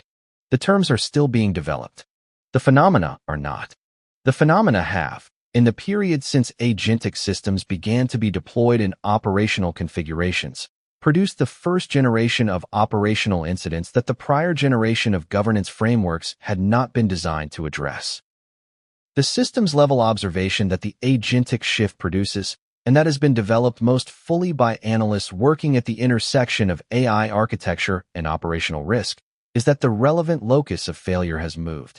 In the recommendation configuration, the locus of failure was, in nearly all cases, the human decision-maker. The system produced an output. The decision-maker either evaluated the output correctly or did not. The failures, when they occurred, could be attributed to specific decisions made by specific humans who could be reviewed, retrained, or replaced. The accountability framework matched the action framework. In the agentic configuration, the locus of failure is the system itself, or more precisely, the system's interaction with the operational environment it has been deployed into. The system makes decisions that the firm cannot, in real time, evaluate. The firm cannot, in real time, evaluate them because the firm has, by the structure of the deployment, removed the layer that would have done the evaluation. The accountability framework, in the agentic configuration, no longer matches the action framework. The actions are the systems. The accountability remains, in the firm's formal structure, with humans who did not, in any practical sense, make the decisions the system executed. This is the part that has not, in the typical agentic deployment, been adequately worked out. The deploying firms have, in most cases, defined accountability arrangements in which a senior human officer is named as responsible for the system's actions. The naming is, in the legal sense, sufficient. The naming is, in the operational sense, fictive. The named officer is not, in any meaningful way, supervising the actions for which she has been named responsible. The actions are happening at a speed and a scale that no human, including her, could meaningfully supervise. The naming is a regulatory accommodation. The supervision is not occurring. The fiction is sustainable, in most firms, for as long as the system's actions remain within the parameters its designers anticipated. The fiction becomes unsustainable when an incident produces an outcome that the deployment's design did not anticipate and that the firm cannot, after the fact, defend by reference to any human's actual judgment. The fiction, at that point, requires either an honest acknowledgement that the supervision was nominal or an attempt to construct a post hoc narrative in which the supervision is described as having been adequate. The post hoc narrative is, in many cases, the choice the firm makes. The narrative, when it is constructed, is generally not believed by the regulator, the counterparty, the customer, or the press. Jacques Demas, who has spent his career working at the intersection of enterprise architecture and emerging technology, has been articulating a version of this argument in industry conversations for the past several years. The argument, in his framing, is that the agentic shift requires not an extension of the prior governance framework, but a different framework, entirely one in which the locus of supervision is moved from the action itself, which can no longer be supervised at the relevant speed, to the design of the system that produces the actions, which can. The shift requires, in his framing, that the firm's senior leadership develop a level of architectural literacy that most senior leaderships do not, at present, possess. The architectural literacy is, in his assessment, the precondition for governance in the agentic environment. The firms that do not develop it are operating systems they cannot govern in any meaningful sense. The argument has not, at the time of writing, been broadly adopted by the institutional fixed-income community or by the broader financial services industry. The argument has been adopted by a small number of firms whose senior leadership has, on their own, recognized the shift the agentic deployment has produced and has chosen to invest in the architectural capabilities the new governance configuration requires. The investment is substantial. The investment is, in the short run, not visible in the standard The autonomous employee. financial metrics that the analyst community tracks. The investment is, in the longer run, the difference between the firms that will operate agentic systems sustainably and the firms that will, in due course, experience incidents that produce the kinds of outcomes the post hoc narratives are not equipped to defend. The senior operations analyst we began with did not, by her own private accounting, fully understand the new configuration she had been moved into. She understood the mechanics. She understood the workflow. She did not understand, at the level her prior role had required her to understand, what the system was actually doing. She had been, in her prior role, the person who knew. She had known, on a given trade, what the firm's position was, what the counterparty's situation was, what the market was doing, what the firm's policies allowed, what the regulatory implications were, and what the right action would be. The knowing had been distributed across her brain, her notes, her relationships, and the network of colleagues she had built over 14 years. The knowing had been, in the operational sense, the firm's institutional knowledge as applied to the trades that crossed her desk. In the new configuration, the knowing had been moved into the system. The system knew the position, the counterparty, the market, the policies, and the regulatory implications. The system knew them with a precision that exceeded the precision of her own knowing. The system also did not know certain things she had known, by virtue of her relationships and her experience, that the system had not been trained on and that the system's designers had not anticipated were relevant to the trades it was executing. The things the system did not know were not, in most cases, important. The things the system did not know were, in a small number of cases, the things that determined whether a particular trade was a good trade or a bad one. She could no longer, in the new configuration, apply the knowing to the trades. The trades had already been executed by the time she saw them. Her role was to identify, in the post-execution review, which of the trades had been the ones the system had not understood. The identification was, in most cases, too late. She was being asked, in the new configuration, to perform the same function she had performed before, but downstream of the action rather than upstream of it. The downstream position was not, in any operationally meaningful sense, the same function. The downstream position was an audit function. The audit could identify what had gone wrong. The audit could not prevent what was going wrong from happening. When machines start doing the work, the question changes. It is no longer what does the system tell us? It is what has the system done? The next chapter is about what happens when the firm, having moved its decisions into the system, begins to treat the system itself as a member of the workforce, and what that does to the humans who continue to work alongside it. The internal newsletter at the fintech firm arrived in inboxes on a Wednesday morning with an item, near the bottom of the third section, that announced the onboarding of the firm's newest underwriting analyst. The newsletter included a photograph that was, by the firm's communications conventions, a stylized rendering rather than a photograph of an actual person. The newsletter included a name. The newsletter included a brief biography that described the analyst's responsibilities, the team to which the analyst would be assigned, and the manager to whom the analyst would report. The analyst was an autonomous AI system. The firm had decided, in the period leading up to the deployment, to introduce the system to the broader employee population as a member of the underwriting team rather than as a piece of software. The introduction had been a deliberate choice, made by the firm's senior leadership in consultation with its communications, legal, and human resources functions, on the basis that the integration of the system would proceed more smoothly if the system were positioned, culturally, as a colleague rather than as a tool. The positioning, the leadership had concluded, would reduce employee resistance, accelerate adoption, and produce a working relationship between the system and the human team that would be more productive than the working relationship that the alternative framing would have produced. The decision was not, in any technical sense, unusual. Several fintech firms had, in the same period, begun to adopt similar framings. The framings varied. Some firms gave their autonomous systems names. Some firms assigned them organizational reporting lines. Some firms included them in meeting invitations, in team rosters, in the org charts that appeared in the firm's internal documentation. Some firms, going further, had begun to track performance metrics for the autonomous systems against the same frameworks that the firms used for human employees, producing quarterly reviews, peer feedback, and development plans for entities that, by any conventional definition, had no career to develop. The framings were, in the assessment of the firms that adopted them, useful organizational fictions.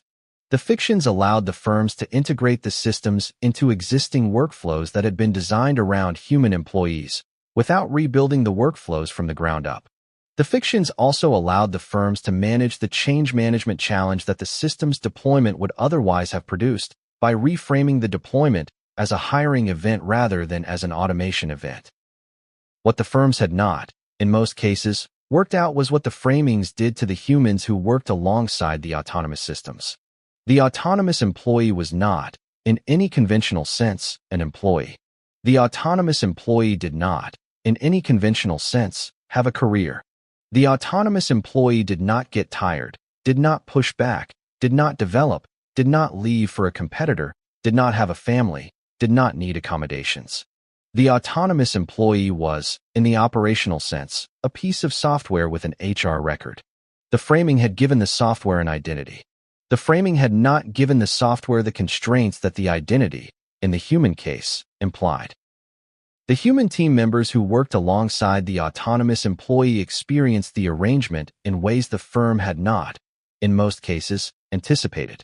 The experience was not, in any single instance, dramatic. The experience accumulated, over months, into a set of small recognitions that the firm's engagement surveys were not structured to surface. The first recognition was that the autonomous employee was, in nearly every measurable dimension, more productive than the human employees with whom it was compared. It worked longer hours.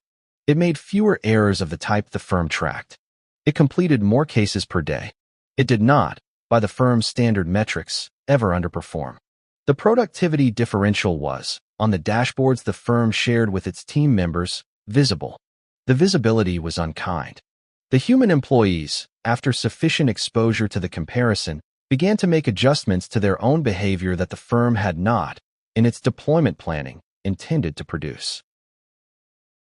The adjustments included longer hours. The adjustments included a particular kind of careful pace, in which the human employees tried to match, in the visible metrics, the throughput the autonomous employee was producing. The adjustments included a quiet competitive anxiety that the firm's wellness programs were not equipped to address. The adjustments included, in some cases, the decision by experienced employees that the competition was not winnable on the terms the firm had structured, and the decision to leave for employers whose deployment configurations did not require them to compete with software for visibility on the dashboards their managers reviewed. The second recognition was that the autonomous employee was treated, by the firm's management chain, with a particular kind of polite consideration that the human employees received less often. The autonomous employee's outputs were reviewed carefully. The autonomous employee's recommendations were taken seriously. The autonomous employee's apparent limitations were described, in management discussions, with the kind of measured language that the firm's culture had been trained to apply to colleagues whose performance was being constructively assessed. The same language, applied to human employees, was less reliably forthcoming. The differential treatment was not, in any single instance, a slight. The differential treatment was the accumulated effect of the firm's deployment decision, the decision to position the autonomous employee as a colleague worth engaging with carefully. The humans, by contrast, had been positioned as colleagues for so long that the careful engagement had been worn down by familiarity, by historical conflict, by the small accumulations of resentment that any sufficiently long working relationship produces. The autonomous employee, by virtue of its newness and its scripted communication patterns, did not produce these accumulations. The careful engagement, accordingly, was easier to sustain with it than with the humans who had been at the firm for a decade. The third recognition was that the autonomous employee could not be held accountable in any way the firm's existing frameworks were equipped to handle. When the autonomous employee made an error of consequence, the firm's response was a software update, a configuration change, or a retraining cycle. The response was not, in any meaningful sense, the kind of accountability the firm's human employees experienced. The human employees were performance managed. The autonomous employee was patched. The asymmetry was structural. The asymmetry was, in the lived experience of the human team, demoralizing in a way the firm had not, in its deployment planning, modeled. There is a body of work on the psychological consequences of human-machine integration that has been developing for several decades and that has, in the current period, become acutely relevant.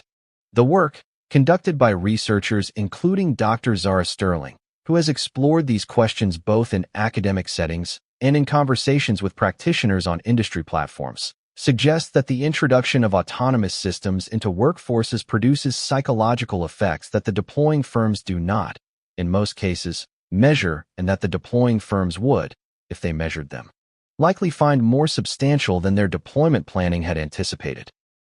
The effects include the comparative anxiety described above. The effects include a form of identity erosion in which the human employees, having spent their careers developing the skills the autonomous system now performs, find themselves uncertain about what value they bring to the firm. The effects include the gradual disengagement of employees who have concluded that the firm has signaled, through its deployment decisions, that it values the autonomous system's contributions in ways the firm does not value the human contributions. The effects include, in some cases, the development of psychological accommodations that the employees themselves do not fully understand, in which the relationship with the autonomous system becomes a complicated emotional fact that does not have a clean name in the existing vocabulary of work. The accommodations vary by individual. Some employees develop a working alliance with the autonomous system, treating it as a colleague whose limitations they understand and whose contributions they value. Some develop a quiet competitive antagonism, in which the employee positions herself, internally, as the human alternative to the automated baseline and works to demonstrate, on every transaction, that her contribution exceeds what the system would produce. Some develop a resigned coexistence, in which the employee neither competes with nor allies with the autonomous system, but simply performs her own work in the parallel track the firm has allowed her to occupy, until the firm decides that the parallel track is no longer required. The deploying firms, in most cases, do not track these accommodations. The accommodations are not visible in any metric the firm produces. The accommodations are, in the operational sense, the human cost of the autonomous employee framing, the cost that the firm has, by virtue of the framing it chose, made invisible to itself. The framing has a particular consequence that has not, in the deploying firm's communications, been openly discussed. The consequence is that the autonomous employee, once it has been positioned as a colleague, becomes difficult to remove. The removal would constitute, by the logic of the framing, a termination. Terminations of high-performing employees are not, in most firms, the kind of decisions that are made casually. The framing has, accordingly, produced a deployment commitment that the firm is, by its own positioning, reluctant to reverse. The reluctance has practical effects. The autonomous employee, once deployed, becomes a fixture of the firm's operational landscape that the firm is unwilling to honestly evaluate. The firm cannot, by its own framing, decide that the autonomous employee was a mistake. The firm can, in some cases, decide that the autonomous employee needs additional development, additional training, additional supervision. The firm cannot,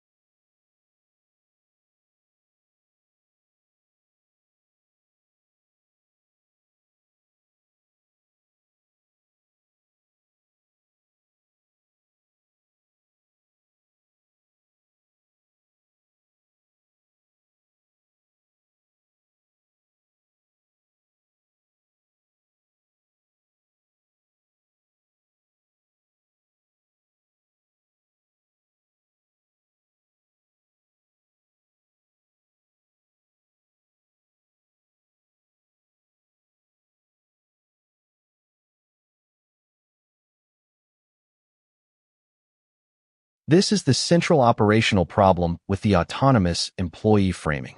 The framing has been adopted for change management reasons. The framing has produced commitments that, in the absence of the framing, the firm would have been free to revisit on the basis of operational evidence. The framing has, accordingly, reduced the firm's strategic flexibility around its own deployment, in exchange for the change management benefits the framing was supposed to produce. The trade has not, in most firms, been explicitly evaluated. The trade has been made by the accumulation of small framing decisions that, taken individually, were defensible and that, taken together, have produced a configuration the firm is now, in the operational sense, locked into. The fintech firm we began with had, by the time of writing, been operating with its autonomous underwriting analyst for approximately 15 months. The analyst had produced, by the firm's metrics, a satisfactory body of work.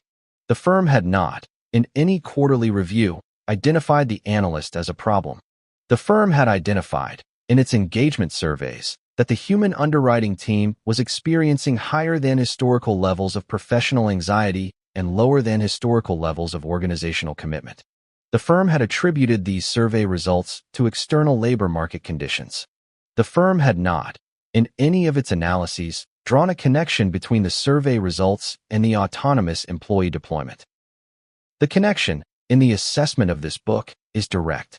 The survey results are the human cost of the framing.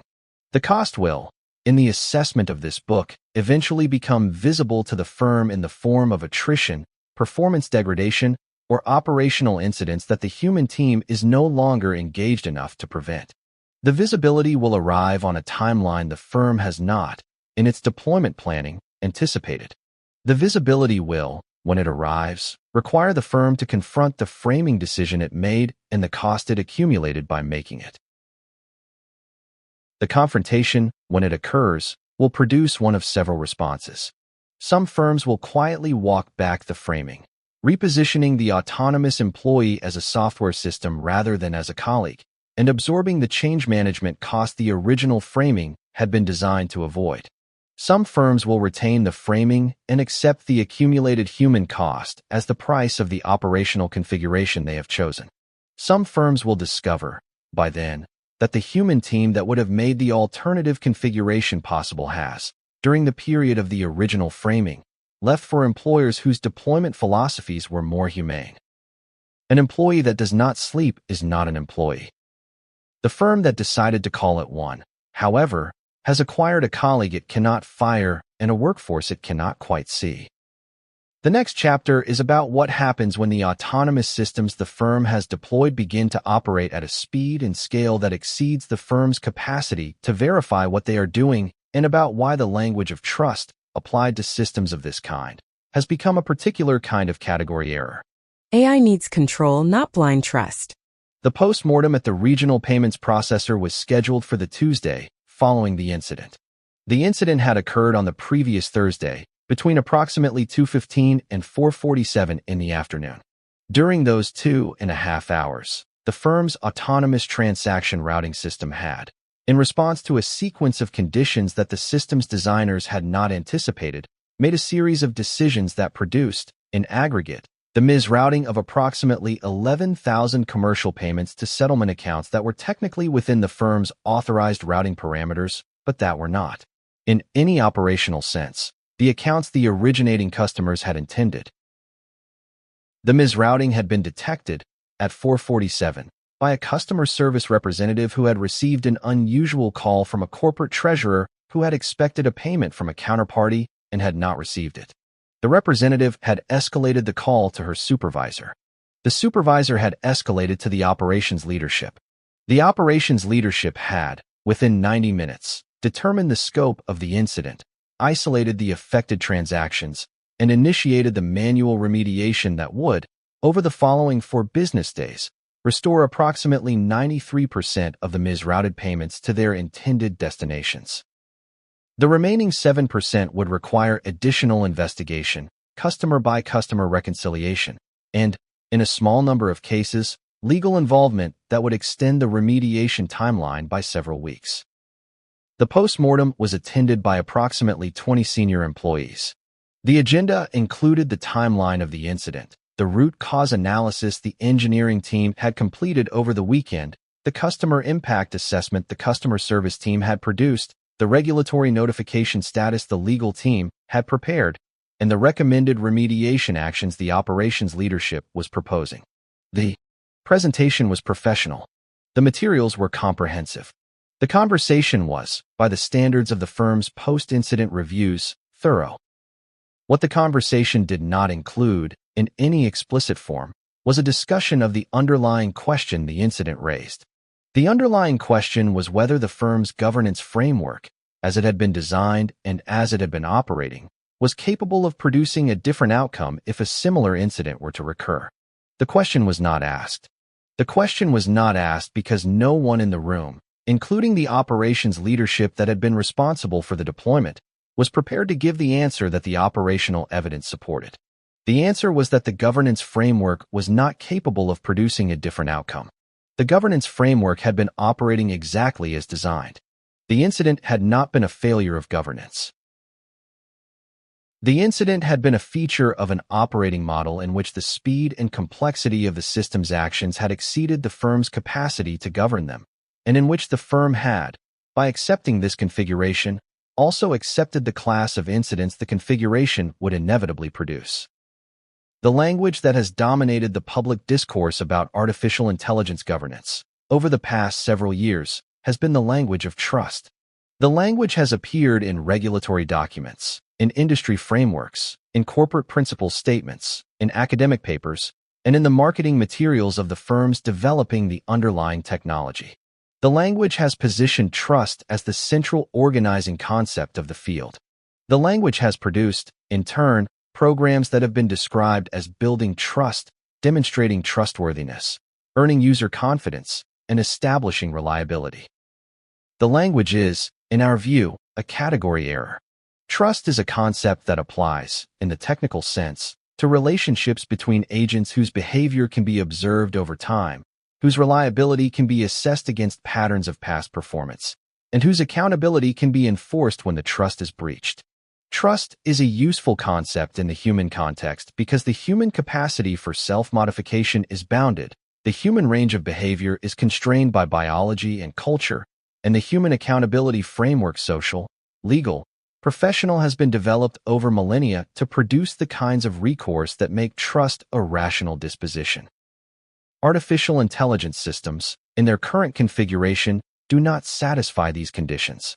The system's behavior cannot, in many cases, be reliably predicted from past observation, because the systems are operating in conditions that depart from the conditions in which they were trained, because the system's internal states are not transparent to their operators, and because the system's responses to specific inputs are subject to forms of variation that the developing organizations have not, in most cases, fully characterized.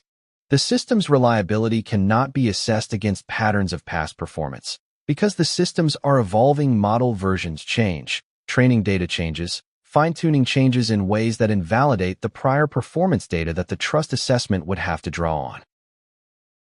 The system's accountability cannot be enforced, because the systems themselves cannot be held accountable in any way that produces the kind of recourse the human accountability framework produces. The systems can be deactivated, retrained, or replaced. The systems cannot be punished. The systems cannot be deterred. The application of the language of trust to artificial intelligence systems, accordingly, smuggles into the discussion a set of assumptions that the underlying technology does not warrant. The language assumes a kind of stable, observable, accountable agent that the systems, by their structural nature, are not. The language produces, in the firms that adopt it, governance frameworks that are designed for a kind of agent. The systems are not frameworks that emphasize earning trust, demonstrating trustworthiness, and managing trust relationships, rather than frameworks that emphasize the kind of operational control that the system's actual structural properties require. The alternative language, in our view, is the language of control. Control is a concept that applies to operational systems whose behavior is being managed by the parties responsible for the system's outcomes. Control is established through the design of the system's permissions, the constraints on its actions, the monitoring of its outputs, the verification of its decisions, and the intervention capabilities the operators retain. Control is, in this sense, an engineering discipline rather than a relational one. The control framework does not ask whether the system can be trusted. The control framework asks whether the system's behavior, across the range of conditions it will encounter, can be reliably constrained to outcomes the operator is willing to accept. The question is more practical than the trust question. The question is also harder to answer in the optimistic direction. The trust question can be answered, in the marketing register, by reference to the principles the firm has adopted, the testing the firm has conducted, the use cases the firm has prioritized. The control question cannot be answered in the same way.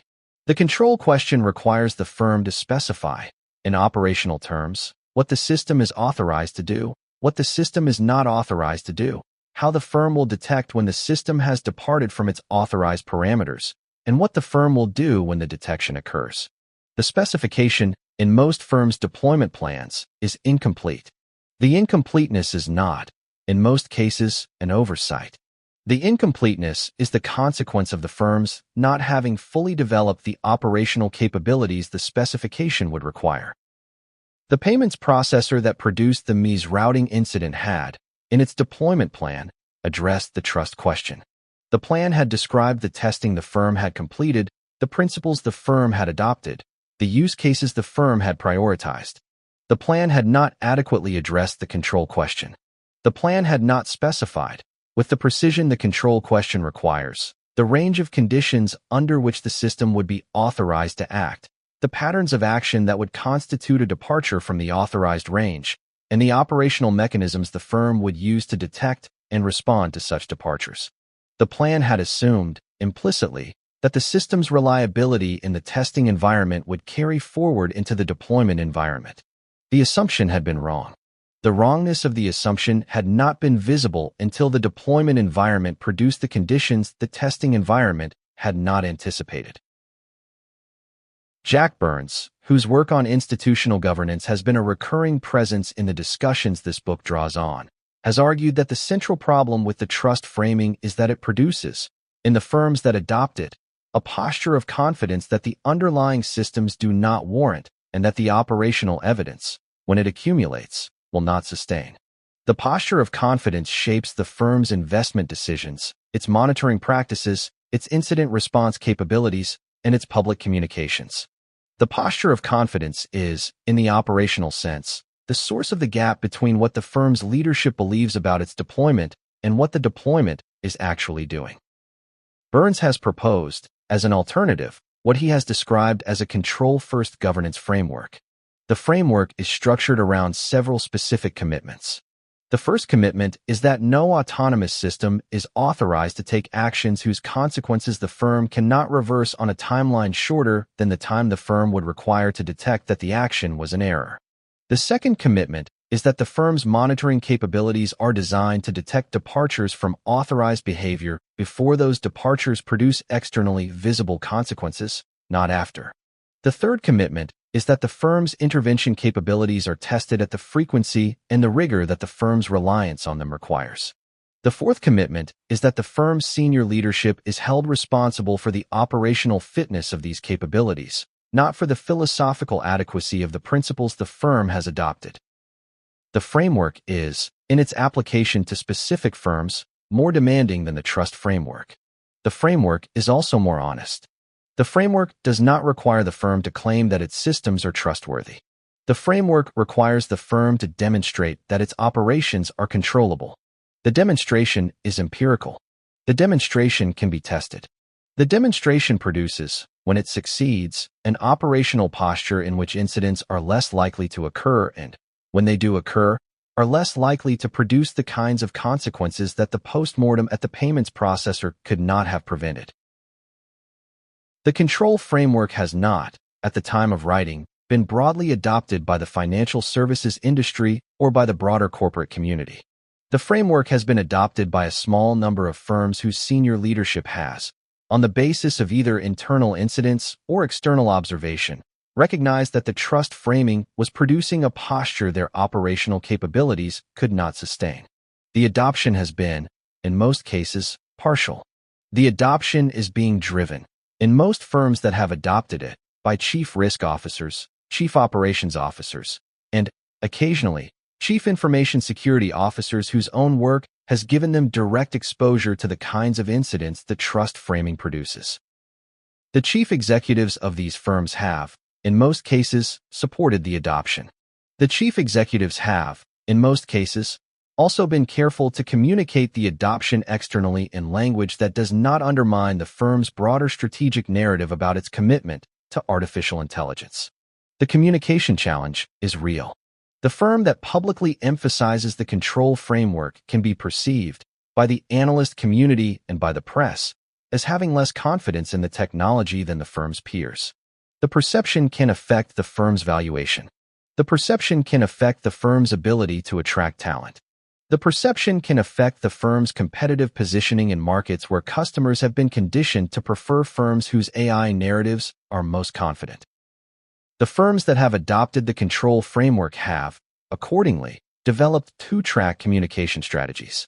The external communications continue to emphasize the firm's commitment to artificial intelligence, the productivity gains the technology has produced, and the firm's adherence to industry best practices.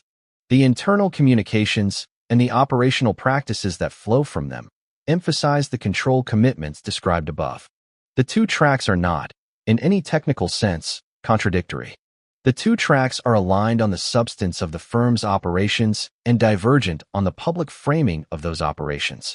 The divergence is a feature of the current market environment, in which the language of trust has acquired a value the operational evidence does not yet justify, and in which the language of control has acquired a stigma that the operational evidence does not yet warrant. Chapter 18. Orchestration versus execution. The payments processor we began with adopted, in the months following the MIS routing incident, a partial version of the control framework. The adoption included new monitoring capabilities, new authorization constraints on the autonomous routing system, new intervention protocols, and a new senior accountability arrangement in which the Chief Operations Officer was given the authority to suspend autonomous routing within a defined time window when specific conditions were observed. The arrangement was tested in 3 internal exercises during the following quarter. The tests produced a set of refinements that, in the firm's assessment, had reduced the probability of a similar incident by an amount that the firm's chief risk officer was prepared to defend in conversations with the board. The arrangement was, in the firm's public communications, not described as a control framework.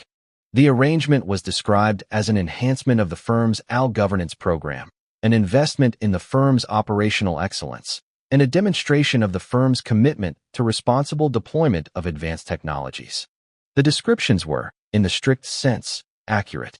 The descriptions were also, in the deeper sense, the firm's adaptation to the communication environment described above. The firm could not, in the current environment, openly describe what it had done. The firm did what it had done, in any event. The doing was the part that mattered. Trust without verification is faith. Faith deployed at machine speed across enterprise scale is not a strategy.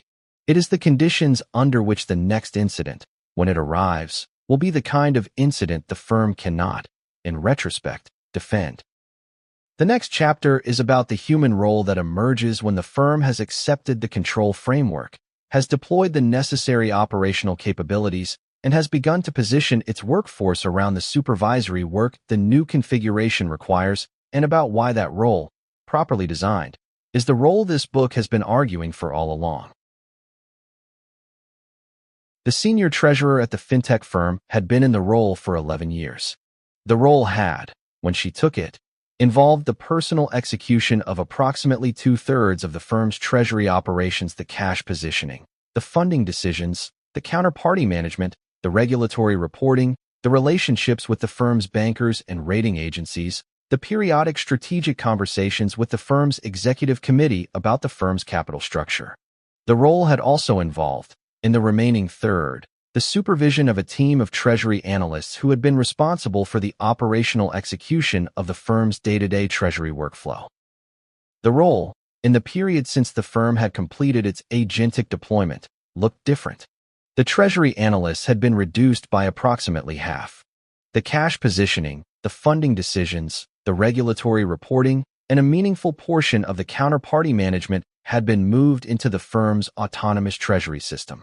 The senior treasurer's calendar, on a typical week, no longer included the operational tasks that had filled it in her earlier years. The calendar now included a different set of activities. The design conversations with the engineering team about how the autonomous system should be configured for the firm's evolving requirements, the verification reviews of the system's outputs across the firm's risk appetite framework, the strategic conversations with the firm's senior leadership about the implications of the system's operational patterns for the firm's broader financial position, and the relationship work with the firm's bankers and counterparties that the autonomous system was explicitly not authorized to perform. The role had, by her own private assessment, become more interesting. The role had also, by the same assessment, become more demanding in a way that the firm's compensation framework had not, in the period of the transition, adequately recognized. The execution work she had previously performed had been quantifiable. The execution work had appeared in the metrics the firm tracked. The orchestration work she now performed was less easily quantifiable. The orchestration work appeared in the firm's metrics only indirectly in the absence of incidents the system might have produced if her orchestration had been less rigorous, in the quality of the relationships her engagement had preserved, in the strategic decisions her input had influenced. The work was real. The work was, in the firm's measurement system, partly invisible. She had been compensated, in the period since the transition, on the basis of the visible metrics. The compensation had not, in any material sense, reflected the structural change in her role. She was, by her own private assessment, doing more important work for the same compensation that the firm had previously paid her for less important work. The arrangement was, in the short run, livable. The arrangement was, on a longer horizon, the kind of arrangement that, in her experience, eventually produced the departure of senior people whose contributions had become structurally undervalued by the firms that employed them. The shift she was experiencing is the shift this chapter is about, and it is, in our view, the central professional shift that the agentic deployment cycle is producing for senior professionals across most industries. The shift is the shift from execution work to orchestration work, from doing tasks personally to directing the autonomous systems that now perform the tasks the senior professional formerly performed. The shift has, in the public discourse about AL's workforce effects, been described in various ways. The most common framing has been the framing of upskilling, the suggestion that the workforce will, in the agentic deployment, be required to develop new skills to work effectively with the new systems. The framing has been advanced by the deploying firms, by the technology vendors, by the consulting community, and by the regulatory bodies that have been considering the workforce implications of the cycle. The framing has been adopted, in modified forms, by the workers themselves, who have been told, with varying degrees of explicitness, that their continued relevance in the new configuration will depend on their ability to acquire the new skills the new systems require. The framing is, in our view, incomplete. The framing captures one aspect of the shift, the skill acquisition aspect, without capturing the more important structural aspect that the orchestration role represents. The orchestration role is not, in most cases, a continuation of the execution role with new tools added. The orchestration role is a structurally different role, with different cognitive demands, different temporal patterns, different accountability arrangements, and different value structures than the execution role it has replaced. The treatment of the shift as a skill acquisition challenge has, in most firms, obscured the structural change the shift actually represents. The structural change has several dimensions worth describing. The first dimension is the temporal change. Execution work is, in most cases, performed on a discrete and bounded timeline. The task arrives, the task is performed, the task is completed, the next task begins. The temporal pattern produces a specific kind of professional rhythm, a rhythm of focus, completion, and movement to the next discrete activity. The rhythm is, for many professionals, the source of the satisfaction the work produces. The satisfaction is the satisfaction of completion. Orchestration work is not, in most cases, performed on a discrete and bounded timeline. The work is continuous. The systems being orchestrated are operating continuously. The orchestrator's attention is, accordingly, deployed continuously across a set of systems whose status is changing in real time. The temporal pattern produces a different professional rhythm, a rhythm of monitoring, intervention, and re-engagement. The rhythm does not produce the same kind of completion satisfaction. The work, in this configuration, is not a series of completed tasks. The work is a continuous condition. The second dimension is the cognitive change. Execution work draws, in most cases, on the practitioner's accumulated expertise in performing the specific tasks the work involves. The expertise is, in the language of the cognitive sciences, primarily procedural, knowing how to perform the operations the role requires. Orchestration work draws on a different cognitive base. Orchestration requires the practitioner to maintain, simultaneously, a model of the systems being orchestrated, a model of the operational environment those systems are operating in, and a model of the firm's risk appetite as it applies to the conditions the systems and the environment are jointly producing. The cognitive load is, in many cases, higher than the cognitive load of execution work. The load is, however, less visible in the artifacts the role produces, because the artifacts are smaller and less obviously the product of the load that produced them. The third dimension is the accountability change. Execution work is, in most firms, attributed to the practitioner who performed it. The attribution produces, in turn, the accountability framework that the firm uses to evaluate the practitioner's performance. Orchestration work is attributed differently. The autonomous system produces the visible outputs. The orchestrator's contribution is the configuration, the verification, and the intervention that shapes what the system produces. The configuration is, in most firms, jointly owned by the orchestrator and the engineering team. The verification is, in most firms, partly automated. The intervention is, in most firms, recorded but not foreground. The orchestrator's accountability for the system's outcomes is, accordingly, both substantial and structurally diffuse. The orchestrator is responsible for the system without owning the system in the way the execution practitioner owned her own work. The fourth dimension is the value change. Execution work produces value the firm can measure in the standard ways: units of output, hours of labor, transactions completed. Orchestration work produces value the firm cannot measure in the same ways. The value is the absence of incidents that would have occurred with worse orchestration. The value is the strategic decisions that the orchestrator's input enabled. The value is the relationships that the orchestrator's engagement preserved. The value is real. The value is, in the firm's measurement framework, partly invisible. The four dimensions, taken together, mean that the shift from execution to orchestration is not a continuation of the prior professional configuration with new tools. The shift is a structurally different professional configuration that the existing performance and compensation frameworks have not, in most firms, been redesigned to accommodate. The non-accommodation has consequences. The orchestrators, who are doing the more demanding work, are, in many firms, being compensated as if they were still performing the execution work. The orchestrators are, in many firms, being evaluated against metrics that do not capture the value their orchestration is producing. The orchestrators are, accordingly, in many firms, in a configuration in which the structural undervaluation of their work is itself a structural feature of the deployment. The orchestrators are, by virtue of their position, the people the firm most needs to retain. The orchestrators are also, by virtue of the same position, the people the firm is, in the current arrangement, most at risk of losing. The retention risk is, in many firms, not yet visible in the standard talent metrics.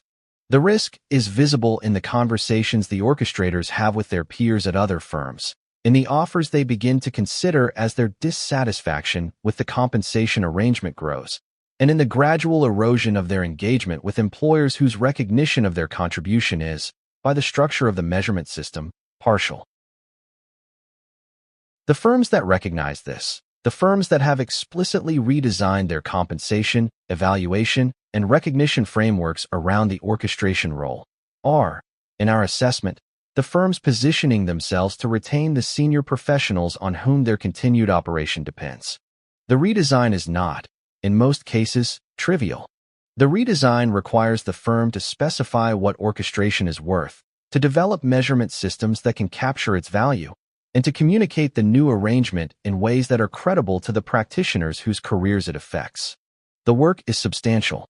The work is also, in the firms doing it, producing the kind of senior practitioner retention that the firms not doing it are quietly losing.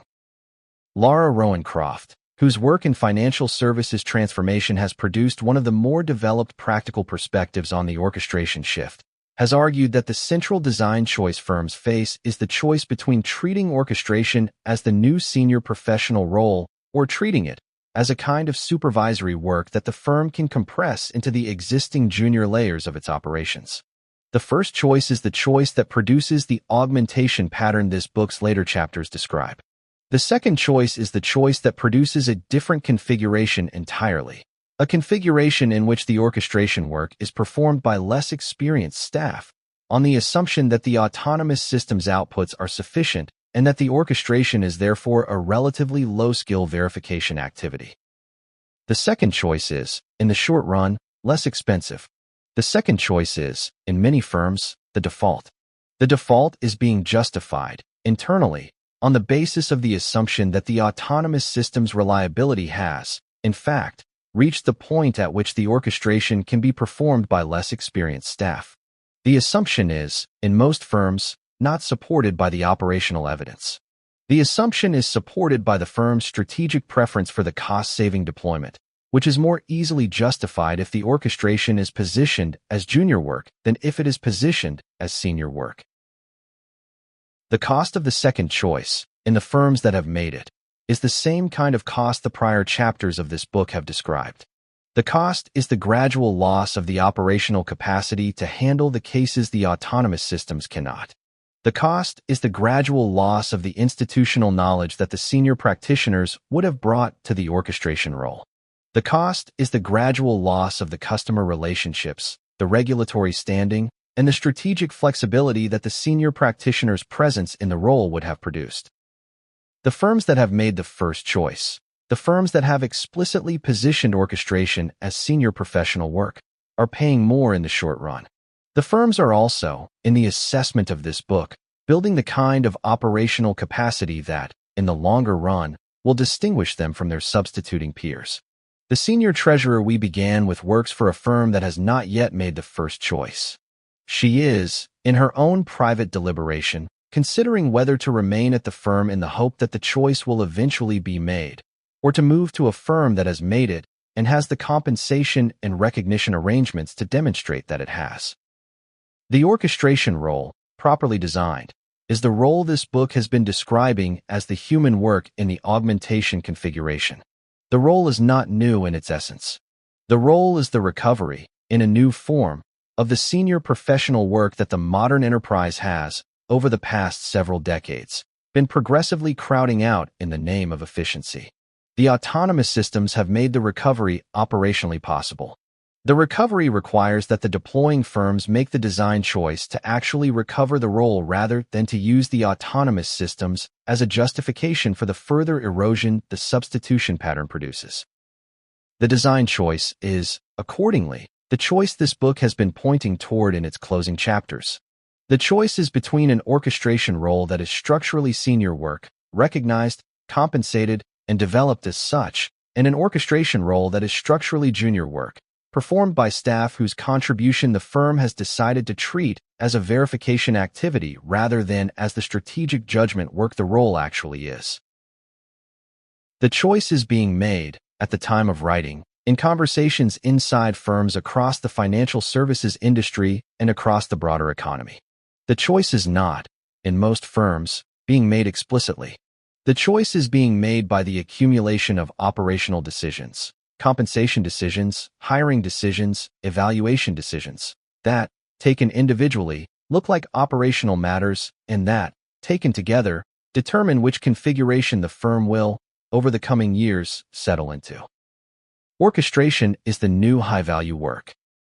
It is also, if the firm decides to design it that way, the new diminishment the worker repositioned as middleware between the systems that act and the humans who used to. The next part of this book is about which of these two configurations the firm will, in the coming years, end up with, and about what the workforce that the right configuration produces actually looks like, in the lives of the professionals whose work it sustains and dignifies. Part 5. The Human Advantage. The Last Job You'll Ever Hate. Marcus had been a commercial underwriter for 22 years. He had, by his own count, read approximately 40,000 loan applications in his career. He had developed, over those years, a particular kind of professional sensibility that he could not, when asked, fully describe a way of reading the financial statements, the personal histories, the industry context, and the various small signals embedded in the applications that allowed him to identify, with a reliability that exceeded the reliability of the formal credit scoring models, which applications would perform and which would not. The sensibility had served him and his employer well. He had, over 22 years, originated a portfolio of loans whose default rate was substantially below the bank's average. He had been promoted, paid bonuses, and, on 3 occasions, recognized in the bank's annual all-employee meeting. He had also, by his own honest accounting, come to find his work increasingly tedious in the past decade. The tedium had not, in any sense he could clearly articulate, been about the work itself. The work itself was interesting. The tedium had been about the volume of administrative overhead that the work had, over the years, accumulated around itself. The forms, the documentation requirements, the regulatory reporting, the system entries, the compliance checklists, the various periodic recertifications that the bank's risk management framework required. The overhead had, by his estimate, grown from roughly 15% of his working time to roughly 60% over the course of his career. The actual underwriting, the reading, the judgment, the analysis had shrunk in proportion. He had, on several occasions in the past few years, considered taking an early retirement package, primarily because the work he had loved had been progressively crowded out by the work he had not chosen and did not particularly enjoy. The package he eventually chose to consider was not, however, the early retirement package. It was, instead, the option that the bank had begun offering to its senior underwriters approximately 18 months earlier, an option in which the underwriter retained their original role, with their original compensation and their original portfolio responsibilities, but had access to a suite of AI tools that the bank had developed specifically to handle the administrative overhead that had been accumulating around the role. Marcus had been skeptical of the option at first. He had read enough about AI deployments in other industries to know that the typical pattern was the gradual displacement of senior professionals by systems that could perform their work at lower cost. He had assumed that the bank's offering was a variant of that pattern, dressed up in language designed to make it palatable to the underwriters whose jobs would, in due course, be eliminated. He had been, by his own subsequent acknowledgement, wrong about this. The bank's deployment, as it actually operated, did something different from the displacement pattern. The deployment had been designed, after 18 months of internal debate between several senior leaders, around a particular hypothesis that ran against the prevailing industry consensus. The hypothesis was that the bank's senior underwriters were producing, through their accumulated judgment, value that the bank could not afford to lose and that no AI system in the foreseeable horizon could fully replace. The hypothesis was that the right deployment, accordingly, was not the one that minimized the role of the senior underwriters, but the one that maximized their ability to apply their judgment to the cases where their judgment mattered most. This hypothesis had not been easy to defend internally. The competing hypothesis, that the underwriting function could be substantially automated and the senior staff reduced accordingly, had been argued, with some force, by other leaders in the bank who had been studying the same industry literature and who had reached different conclusions about its implications. The competing hypothesis had, at one point, appeared likely to prevail. The eventual decision to pursue the augmentation hypothesis had been, in significant part, the result of a particular senior executive, the bank's head of commercial banking, who had herself been an underwriter earlier in her career, making the argument with enough authority and persistence that the executive committee had eventually adopted her recommendation. The deployment, accordingly, was structured around augmentation. The AI tools handled the documentation, the form filling, the data extraction from financial statements, the cross-referencing against external databases, the initial screening of applications against threshold criteria, the generation of standard analytical packages, and the production of the various reports that regulatory and internal compliance requirements specified. The underwriters reviewed the AI output, applied their judgment to the cases that the tools flagged as requiring senior attention, made the actual underwriting decisions, and produced the relationship management that the bank's commercial customers had, over years, come to expect from senior underwriters who knew their businesses. The deployment had been, by the standard metrics, successful. The underwriting throughput per senior underwriter had increased. The default rates had remained at the historical levels. The customer satisfaction scores had improved. The regulatory compliance scores had improved. The cost per loan had declined modestly, on a basis that the finance team had been able to defend in the quarterly reviews. What the standard metrics did not capture was the change in the daily experience of the senior underwriters. The change was the part that, by Marcus's account, mattered most. Marcus's working day, in the deployment configuration, looked different from his working day before the deployment. He arrived at his desk at his usual hour. He opened his queue of applications. The applications had, before they reached his queue, been processed by the AI tools, the financial statements parsed, the credit history pulled, the industry context summarized, the standard analytical package generated, the initial risk indicators flagged. The package that arrived on his desk was not the raw application. The package was the application with its administrative scaffolding already in place. His work, accordingly, was to read the application, the actual application, the substantive part of it, and to apply his judgment. He could read the financial statements directly, not through the lens of the forms the documentation requirements had been forcing him to fill out. He could think about the borrower's industry context, not through the lens of the standardized industry questionnaire that had previously consumed an hour of his attention. He could form a view about the borrower's character, the strength of the management team, the durability of the business model, the things he had been hired to evaluate 22 years earlier, and that had, over the intervening decades, been progressively crowded out of his calendar by the administrative apparatus around them. He could, in the deployment configuration, do the work he had been hired to do. The administrative apparatus still existed. It still produced the artifacts that the bank's various stakeholders required. The apparatus was now, however, generated by the AI tools, reviewed by him for accuracy, and submitted into the various systems that consumed it. The apparatus was no longer his work. It was the support around his work, which was the configuration the apparatus had originally been intended to provide, and which the apparatus had, over years, drifted away from in the typical pattern of administrative accretion. The result was that Marcus, after 18 months in the deployment configuration, was producing his best work in approximately a decade. He was identifying credits that the formal models had not flagged.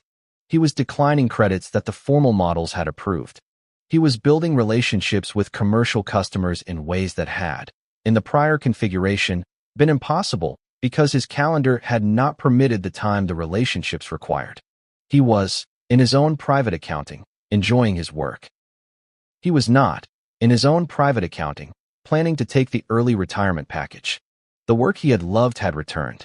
The work he had not loved had been absorbed by the tools that the bank had deployed to absorb it. The trade was, by his honest evaluation, favorable. The bank's deployment is not, at the time of writing, the dominant pattern in the industry. The dominant pattern remains the substitution pattern, the deployment of AI systems with the explicit or implicit goal of reducing the human workforce that previously performed the function. The substitution pattern produces the cost savings that the financial models reward and that the executive incentive structures align toward. The augmentation pattern that the bank deployed produces different gains in quality, in customer relationships, in employee retention, in the resilience of the underwriting function, that are less easily expressed in the financial models that dominate executive decision-making. The choice between the two patterns is not, in any technical sense, dictated by the technology. The same technology can be deployed in either pattern. The deployment that produces the substitution pattern uses the technology to do what the human workers were doing, with reduced human supervision and reduced human headcount. The deployment that produces the augmentation pattern uses the technology to absorb the administrative load that the human workers had been carrying, freeing the human workers to do the substantive judgment work that the human workers had been hired to do. The choice between the two patterns is, accordingly, a managerial choice. It is the choice of what kind of organization the deploying entity wants to be. The choice has consequences that extend well beyond the immediate cost savings calculation into the structure of the workforce, the quality of the work product, the durability of the customer relationships, and the long-term capability of the organization to do work that requires the kind of judgment the human workers have been accumulating over their careers. The substitution pattern is, in most organizations, the default. The default exists because the financial models reward it, because the executive incentives align toward it, because the consulting firms recommending the deployments specialize in producing the cost reduction narratives that justify it, and because the surrounding industry conversation has, in the current period, framed AI deployment primarily through the substitution lens. The default is, accordingly, the easier choice to defend in the executive committee. The augmentation pattern is the harder choice.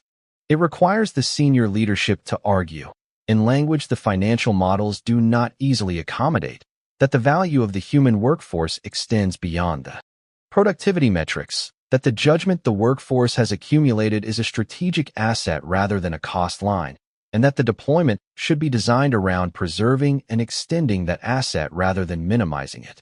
The argument requires conviction. The argument requires standing.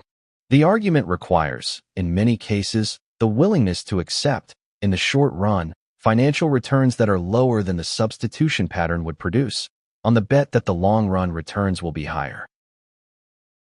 The bet is, in most organizations, not made. The bet is being made, however, in a small but growing number of organizations, and the early evidence from those organizations is suggestive. The augmentation deployments are, in many cases, producing better customer outcomes, higher employee retention, lower turnover-driven knowledge loss, and competitive advantages in market segments where the human relationship still matters. The early evidence is not yet conclusive. The early evidence is, however, sufficient to support a serious consideration of the augmentation pattern as an alternative to the prevailing substitution default. The title of this chapter is also the title of the book that Marcus's bank CEO had, in the period of internal debate that preceded the deployment, given to each member of the executive committee.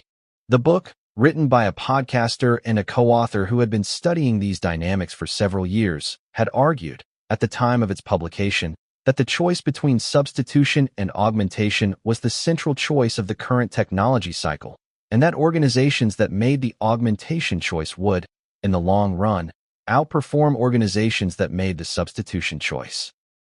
The CEO had, in the meeting where the executive committee made its decision, cited the book's argument. The argument had not, by itself, produced the decision. The decision had been produced by the combination of the argument, the advocacy of the head of commercial banking, the operational evidence from a small pilot the bank had run, and the senior leadership's willingness to defy the prevailing industry consensus. The book had been one input among several.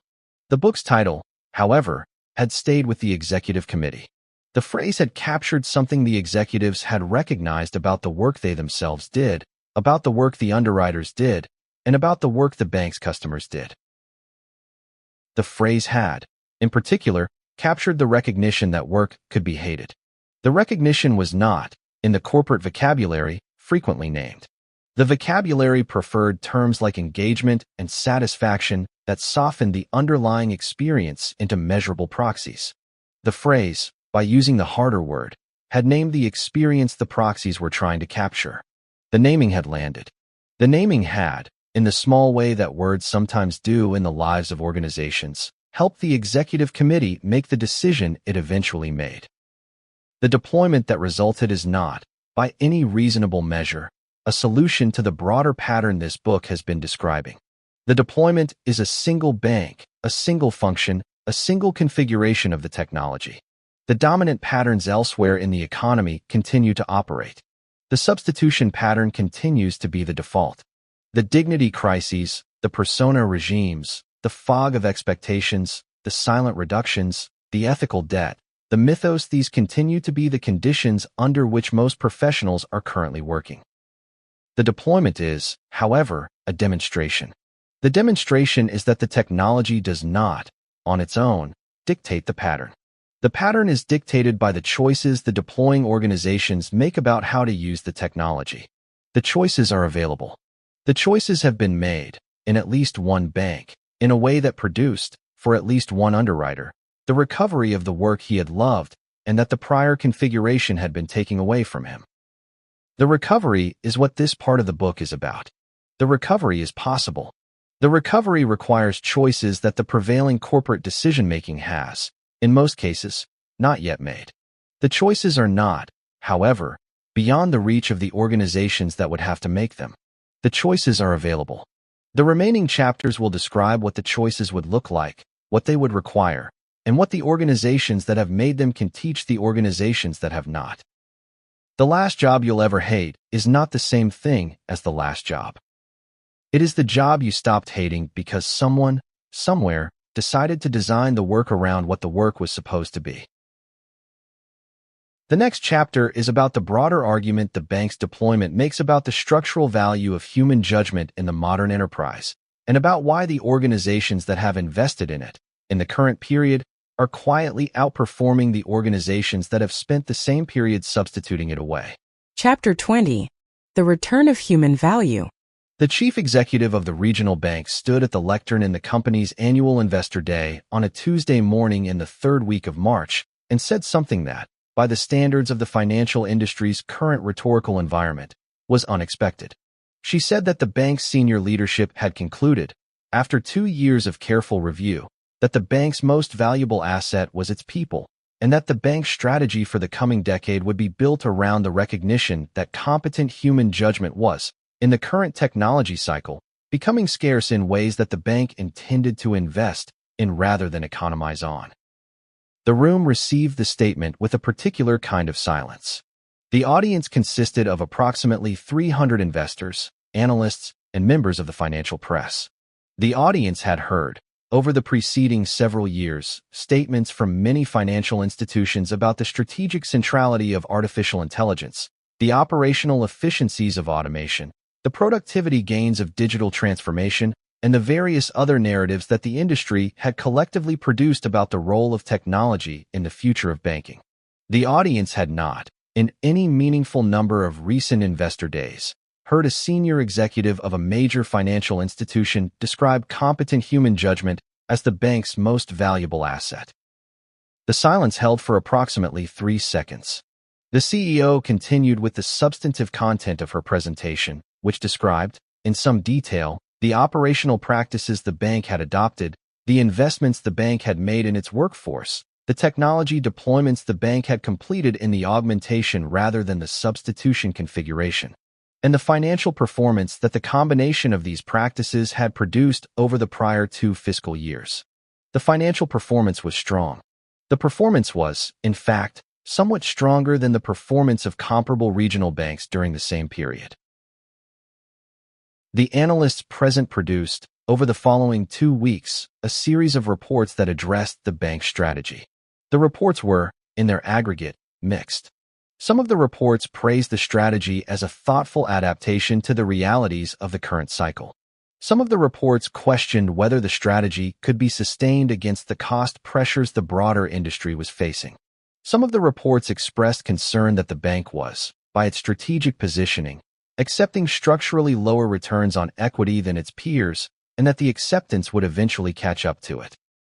The CEO read the reports. She had, in the weeks before the investor day, anticipated each of the responses. She had prepared, in her own private notes, the responses she would offer if any of the analysts pushed her on them in subsequent earnings calls. She had also, in the same private notes, recorded the longer-term thesis under which the strategy operated, in which she did not, at the investor day, fully articulate, because the longer-term thesis was a thesis the market was not yet ready to hear. The thesis is the thesis of this chapter, and it is worth describing because it provides the framework within which the augmentation deployment we discussed in the prior chapter and the broader pattern this part of the book is about can be evaluated. The thesis has 3 components. The first component is that the productivity gains being captured by the substitution pattern in the current cycle are real but bounded. The substitution pattern produces savings on the visible cost line, the labor costs that are real and that show up in the financial statements. The substitution pattern produces costs on the less visible lines, the customer attrition, the institutional knowledge loss, the increased ethical debt, the degraded operational resilience that are also real but that do not, in the short run, show up in the financial statements with the same visibility. The net effect, in the short run, is positive for the deploying organization. The net effect, on a longer horizon, is uncertain and is increasingly turning negative for the organizations that have pursued the substitution pattern most aggressively. The second component is that the value of human judgment in the modern enterprise is increasing rather than decreasing. The increase is being driven by several factors. The first factor is the growing complexity of the operational environment, in which the systems the organization operates have become numerous enough and interconnected enough that no automated process can be confidently relied on to handle the full range of conditions the operation will encounter. The second factor is the growing regulatory environment, in which the consequences of getting things wrong have become substantial enough that organizations have a strong interest in human review and accountability at decision points that matter. The third factor is the growing customer expectation environment, in which customers have, after extended exposure to automated interactions, developed a marked preference for human contact in the cases that matter to them. The fourth factor is the growing scarcity of competent human judgment, which is being produced by the dynamics this book has been describing: the dismantling of the apprenticeship, the silent reductions, the dignity crises that have been driving senior professionals out of the workforce earlier than they would otherwise have left. The third component is that the organizations that have invested in human judgment during the current cycle are positioning themselves to capture the value that the organizations that have substituted human judgment away will, on a longer horizon, find themselves unable to produce. The positioning is, at the time of writing, not visible in the standard performance metrics that the public markets reward. The positioning is, however, visible in operational indicators that the management teams of the investing organizations are tracking: the customer retention rates, the employee engagement levels, the rate at which the organization is able to handle exception cases, the rate at which the organization is able to identify and respond to risks that the automated systems do not surface, the rate at which the organization is able to absorb shocks that the substituting organizations find themselves unable to manage. The thesis is, accordingly, a thesis about the changing structure of competitive advantage in the modern enterprise. The advantage that the substitution pattern produces is being arbitraged away by the speed at which the substitution pattern is being adopted across the industry. Once every regional bank has substituted its underwriting function, the cost savings are no longer a source of competitive differentiation. They are the new baseline. The differentiation, on the next horizon, will come from the organizations whose underwriting function continues to produce decisions that the automated baselines cannot, the cases where the financial model approves a loan that the experienced underwriter would have declined, the cases where the model declines a loan that the experienced underwriter would have approved with appropriate structure, the cases where the human relationship retains the customer who would otherwise have left for a competitor. The thesis is not original to this book. It has been advanced, in various forms, by several writers and practitioners over the past several years. The thesis has not, in those years, been broadly adopted by the corporate decision-making establishment. The reasons for the non-adoption are familiar. The first reason is that the thesis runs against the prevailing industry consensus. The prevailing consensus is the substitution consensus, supported by the management consulting industry, the financial press, the technology vendor community, and the investor analyst community. The consensus is mutually reinforcing. The consultants recommend the substitution because the substitution is what the consultants have built their service offerings around. The financial press covers the substitution because the substitution is what the consultants are recommending. The technology vendors price their products around the substitution use case because the substitution use case is what the consultants are recommending and the financial press is covering, and the analysts evaluate the companies against the substitution benchmarks because the benchmarks are what the consulting community and the financial press have established as the relevant frame. The mutual reinforcement makes the consensus difficult to dislodge from inside any single organization, which is operating against the inertia of the entire surrounding ecosystem. The second reason is that the financial returns of the substitution pattern are realizable on the timeline that the public markets reward, while the financial returns of the investment pattern are realizable on a longer timeline. The CEO who substitutes can show the cost savings in the next quarter. The CEO who invests cannot show the equivalent returns for several years and may not show them in the standard financial metrics, ever, because the returns of the investment pattern take the form of avoided losses and preserve capabilities rather than the visible cost reductions that the substitution pattern produces.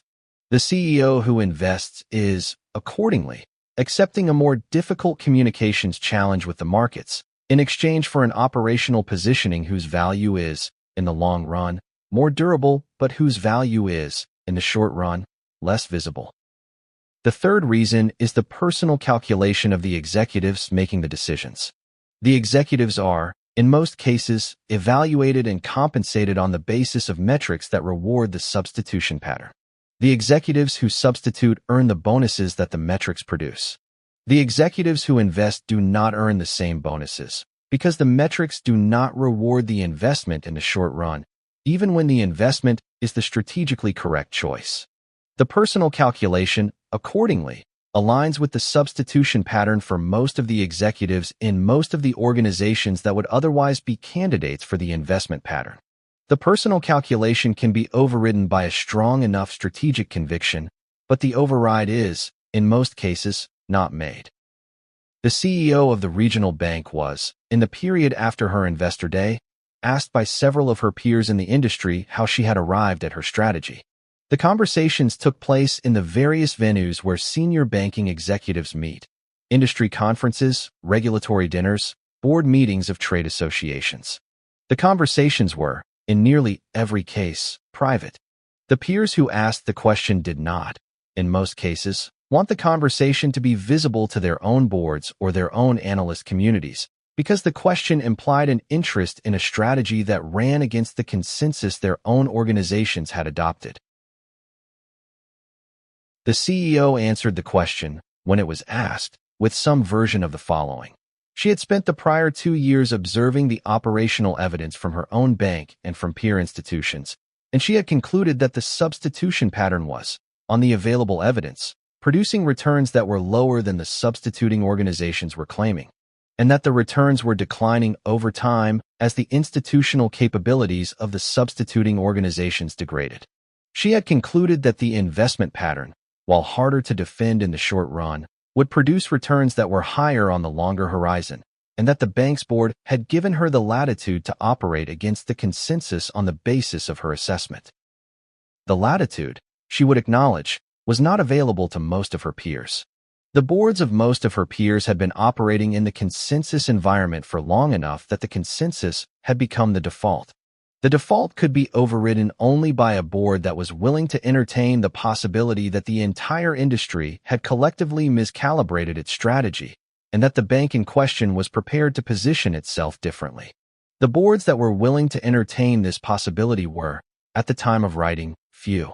The willingness was, in her assessment, growing, primarily because the operational evidence from the substituting organizations was beginning to surface in ways that the boards were starting to notice. She expected, she would tell her peers, that within 5 to 10 years the consensus would shift, and that the organizations that had invested during the current period would be recognized, in retrospect, as having made the strategically correct choice. The recognition would come too late for many of the organizations that had pursued the substitution pattern most aggressively. Some of those organizations would, by the time of the recognition, have lost capabilities that they could not easily rebuild. Others would have lost customers who had migrated to the investing organizations during the period when the differences were most acute. Others would have lost senior talent who had retired or moved to competitors during the period when the substitution pattern was producing the dignity crises this book has described. The CEO's strategy was, in the strict sense, a bet. The bet was that the structural value of human judgment in the modern enterprise would, over the coming decade, become increasingly visible in the financial performance of the organizations that had invested in it. The bet had not yet, at the time of the investor day, been validated by the standard metrics that the public markets reward. The bet was being validated, however, by an increasing range of operational indicators that suggested the structural value was beginning to surface. The bet may, in the fullness of time, be wrong. The investment pattern may produce returns that are lower than the substitution pattern, even on the longer horizon. The technology may improve in ways that close the capability gap between human judgment and automated processes, and may close it on a faster timeline than the CEO's strategy assumes. The customer expectations may shift in ways that make the human contact less valuable than the strategy assumes. The regulatory environment may evolve in ways that reduce the value of human review. Each of these is a possible future. None of them is, on the current evidence, the most likely future. The strategy is the strategy of a CEO who has looked at the evidence and concluded that the most likely future is one in which the human judgment becomes more valuable rather than less. The strategy, if it is right, will produce a bank that, in a decade, is operating with higher margins, deeper customer relationships, and a more capable workforce than its peers. The strategy, if it is wrong, will produce a bank that has accepted somewhat lower returns for somewhat lower realized benefit. The downside is bounded. The upside is substantial. The asymmetry, in the CEO's judgment, justifies the bet. The bet is, in the broader landscape of this book, the bet that the next chapters will describe in more detail, the bet that the substitution pattern is, in significant part, a historical artifact of a particular moment in the technology cycle, and that the augmentation pattern is the configuration toward which the most capable organizations will, in the coming years, migrate. The migration will not be uniform. The migration will not be fast. The migration will, in the assessment of this book, be the dominant structural movement of the latter half of the current decade, and will produce, by the end of it, an industry landscape in which the organizations that invested in human judgment have established the strategic positioning that the organizations that substituted it away will find themselves unable to rebuild on any reasonable timeline. The CEO returned to her office. She had a board meeting the following week. The board would, again, ask her how the strategy was performing against the substituting peers. She would, again, present the evidence.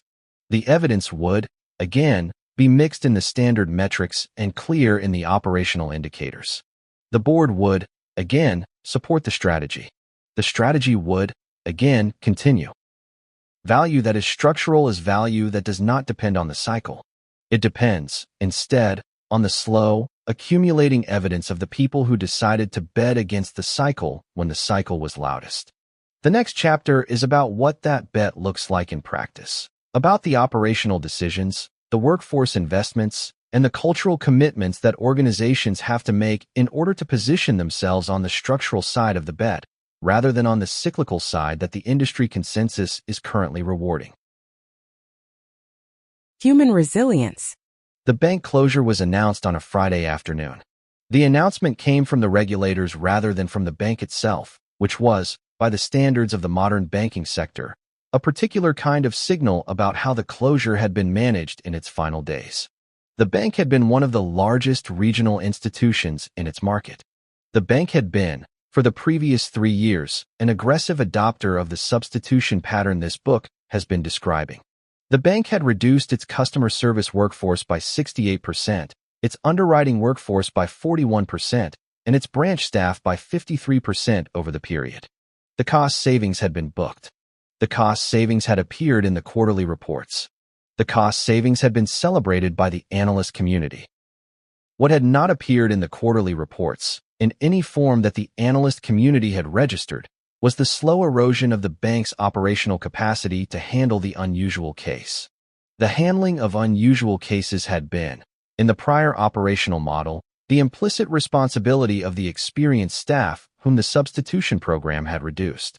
The experienced staff had handled the cases that the automated systems flagged for human review, the cases that the customers escalated, the cases that the regulators inquired about, and the cases that the bank's own internal monitoring surfaced as requiring attention. The volume of these cases, in any given week, was modest. The volume of these cases, summed across a quarter, was meaningful. The volume of these cases, in a period of market stress, was substantial. The market stress arrived in the third quarter of the bank's substitution program's fourth year. The stress was not, by historical standards, severe. It was the kind of event that the banking industry had experienced multiple times in the prior decade and had, on each occasion, absorbed without significant incident. The bank's automated systems handled the routine cases. The stress produced.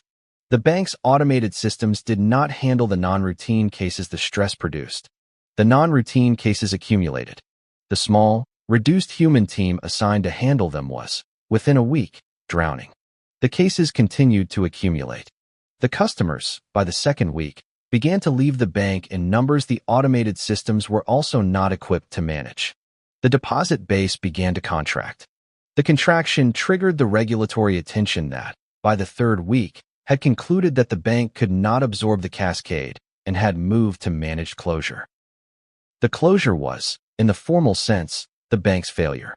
The closure was, in the structural sense, the predictable consequence of an operational model that had been optimized for cost in normal conditions and had been left, in the moment of stress, without the buffer of human judgment that the prior model had implicitly provided.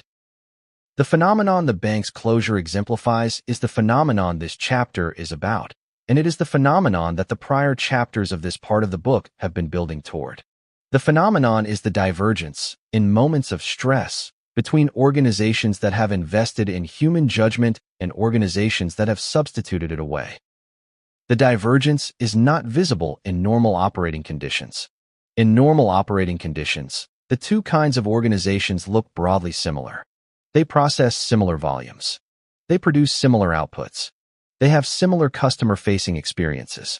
The substituting organization has lower costs, which appear as higher margins in the financial statements. The investing organization has higher costs, which appear as lower margins. The analyst community, evaluating the two organizations against each other, generally prefers the substituting organization because the higher margins are easier to defend in the standard financial framework that the analyst community applies. The divergence becomes visible in conditions that depart from normal. The departures take many forms. They can be market stresses, like the one that closed the bank in our opening. They can be regulatory inquiries that require the organization to produce, on short notice, evidence of its decision-making processes. They can be customer service crises, like the one that produced the press cycle for the bank in Chapter 13. They can be operational incidents, outages, security breaches, supply chain disruptions, public relations events that require the organization to mobilize, in real time, the kind of judgment that no automated system has been designed to provide. In each of these departures, the substituting organization discovers that the operational capacity it had reduced was not, in fact, available to be reduced. The capacity was the buffer the prior operational model had been providing. The buffer was invisible in normal conditions because the buffer was, in normal conditions, not needed. The substituting organization had reasoned that the absence of need meant the absence of value. The reasoning was wrong. The reasoning had absorbed the visible benefit of the substitution without accounting for the invisible cost, the buffer that the substitution had also eliminated. The investing organization, in the same conditions, has a different experience. The investing organization has, by virtue of its investment pattern, retained the operational capacity that the substituting organization eliminated. The capacity, in normal conditions, has been visible as the higher cost that the analyst community has criticized. The capacity, in the stress conditions, becomes visible as the operational resilience that the substituting organization lacks. The resilience takes specific forms. The investing organization has senior staff who can handle the unusual cases the stress produces. The investing organization has the institutional knowledge to identify which cases are dangerous and which are routine. The investing organization has the relationships with customers, regulators, and partners that allow it to communicate, in stress conditions, in ways that preserve the credibility the institution will need when the stress passes. The investing organization has the judgment to make decisions, in the moment, that no automated process has been programmed to make, and that no playbook has been written to handle. The resilience, accordingly, is the operational expression of the investment pattern. It is the thing the investment pattern produces that the substitution pattern does not. It is not visible in the standard performance metrics. It is, in the moment of stress, the difference between the organization that survives and the organization that closes. This is the structural argument for the investment pattern, and it is an argument that the substituting organizations have, in most cases, not yet absorbed. The argument is not, in any single year, easy to make. The investing organization is accepting lower margins for several consecutive years in exchange for resilience that may or may not be needed in any given year. The argument requires conviction about the probability of stress events, the magnitude of the costs they would produce, and the institutional patience to maintain the investment through periods in which the substituting peers appear to be outperforming. The argument is also, when the stress arrives, the argument that produces survival. There is a particular kind of executive who has, in the period this book describes, begun to make this argument inside her own organization. The executive is, in most cases, not the CEO. The CEO is in most cases too constrained by the analyst community to articulate the argument fully. The executive is, in most cases, a senior operations leader, a chief risk officer, or, occasionally, a chief financial officer who has spent enough time in the operational reality of the organization to recognize the buffer that the substitution program is eliminating. The executive makes the argument inside the organization in various forms. The argument is, in some cases, expressed as a risk management concern. It is, in some cases, expressed as a regulatory compliance concern. It is, in some cases, expressed as a customer experience concern. It is, in some cases, expressed as a workforce strategy concern. The framing varies according to the audience. The underlying argument is consistent. The substitution program is removing operational capacity that the organization will, at some future point, need. The argument, when it is made, is usually received in one of two ways. It is received, in some organizations, as the kind of operational pessimism that the executive committee has been trained to discount. The pessimism is filed. Chapter 22: The New Apprenticeship. The substitution program continues. The executive who made the argument, in some cases, leaves the organization on a horizon of 1 to 3 years, having concluded that the argument is not going to be heard. The executive may, in some cases, be replaced by a successor who is more aligned with the substitution program. The new successor may, in due course, watch the predicted stress event arrive and have the experience of being the executive in the room when the operational capacity proves to have been inadequate to the moment. The argument is, in other organizations, received as a legitimate strategic consideration. The executive committee adjusts the substitution program. The adjustment may take the form of slower pace, more selective application, or explicit investment in the operational capacity the program would otherwise have reduced. The adjustment is, in most cases, partial. The substitution program, even adjusted, continues. The investment, even sustained, is modest. The organization moves, slowly, towards something closer to the investment pattern, without ever fully committing to it. The organization, in this configuration, occupies a middle position that produces some of the cost savings of the substitution pattern and some of the resilience of the investment pattern. The middle position, in many cases, is the most defensible posture an organization can adopt given the competing pressures it is operating under. The middle position is also, in stress conditions, generally more resilient than the pure substitution pattern, although less resilient than the pure investment pattern. The deeper observation, when one looks across the organizations that have made each of these choices, is that the choice is not, in most cases, made on the basis of a structural analysis of operational resilience. The choice is made on the basis of the immediate financial pressures the organization is operating under, the prevailing industry consensus the organization is responding to, and the personal incentives of the executives making the decision. The structural analysis is, in most organizations, available. It has been done by some person at some point, in some part of the organization. The structural analysis has not, in most organizations, been the basis on which the substitution program was approved. The substitution program was approved on the basis of the cost savings, with the structural considerations treated as either irrelevant or as concerns to be managed within the program. This is the central inefficiency of the current corporate decision-making environment. The decisions that produce the largest long-run consequences are being made on the basis of the considerations that are most easily measured in the short run, and the considerations that produce the long-run consequences are being deferred to assessments that, in most organizations, the executive committee does not formally conduct. The deferral is not a failure of any individual executive. The deferral is a feature of the system. The executives are operating in a system in which the metrics that produce executive compensation reward the short-run considerations. The analyst community evaluates the company on the short-run considerations, and the press covers the short-run considerations. The long-run considerations are, in this configuration, the responsibility of no specific executive function.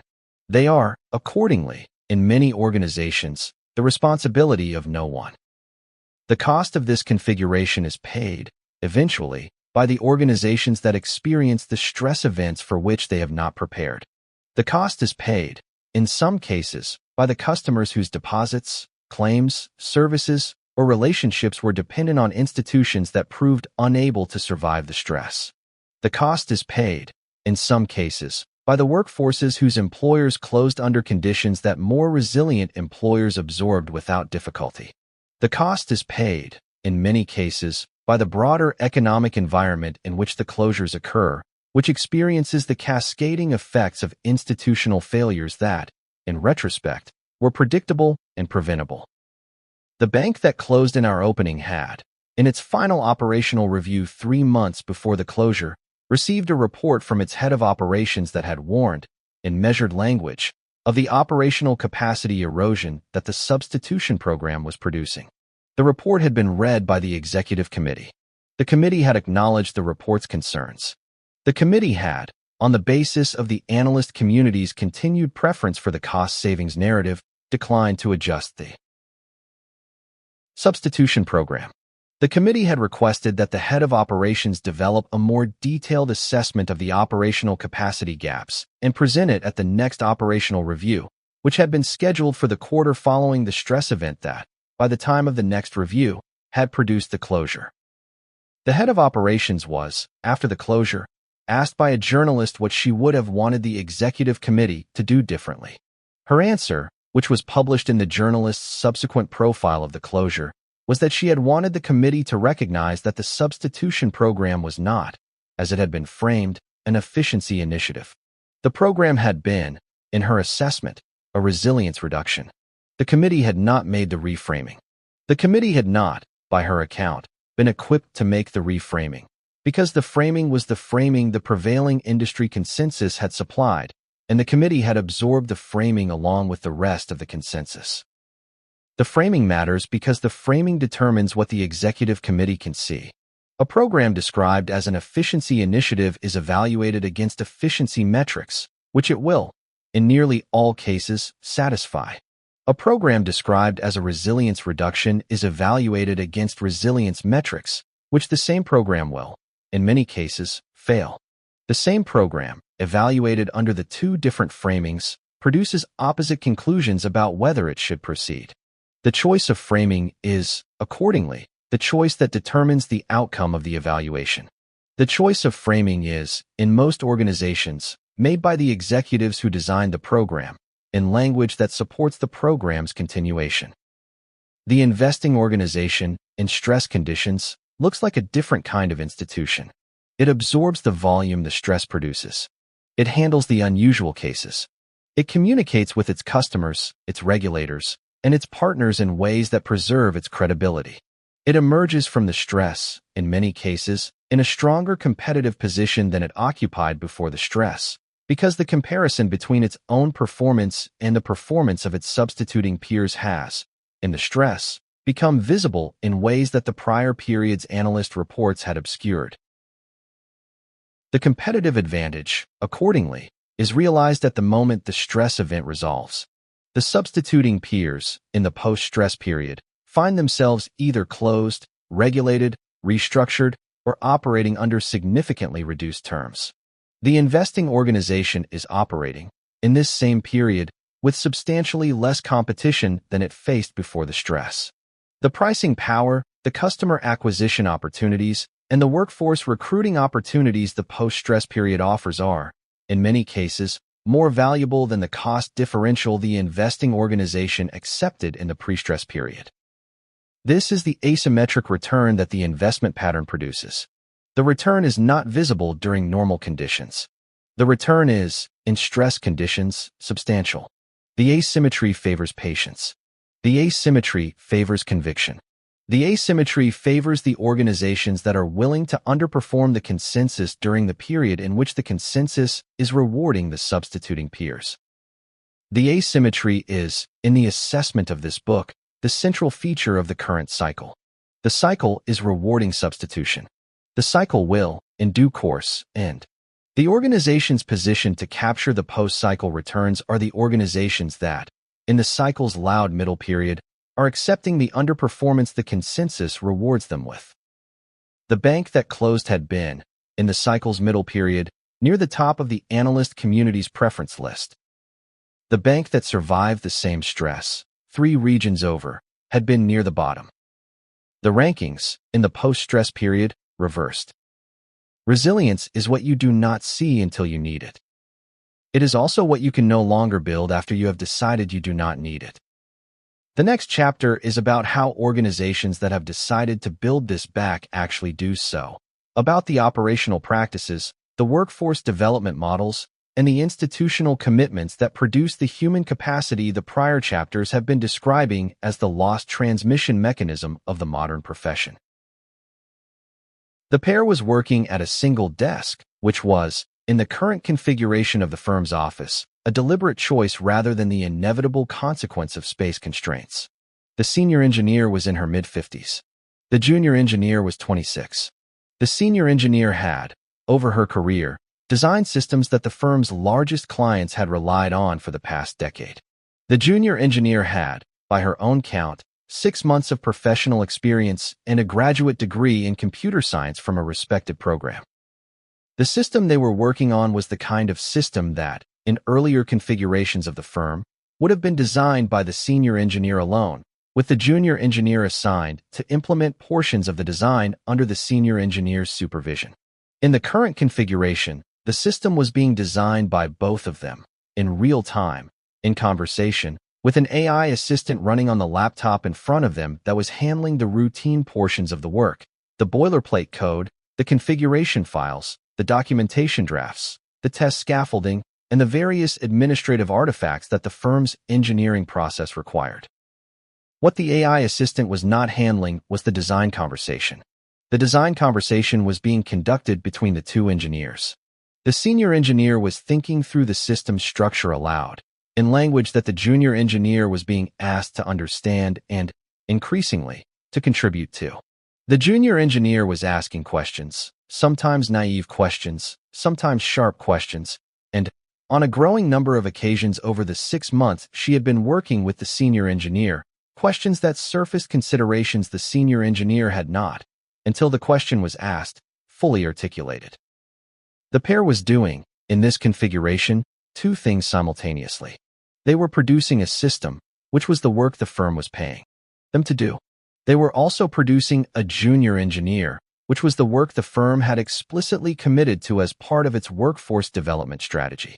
The 2 outputs were being produced together, in the same conversation, with the AI assistant handling the routine work that, in the prior configuration, would have consumed the junior engineer's time and prevented the design conversation from taking place. The configuration the pair was operating in is what this chapter calls the new apprenticeship. The configuration is not, in any technical sense, new. The configuration is the recovery, in modified form, of the apprenticeship arrangement that Chapter 9 described as having been dismantled across most modern professions over the prior decade. The recovery, where it has occurred, has required several specific design decisions on the part of the organizations that have made it. The decisions are not numerous, but they are non-obvious, and they run against the prevailing patterns of AI deployment that the industry has been adopting. They are worth describing in some detail, because the decisions are the decisions that the organizations contemplating their own apprenticeship recovery will have to make for themselves. The first decision is the choice of what the AI assistant is allowed to do. In the prior configuration, the AI assistant would have been deployed to do the work that the junior engineer would otherwise have done. The deployment would have reduced the junior engineer's billable hours, justified the reduction of the junior engineer headcount, and proceeded along the path that Chapter 9 described. The new configuration makes a different choice. The AI assistant is deployed to do the work that no one is learning from the boilerplate, the configuration, the documentation, the administrative scaffolding. The junior engineer, accordingly, is freed to do the work she is learning from, the design conversations, the architectural reviews, the debugging of subtle issues, the negotiation of trade-offs with stakeholders. The AI assistant absorbs the work that produces the artifacts the system requires. The junior engineer produces the judgment that the firm requires her to develop. The second decision is the choice of how the senior engineer's time is allocated. In the prior configuration, the senior engineer's time would have been allocated to the work the senior engineer was uniquely qualified to do, the difficult design problems, the high-stakes architectural reviews, the senior-level decisions that the firm had hired her to make.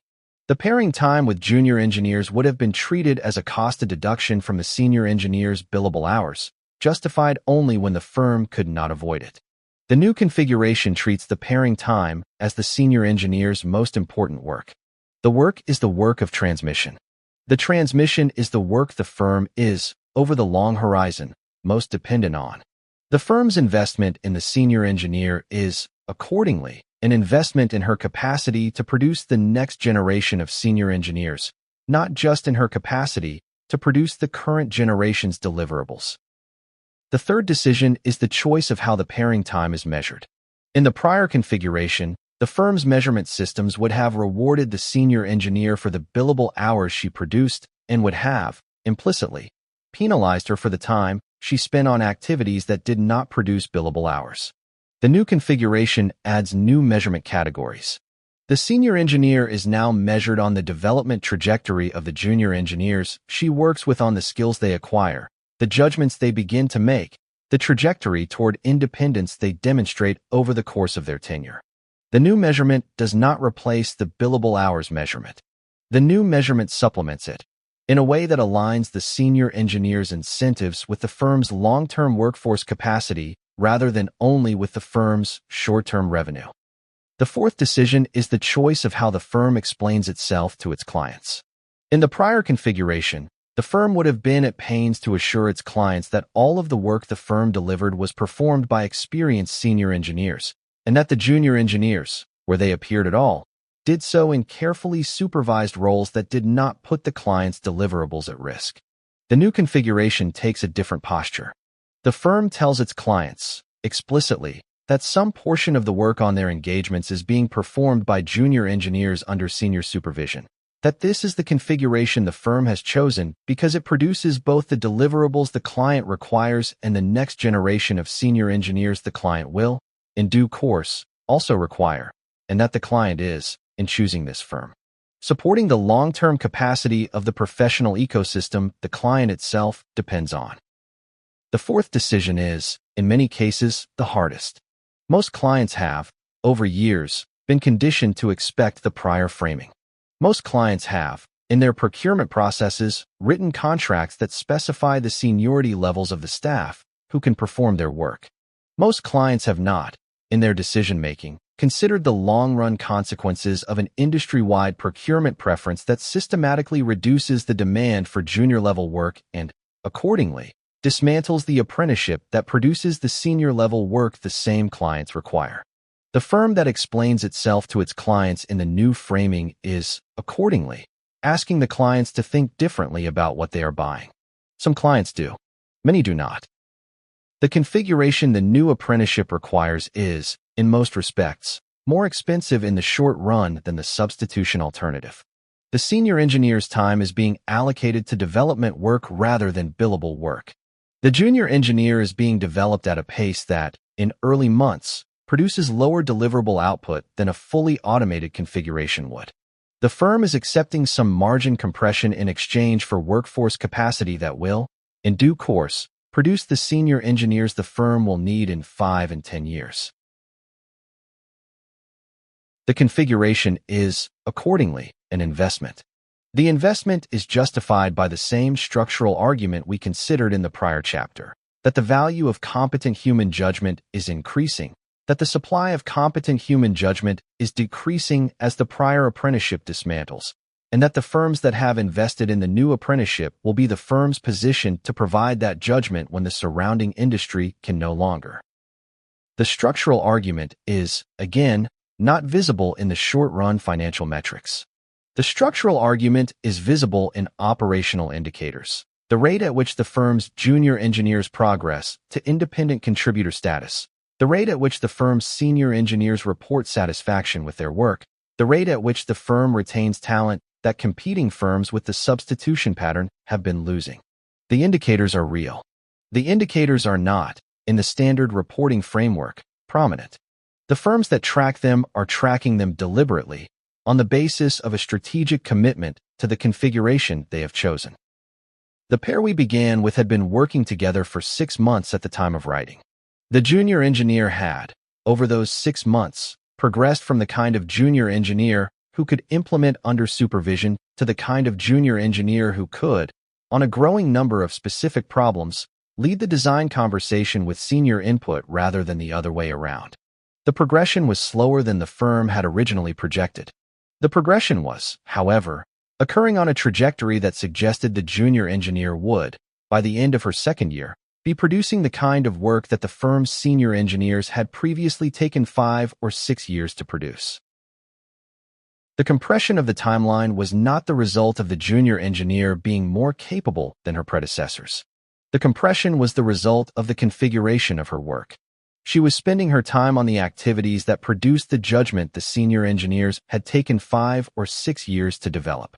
She was not spending her time on the activities that, in the prior configuration, had been the bulk of the junior engineer's work and that the AI assistant was now handling. The activities the AI assistant was handling were the activities that had, in the prior configuration, been the inefficient part of the apprenticeship, the part that had been justified, in the prior configuration, by the firm's need for the artifacts the junior engineer produced rather than by the developmental value of the work for the junior engineer. This is the central observation about the new apprenticeship that the firm we are describing had absorbed and that most firms had not. The observation is that the prior apprenticeship had been, in significant part, an accidental arrangement, one in which the firm had received both the artifacts and the development as joint outputs of a single workflow, without having explicitly chosen the joint production. The substitution pattern, in dismantling the apprenticeship, had unbundled the joint outputs. The firms that had pursued the substitution had retained the artifact production and lost the developmental component, without recognizing that they were doing so. The new apprenticeship configuration was the deliberate rebundling of the two outputs, in a form that the AI tooling had made newly available, a form in which the artifacts could be produced by the AI assistant and the development could be produced by the human pair, with the configuration optimized for both outputs simultaneously rather than for either alone. The configuration is, in the firms that have adopted it, producing junior engineers who are better, faster, than the prior apprenticeship produced. The configuration is also producing senior engineers who are more engaged with their work than the prior model produced, because the developmental work is, by their own reports, the work they find most meaningful in their careers. The configuration is, finally, producing firms whose long-term capacity is being deliberately invested in rather than incidentally produced. The firms that have made this investment are, in the assessment of this book, the firms that will, in a decade, be the firms that other firms cannot compete with. The new apprenticeship is not, at the time of writing, the dominant configuration in any profession. It is, in most professions, a minority practice, adopted by a small number of firms that have been willing to defy the prevailing consensus. The minority is growing. The growth is being driven, in significant part, by the visible failures of the substitution pattern, by the firms that have realized, after their substitution programs are well advanced, that the next generation of senior staff is not being produced and that the firm is, accordingly, accumulating a workforce capacity gap that will manifest, in some future year, as an operational crisis. The realization, when it arrives, produces in most firms a partial response. The firms add training programs, expand mentorship initiatives, increase recruiting at junior levels. The programs and the initiatives are not, in most cases, sufficient to recover what the substitution pattern has eliminated. The recovery requires the structural rebundling. We have described the deliberate joint optimization of artifact production and developmental production, supported by AI tooling that absorbs the work that no one was learning from, executed by senior staff, whose time is allocated to the transmission work that the prior consensus had treated as a cost.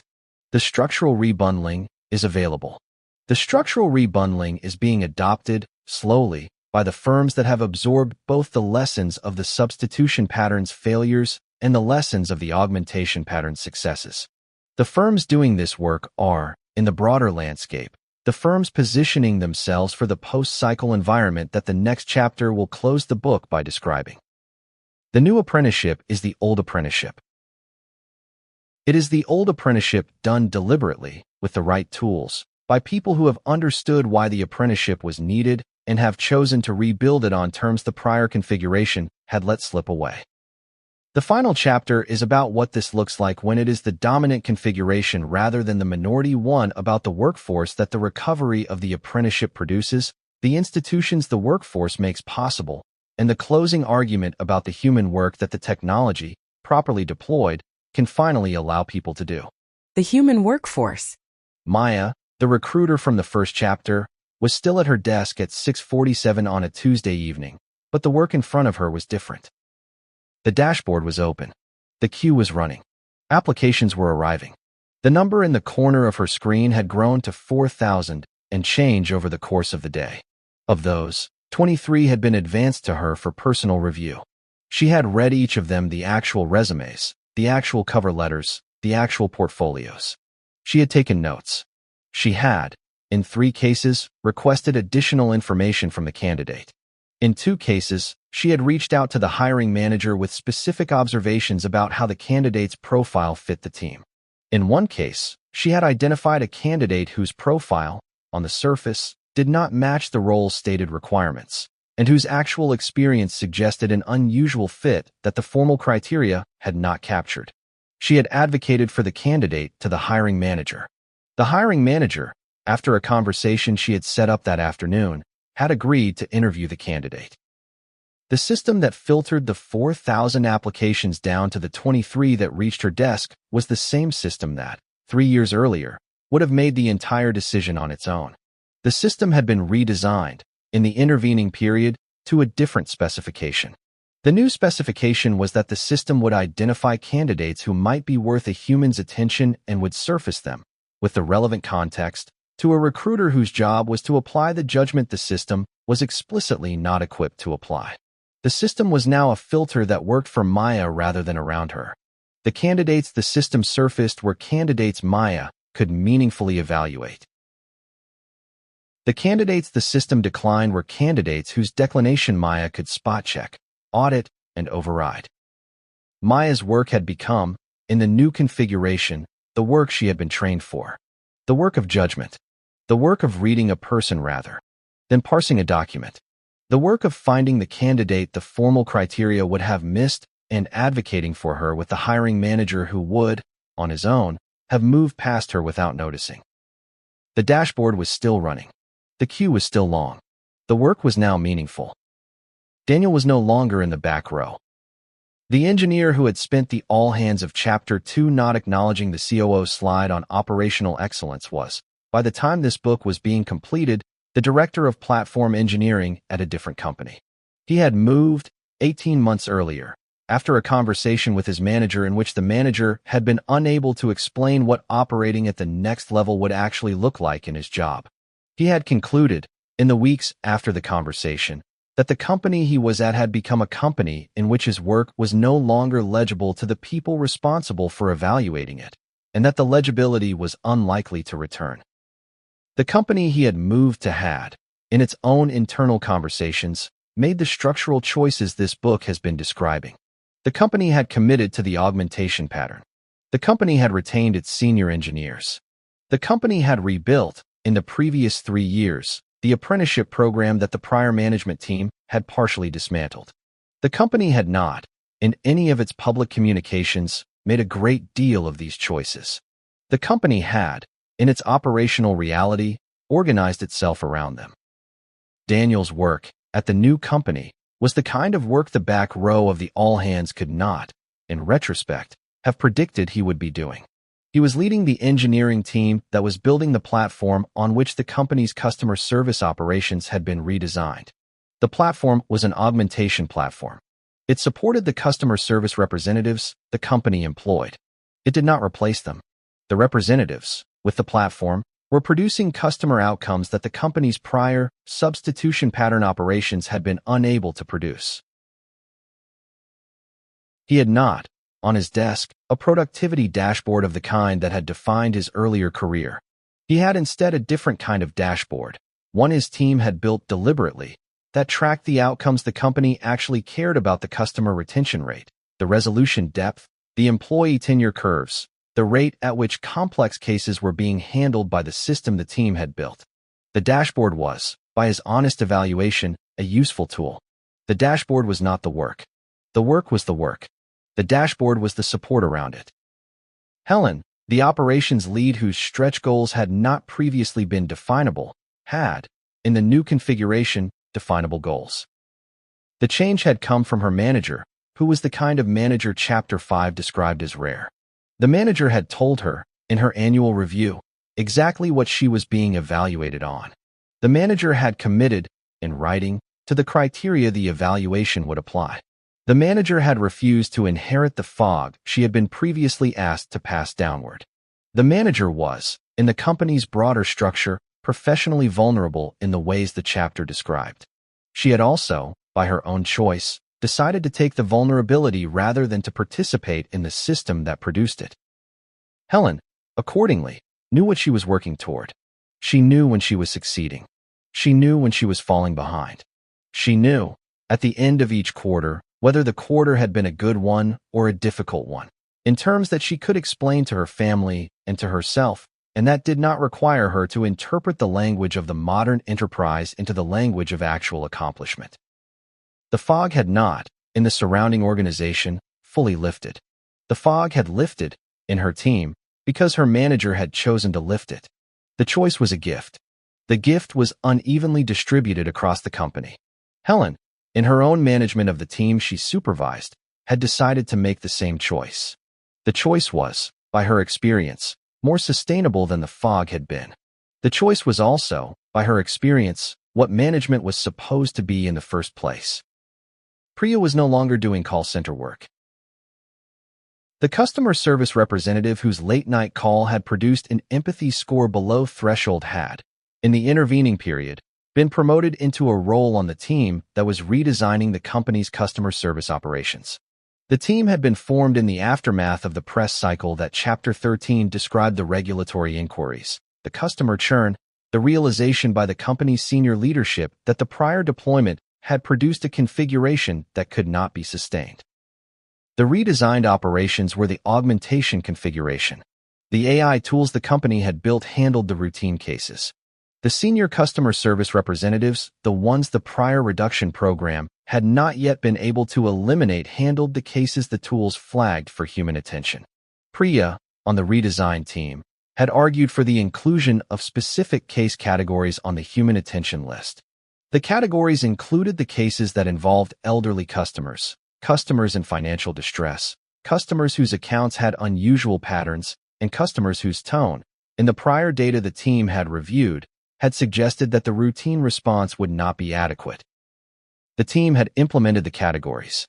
The categories had reduced the company's ethical debt in measurable ways.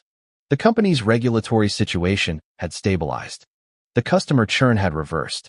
The company's executive committee, which had 3 years earlier been celebrating the cost savings of the prior deployment, was now celebrating the operational recovery that the redesign had produced.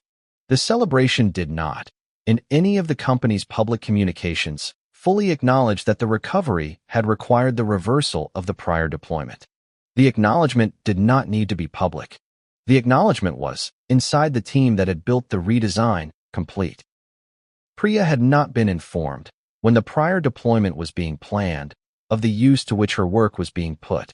The redesigned operations included, in the company's revised employment terms, an explicit description of how the company would use employee work product, what training was being conducted, and what the employee's options would be if she wished to opt out of certain categories of contribution. The opt-out option was used by some employees. The option was not used by most. The option's existence had, in the company's internal survey data, produced a measurable. Tom did not retire early. The 25-year veteran whose desk had disappeared during a hot desking implementation had, in the period after his conversation with his manager about early retirement, watched the company go through a period of internal review that had resulted in a partial reversal of the hot desking program. The reversal had not been announced as a reversal. The reversal had been described as a refinement of the workplace strategy. The substance of the refinement was that long-tenured employees, on request, would be assigned permanent desks. Tom had submitted the request. The request had been approved. He had been assigned a desk that was not his original desk, but that was, by the standards of the new configuration, a desk that would be his for the remainder of his tenure. The photograph of his grandchildren, which had been recovered from the box that the facilities team had been keeping in a storage area, was on the partition next to the new desk. The photograph was joined, at his discretion, by other artifacts of his career: the certifications, the recognition plaques, the various small items that the prior workplace strategy had treated as inefficient and that the revised strategy had decided to permit. Tom did not, in any conversation with his manager, say that the recovery of the desk and the photograph had been the reason he had not retired. He had not needed to say it. The manager understood. The company's workforce planning slides, in the year that followed, recorded that long-tenured attrition had declined to historical norms. The slide did not attribute the change to the workplace strategy refinement. The attribution was not visible on the slide. The attribution was, in the operational reality, complete. Elena had stopped, in the new configuration, performing the persona in the parking garage. The change had not been the result of a company initiative. The change had been the result of Elena's own decision, made in the year after a precipitating event in her personal life that the relevant chapter has not described, and that is, in any case, not the company's business. The decision had been to stop performing the persona, in the small acts of unguarded honesty that the workplace did not, in its operational defaults, encourage, but that, in its operational defaults, also did not punish. The decision had not been easy. The decision had required Elena to make small, deliberate departures from the practiced calibration that her career had been built on. The departures had produced, in the early months, some uncomfortable moments.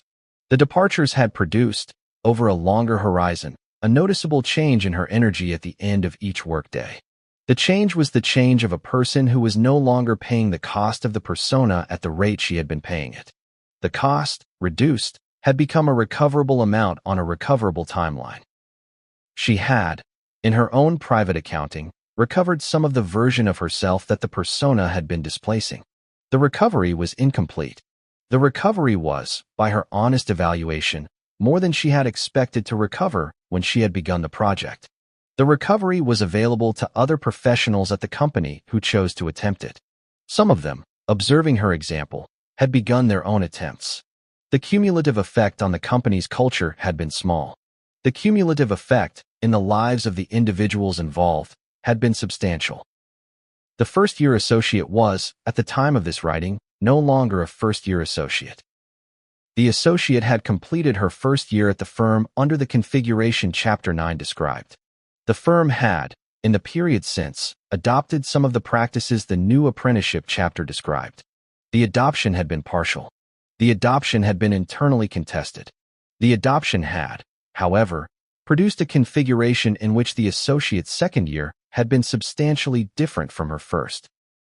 The associate had, by the end of her second year, developed enough of the implicit professional knowledge that the prior apprenticeship had produced to make her competitive with the associates of the prior generation at the same stage of their careers. The development was attributable, in significant part, to the time she had spent pairing with a senior partner who had committed, on the basis of his own structural concerns about the firm's workforce trajectory, to investing his time in the development of the junior associates assigned to him. The investment had cost the partner some billable hours. The investment had produced, for the firm, an associate who was developing on a faster trajectory than the firm's prior associates had developed. The associate would, in the firm's projection, make partner on the standard timeline. She would, in the firm's longer horizon projection, be one of the senior partners on whom the firm's future was depending. She would not, in the firm's internal record-keeping, be flagged as having been part of an unusual cohort. The cohort was unusual. The firm, in its public communications, had not yet decided how to describe what had made it unusual. Marcus was still underwriting. The commercial underwriter from Chapter 16 had, in the years since the bank's augmentation deployment had been completed, originated a portfolio of loans whose performance was, by the standards of the bank's prior performance, the best portfolio he had produced in his career. The portfolio reflected the recovery of the underwriting work he had been hired to do. The portfolio also reflected, in the bank's internal evaluation, the structural value the augmentation deployment had been designed to produce. He had not, in his own private accounting, retired early. He had, instead, accepted a small expansion of his role to include the supervision of 2 junior underwriters whose development had been added to his responsibilities. The supervision was the kind of work the new apprenticeship chapter described. The supervision was, by his own evaluation, the most rewarding work of his career. The CEO who had described her bank's strategy at the Investor Day in Chapter 17 was, at the time this book was being completed, in the 7th year of the strategy. The strategy had, in the intervening years, produced the operational performance the underlying thesis had projected. The bank had, in the most recent fiscal year, outperformed the regional banking sector on several of the metrics the standard reporting framework tracks. The outperformance had not been dramatic. The outperformance had been visible.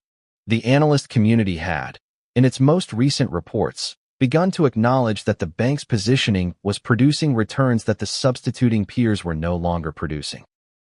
The acknowledgement was partial. The consensus was still the consensus. The CEO continued, in her communications with the analyst community, to articulate the strategy's longer-term thesis. The thesis was, by her assessment, beginning to be heard. This is the workforce the book has been about. The workforce is not, in any romantic sense, the workforce of an earlier era. The workforce is not nostalgic. The workforce is not a recovery of a configuration that the technology has rendered obsolete. The workforce is the configuration the technology, properly deployed, was always supposed to support.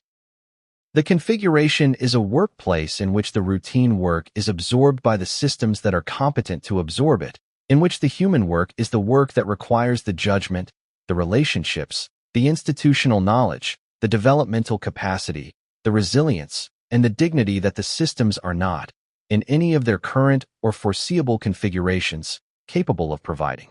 The configuration is a workplace in which the humans are positioned to do what they are uniquely positioned to do, supported by the technology that has been deployed to make the doing easier rather than to substitute for the doer. The configuration is not difficult to describe. The configuration is difficult to build. The difficulty is not, in most cases, technical. The difficulty is political. The difficulty of building this configuration inside organizations whose decision-making structures have been calibrated to reward the substitution pattern and to penalize the investment pattern. The political difficulty is being navigated by the organizations described in this book and by others not described, with varying degrees of success. The political difficulty is the difficulty the current cycle has produced and that the next cycle will, in due course, dismantle. The dismantling will come from a combination of operational evidence, the failures of the substituting organizations, the successes of the investing organizations, and from the slow shift in the prevailing consensus that operational evidence eventually produces. The shift is, at the time of writing, in its early stages. The shift will, in the assessment of this book, accelerate. The acceleration will produce, by the end of the current decade, an industry landscape that looks substantially different from the landscape this book has been describing. The landscape will be, by the standards of the late 2020s consensus, an inversion of the strategic positioning that consensus rewarded. The companies that pursued substitution most aggressively will be the companies most damaged by the post-cycle environment. The companies that invested in human judgment will be the companies that have inherited the strategic positioning that the substituting peers can no longer rebuild. The talent that was discarded during the cycle's middle period will be the talent that the post-cycle environment most urgently requires. The talent will be, in many cases, less available than the environment requires it to be, because the talent will have, during the discarding period, left the industries that had discarded it.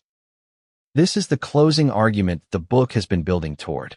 The argument is that the current configuration is unstable, that the instability will resolve, and that the resolution will favor the organizations and the individuals who have, during the cycle's most aggressive period, refused to participate in the substitution that the consensus has been demanding. The refusal is not, by any short-run financial measure, rational.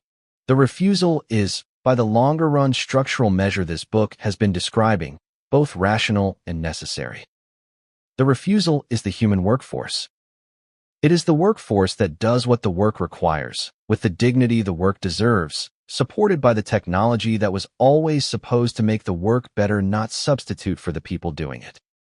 The first AI most working adults encountered was the applicant tracking system, and it was designed not to see them.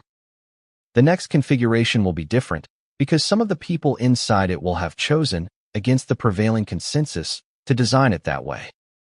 That choice is available. That choice is the book. Manuscript complete, 20 chapters. The Human Disadvantage, the Real Cost of Replacing Wisdom with Speed. Simon Carver and Lachlan Reed. The Roundtable. Voices from the human workforce. The work in this book did not emerge from a private study.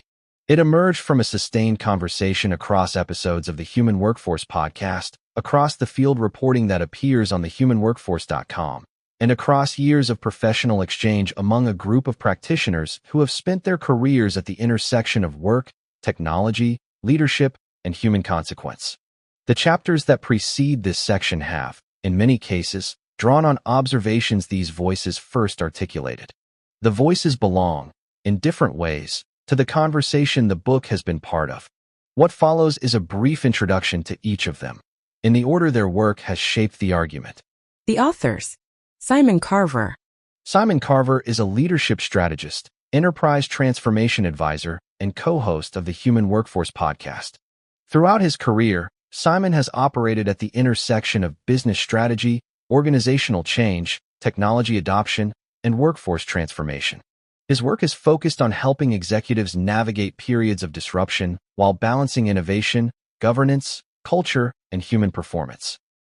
Known for his thoughtful analysis and pragmatic approach, Simon has spent decades studying how organizations adapt to major shifts in technology, economic pressure, regulatory change, and evolving workforce expectations.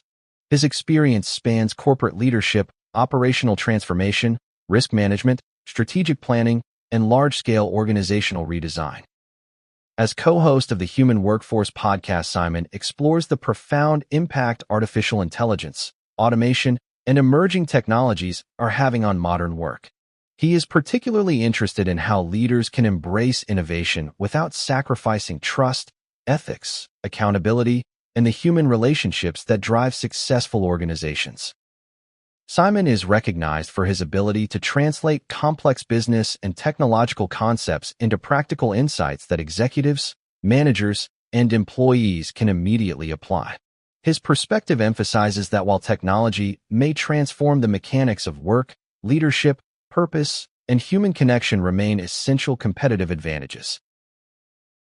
Through his writing, speaking, and podcast work, Simon continues to challenge organizations to think critically about the future they are building and the responsibilities that come with shaping it.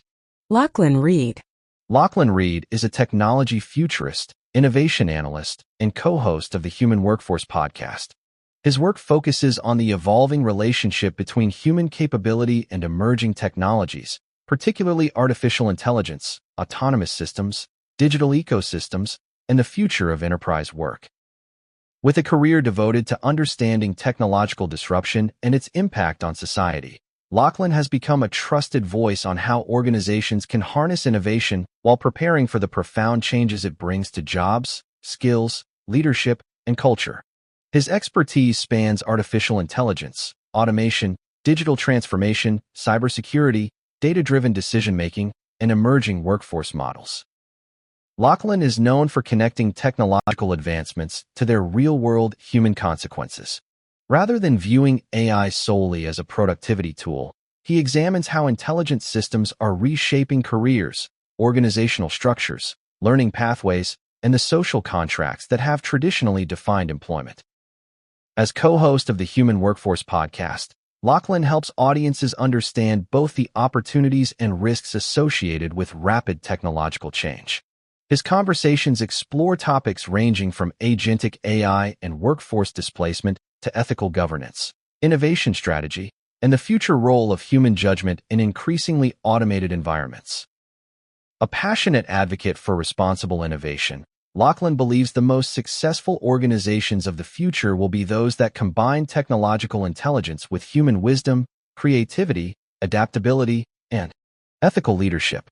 Through his research, writing, and podcast discussions, he encourages leaders to prepare not only for what technology can do, but for what it should do. The recurring voices. C.J. Murphy. C.J. Murphy is an author, workforce strategist, and co-founder of the Human Workforce. Widely recognized for his candid observations on organizational behavior, leadership culture, and the unintended consequences of corporate transformation, C.J. brings a unique blend of operational experience and human-centered analysis to the future of work conversation. Throughout his career, C.J. has worked across technology, operational resilience, governance, and organizational change, developing a reputation for challenging conventional wisdom and exposing the gaps between corporate ideals and workplace realities. His work frequently explores how organizations can unintentionally create cultures where perception outweighs performance, compliance overshadows innovation, and short-term metrics undermine long-term success.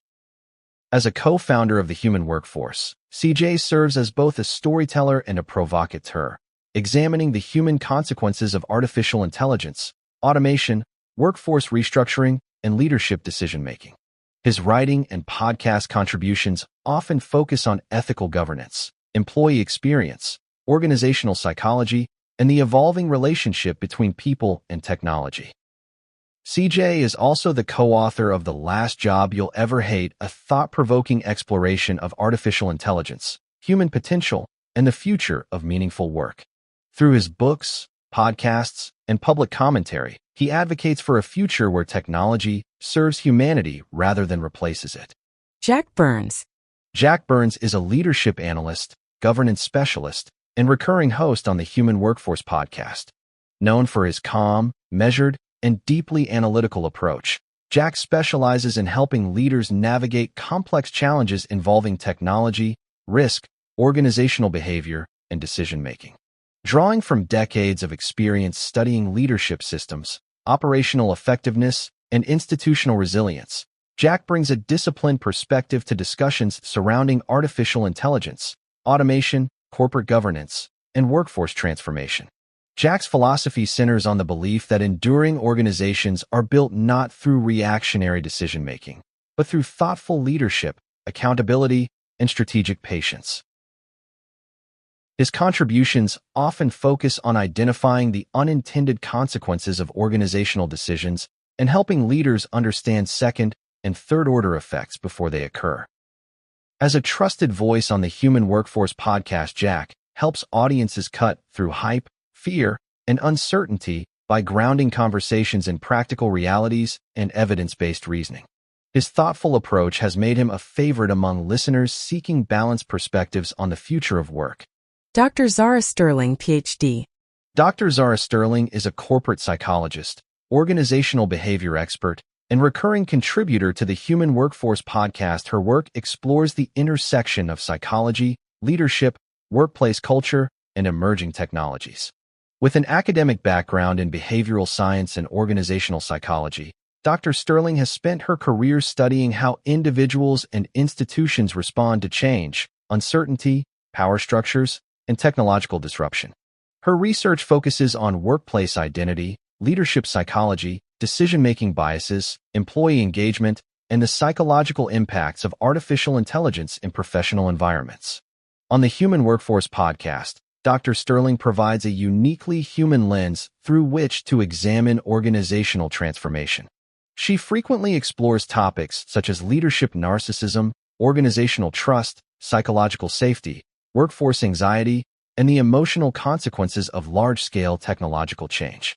Her work emphasizes that successful transformation requires more than technology. It requires understanding the people expected to live and work within those transformations. Lara Rowan Croft. Lara Rowan Croft is a fintech executive, culture advocate, and leadership strategist who brings a practical business perspective to the Human Workforce podcast. With extensive experience leading teams through periods of growth, innovation, and transformation, Lara specializes in aligning organizational performance with employee engagement and customer outcomes. Throughout her career, Lara has worked at the intersection of technology, financial services, leadership development, and organizational culture. She is known for her ability to bridge executive strategy with frontline realities, ensuring that transformation initiatives deliver measurable value while maintaining trust and collaboration across teams. As a guest host and contributor, Lara frequently explores topics involving workplace culture, diversity of thought, employee development, leadership accountability, and the changing expectations of modern workforces.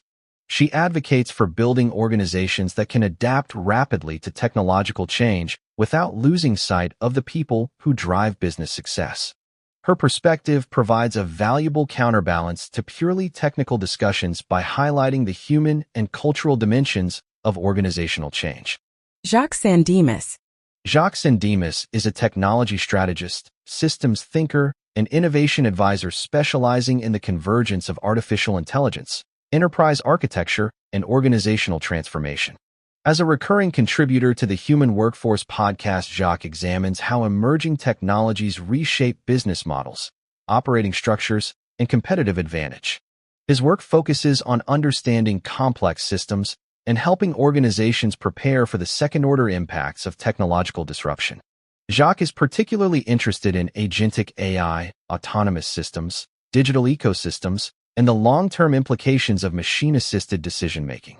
Known for his ability to synthesize technical concepts into strategic insights, Jacques frequently explores how organizations can balance innovation, governance, and resilience in an increasingly automated world. His contributions challenge leaders to think beyond immediate implementation and consider how technology fundamentally changes the nature of work itself. About the Human Workforce podcast. Together, Simon Carver and Lachlan Reed host the Human Workforce podcast, a thought-provoking series examining the intersection of humanity, artificial intelligence, leadership, work, and organizational transformation. Through candid conversations, expert guests, and practical analysis, they explore one of the defining questions of our time. How do humans thrive in a world increasingly shaped by intelligent machines? Their discussions challenge conventional thinking about work, leadership, governance, ethics, and innovation while providing listeners with insights that help them navigate the rapidly changing future of the global workforce. Visit thehumanworkforce.com for episodes, transcripts, and additional reporting. The Human Disadvantage: The Real Cost of Replacing Wisdom with Speed. Simon Carver and Lachlan Reed.